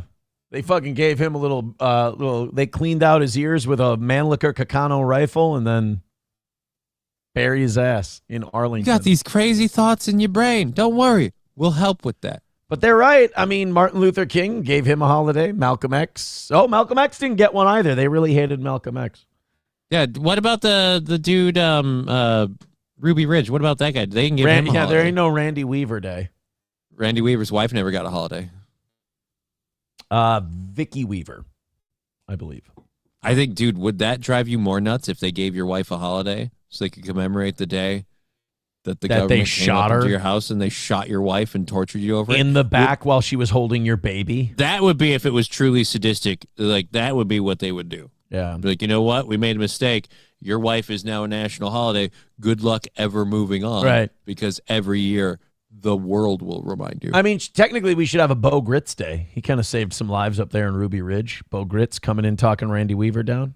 Kind of a G move. All right, let's continue. Boulevard. They already did. They did in Israel. They gave him freaking boulevard. It's like as soon as they give you a boulevard and a holiday, they definitely killed you. Okay, there's no question. I agree. They killed you. There's no way. That's like their signature thing. It's like that's what they do. It's the Fed signature. It's how they sign off after they murder you. They're like holiday and a boulevard, and it's never on a nice side of town either. Like Charlie Kirk Boulevard is not going to be a nice side of town. Anyways, I will be back on the 27th, you guys. Thank you guys for all the support throughout these couple of weeks, these last really kind of 6 weeks since Charlie died. And we will see you guys then. Well, let me first be tactful here and tell you that outrageous claims, and this is an outrageous claim, require outrageous evidence. Of course, as is par for the course, none has been presented. And I know that there might be an out, a weaseling here saying, oh, well, I said the Fed, not the Trump administration. I said a boulevard in Israel. I still think she means Jews. I still totally think she means Jews. Yeah. I think she's implying that we're a puppet. And again, if this is what she's implying, I completely believe it.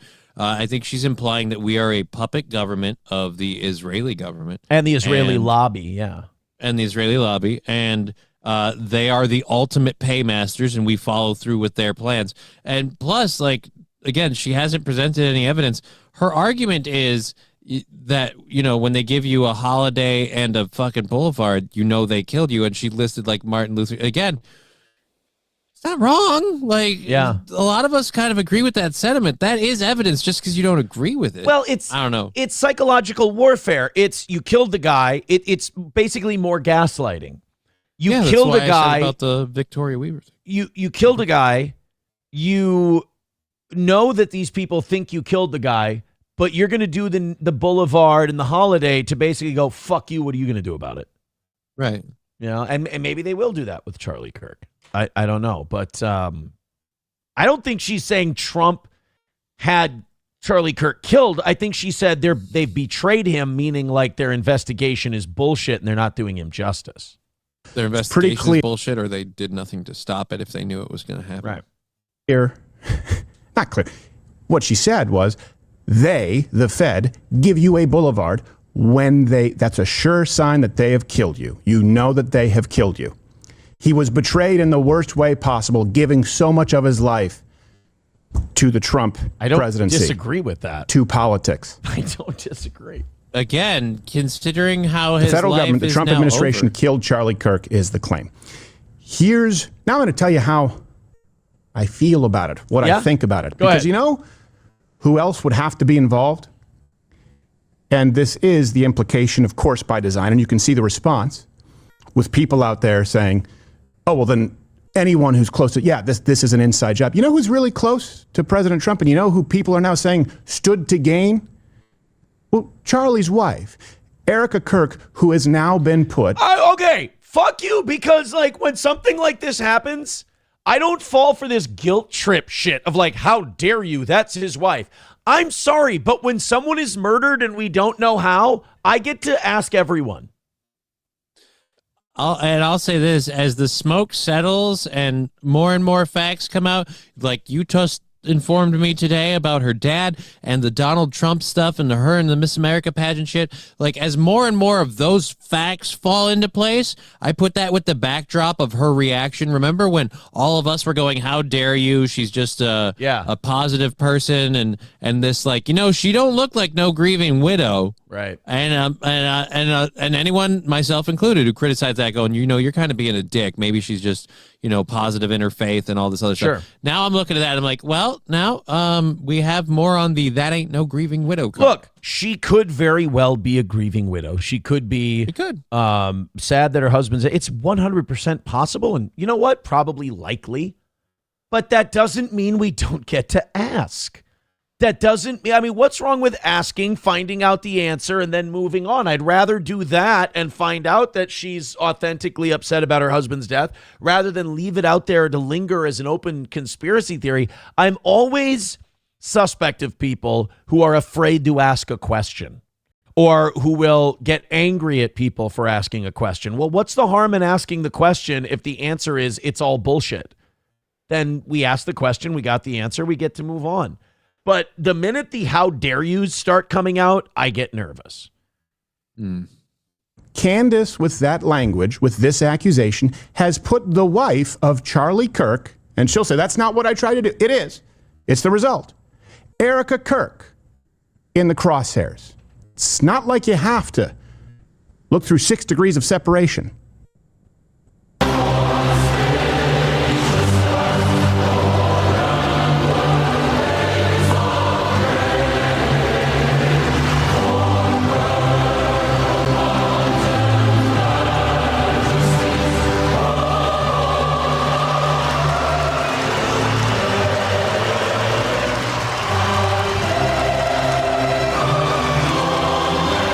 What is I'm confused. What is this proving? That Candace is, again, Candace is mean. First of all, this is proving that Candace is, tied to Trump and the Trump administration. So to accuse the Trump administration of a dirty, underhanded inside job obviously means you're accusing Candace of the same thing.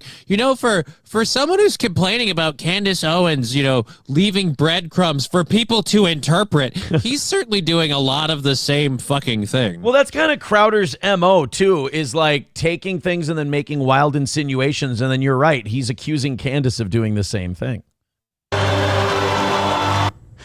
And you can see post after post and article after article with both Kirks, but certainly Erica praising, thanking President Trump, discussing how important his support has been.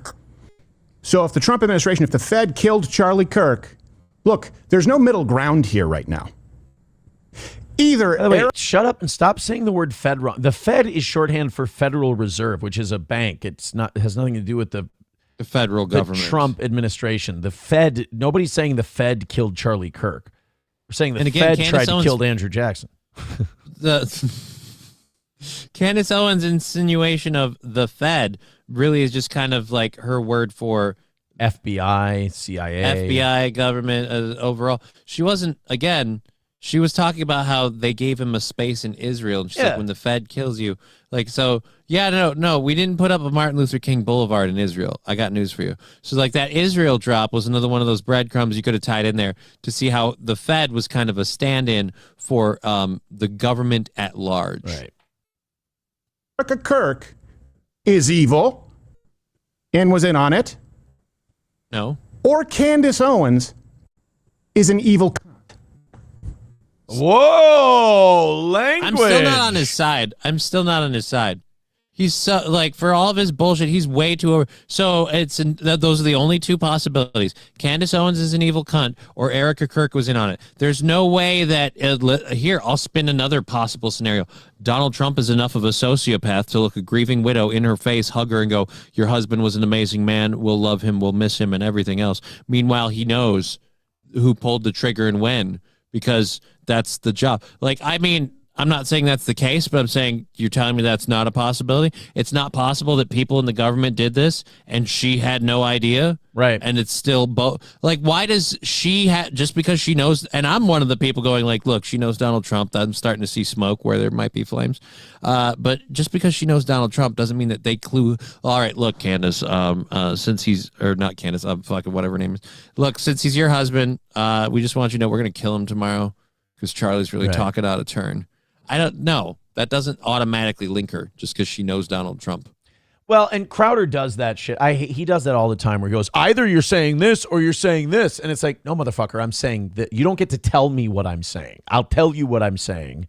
And then you can do your little fucking, sleight of hand magic you like to do. Chips and Diff says, I'm telling you, they will push Erica Kirk for president. I'm only allowing that if they play the song Erica for her. That's the only way I'm allowing that. All right, that's the latest on old Candace since I've been away. I don't mind a good Crowder versus Candace catfight. I would like to see them. I'd love to see them debate it out in person. It'd be fun. Why not? All right, let's do the last thing we'll be able to do today. Let's do the NBA gambling scandal thing. I'll save the Gino thing for the evening show, and I'm sure some of the evening people will want to talk about jail, so we'll do that. I'll tell you this. The evening show people have a hell of a challenge on their hands because the morning show people are like 220 away from Wednesday's goal. Yeah, you guys spanked that goal right out the park. Thank you very, very much. I haven't even checked Venmo. Uh-oh. Who knows? Maybe you tossed your phone. Way to go, genius. Maybe I should check it now before we do the gambling things. Just thank everybody. Get it out. Because we got 25 minutes left. I got to make sure I thank everybody. Maybe, you know what? I'm going to guess there's 0 on Venmo. Boy, they really did give me the Richard Spencer, didn't they? They kind of did. God bless. All right, real talk while he steps away. I 100% believe that he's totally, right now, he's sitting on a bag of peas. That's what it is. Oh, again, thank you very much, Matt, for that 300. I just saw that as the thing on the phone here. Here we go. Let's take a look. Oh, my goodness. Thank you very much to nobody. Nothing on Venmo. Oh, damn it. I was like, shit, we're going to have to eat our hat again. Larry. Fucking pulling games. Larry Ellison is on his 6th marriage, so that'll be the toe in 10 years. Thank you.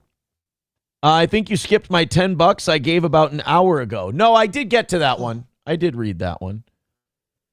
I appreciate it.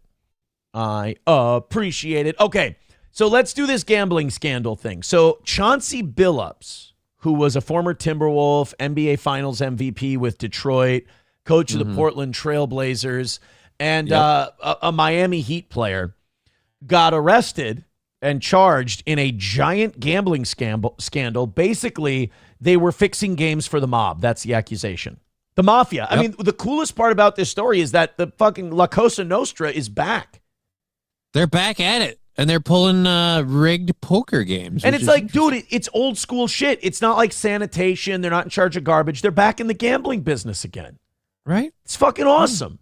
Now you see why Vegas's numbers are in the shitter, because Vegas tried to make entertainment and food their big thing, and the Mafia's like, well, fucking take gambling back, you bitches. You guys got your $50 blackjack tables? Pfft, we'll take sports. So Billups and this player would like go in on poker games to attract big whale players to come hang out with the NBA stars. And but it was a rigged game.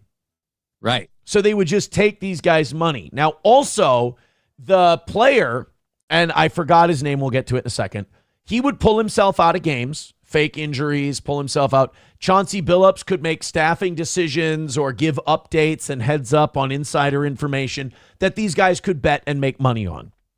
And what was it like that player from the Heat like pulled himself out of a game and made $200,000? Yeah, there's something like he played for a bit and then scored like 10 points and then he bounced out of the game.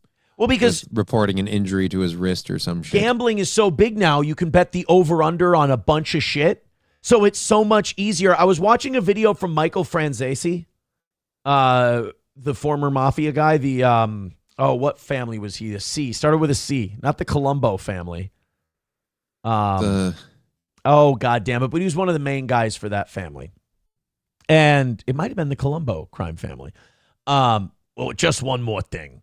So he was there saying that he was the one who kind of said, look, we in the Mafia know if you make gambling more prevalent, if you legalize it more, it's not going to get rid of guys like me. It's going to make us out there more because we're going to go to the places where the legalization won't let us go, like to the players and to the coaches.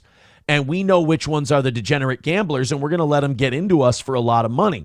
He goes, he once had a bookie tell him, like, hey, Michael, this football player, he's into me for $40,000. And I said, don't come to me with $40,000. Let it get nice and juicy. They'll let him really get into you, and then you got more on him. You're not, he kept telling the bookie, he's like, and this is a great point, it doesn't cost you any money to take his bet, so you're not losing any money.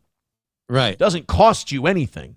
Let this guy get into you. So the guy got into him for like $300,000-$400,000. And then he started saying like, hey, next couple times you touch the football, put it on the ground. Or if you got a quarterback, you say, hey, next time you go out there, throw a few to the other team. You know? Then you'll turn around on that game this Wednesday. So these guys will make a fucking fortune. They'll forgive his debt because again, it doesn't cost them anything. It pays dividends in the end. Right. You get to bet big on all these games. So by forgiving this $300,000 debt, you make $1 million, $2 million on betting on this shit. So it's a brilliant move by the Mafia. It's just very sad that the Mafia is back and now they're going to get busted again. Or at least they already have. Yeah. So here's Tony Kornheiser and Mike Wilbon on it. I thought they did a good job. I would have played you guys the Franzese thing or whatever, however you pronounce his name, but it's like 20 minutes long, unfortunately. This one's like a good 3-4 minutes. Miami Heat guard Terry Rozier was arrested. Terry Rozier, I apologize. In Florida for his alleged involvement in helping gamblers profit from prop bets. And Portland coach Chauncey Billups was arrested in Oregon and linked to an illegal poker playing operation with ties to the Mafia. So prop bets, for people who don't understand gambling, a prop bet would be like, let's say I'm in jail in a 2-on-2 game. And you don't want to bet whether or not my partner and I will win the 2-on-2 game in a rigged game because you don't know how my partner's going to play. He's not in on it. We could end up winning the game even if I tank. But there's an over-under in a game up to 15 that I'm going to score 6 of the 15 points. They set the over-under at 6.5 points. And you're going to tell me, Aaron, once you get to 6 points, blow it. Miss your shots, pass the ball, whatever. So your team can still win. You're not asking the guy to throw the game. You're just saying, don't score more than this amount of points. Or like a prop bet would be the over-under on the game is 108 point. Well, 108 would be silly in basketball. Your team's not going to score more than 108 points. You can score 107 points and win the game if you want to.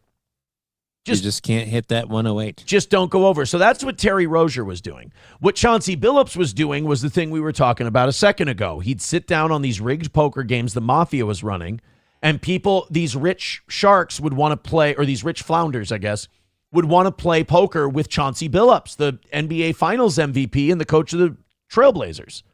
Right. But it's a rigged game. It's a moment for them. Right. And they'll take all this guy's money, and this sucker will be so happy just to sit there and bullshit with Chauncey Billups, and Chauncey's going to be friendly. He's going to pretend he likes you like a stripper. And meanwhile, they're just extracting as much money out of you as they can. Now, what I heard is that they were playing with marked cards, and he had like sunglasses or something that allowed him and the other people that were in on it to see the markings on like the a card. watermark. So Yeah. That's an easy way to do it.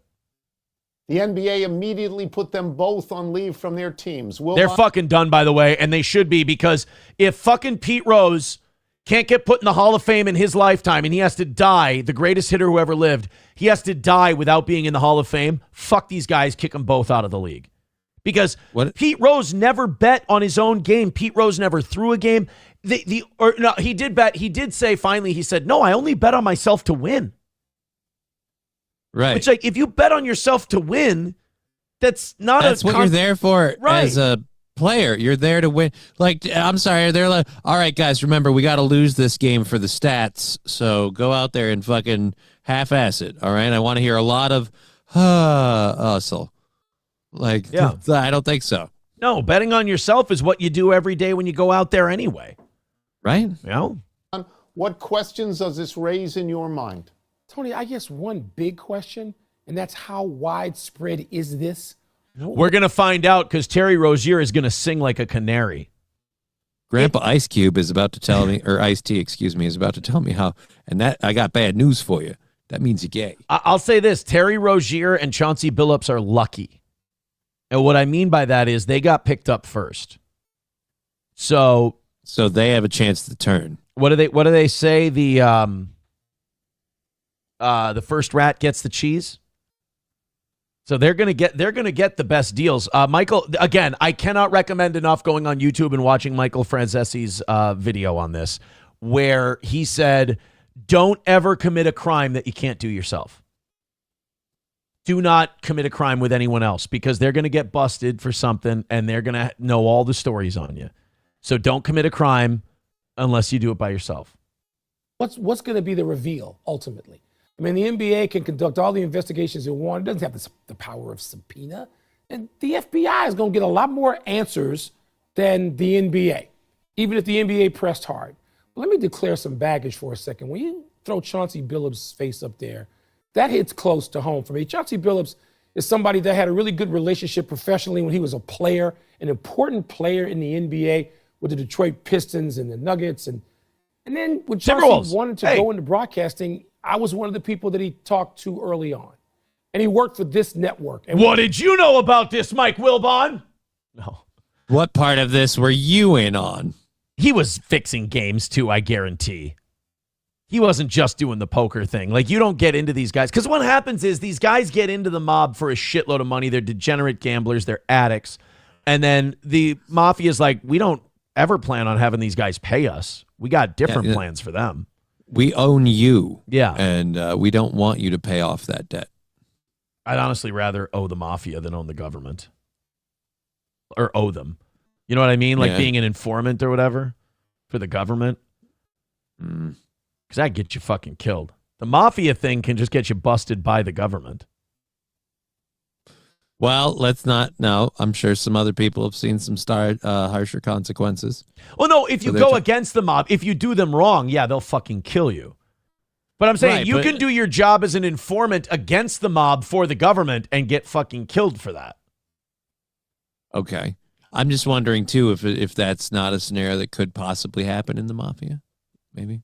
But I think in the mafia, if you do your job for them. Less prevalent. They're more likely to just kind of go along. The thing with the mafia is if you make them money, you're safe. With the government, if you're an informant and the mafia catches you, they'll kill you. It's like you can do your job for the government and still die. You do your job for the mafia, you're okay. They'll let you go. They'll leave you be. Well, what if you're an informant of the government to the mafia? Well, I suppose then the government will just arrest you. They don't necessarily kill you. Right. Yeah. Friends, and it's been a long time. And I like and respect Chauncey Billups. And so this news is just jarring to me that allegedly Chauncey is involved in whatever this is. And I really had a hard time just sort of concentrating and reading it all, thinking, what in the world are we talking about? There is way too much fucking money in sports betting right now. That's the problem. The problem is there's so much money in sports betting. How do you not expect these guys to get try in and on get it? their piece? Right. The mafia is going to get in there and they're going to try to rig it. This is why decriminalizing gambling is going to be a big mistake for the integrity of sports. Because, again, it's like alcoholism versus heroin addiction. With heroin addiction, at least you have to go out and find somewhere where there's heroin. If you're an alcoholic, it's within arm's length at all times. Yeah, you're just screwed. If you criminalize gambling, at least these guys have to expose themselves in some way to participate in the gambling. You make it legal, how do you know if they're working for somebody or not? It's totally legal to do what they're doing.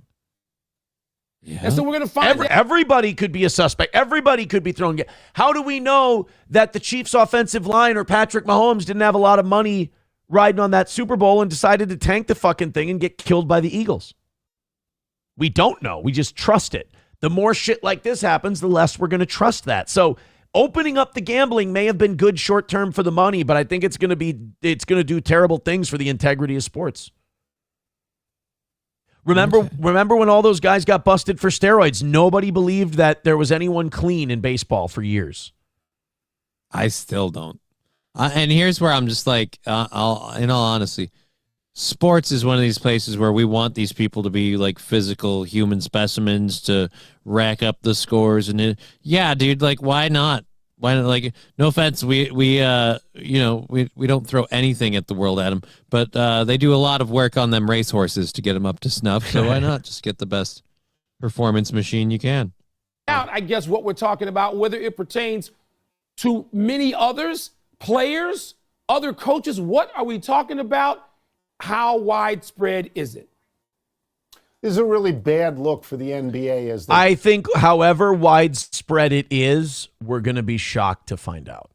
Because it's going to go deeper than Rozier. It's going to go deeper than Billups. Every name you hear that's going to be connected with this, you're going to be shocked. You know, I just think no matter what, just assume your assumption of how big it is nowhere near the size of it. Right. Whatever it is. Much larger than whatever you think it is. Whatever it is now, it's worse. You know?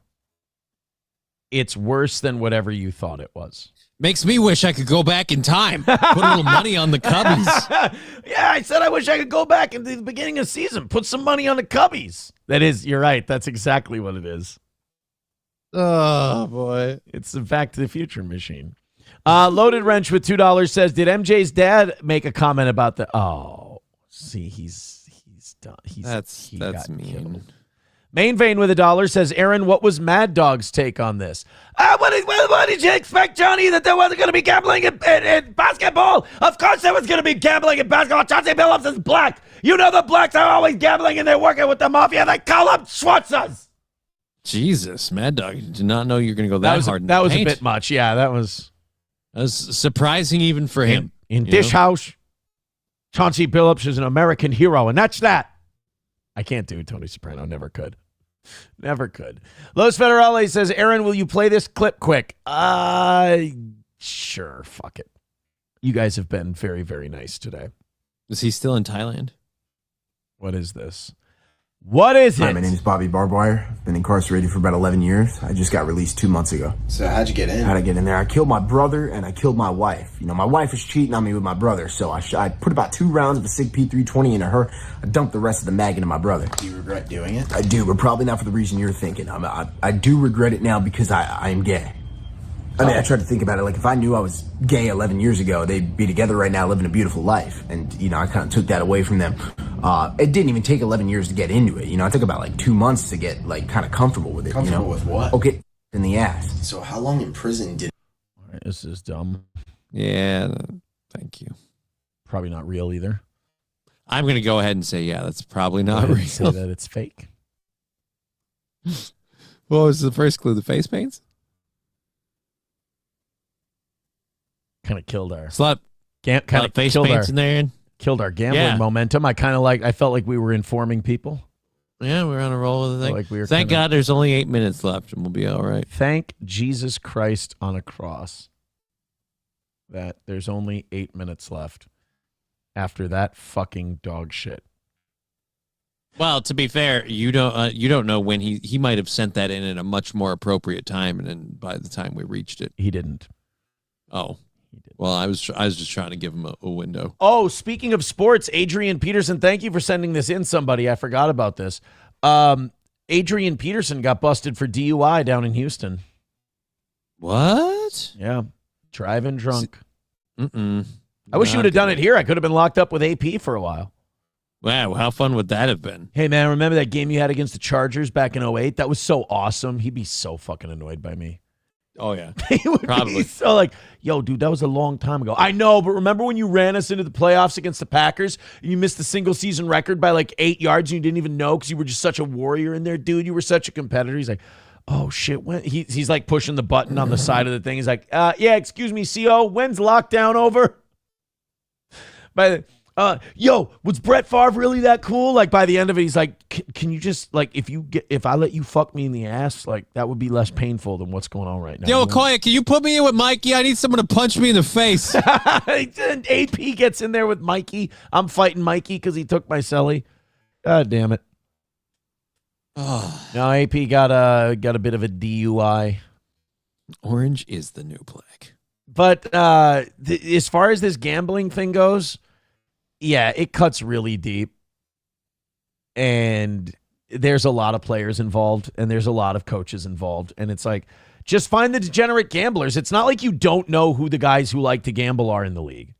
How much did butts clench when those arrests went out? Because if you are involved and they haven't come to you yet, and you know you're involved in this, especially if you're an athlete, you can't just disappear. Do you think the mafia goes old school? Do you think they go old school on Rozier and Billups? Can they get away with that anymore? Not as much. Probably not can't. with the publicity of the internet and everything else. It's a lot harder to silence a thing when everybody knows that's the guy to look to. And then it's a lot more likely when that guy is convenient. When their brakes conveniently go out in front of a freight train on the highway there. That's a lot more suspicious. Los Federales says, bro, the good part was just about to start. Goddamn, you stopped right at the start of it. Okay, that's because we were talking about something. It's kind of like when a kid interrupts a conversation between adults that's going on. You're like, yeah, we weren't going to give what you sent us a lot of time because we were talking about something that, let's be honest, is really interesting, even if you're not a sports fan. And we didn't want to break from that for too long. So you had a couple seconds to wow us. So and sorry. Again, you think it's great, and that does not mean you're wrong. It just means we don't necessarily agree. What if your great moment was about to start and we were still good? Just pretend no matter what the great moment was that it already happened. And that was our reaction. Sam Show writes, you could just shoot him in the neck in front of everyone. Yeah, I hear if you want to kill a guy in an inside job, it's pretty easy. You just shoot him. Yeah. Shoot him in the neck in front of everybody. Papa Shab, though, points out, he says, that's for the actual mafia, though. That's true. Only the government can get away with that. Only the government can get away with that. Chips and Diff says, check flights going to small Caribbean islands right now. Yeah, they're looking up the same non-extradition list that you and I were looking up. But again, this is where, if you're in the mob, that's a thing you can do.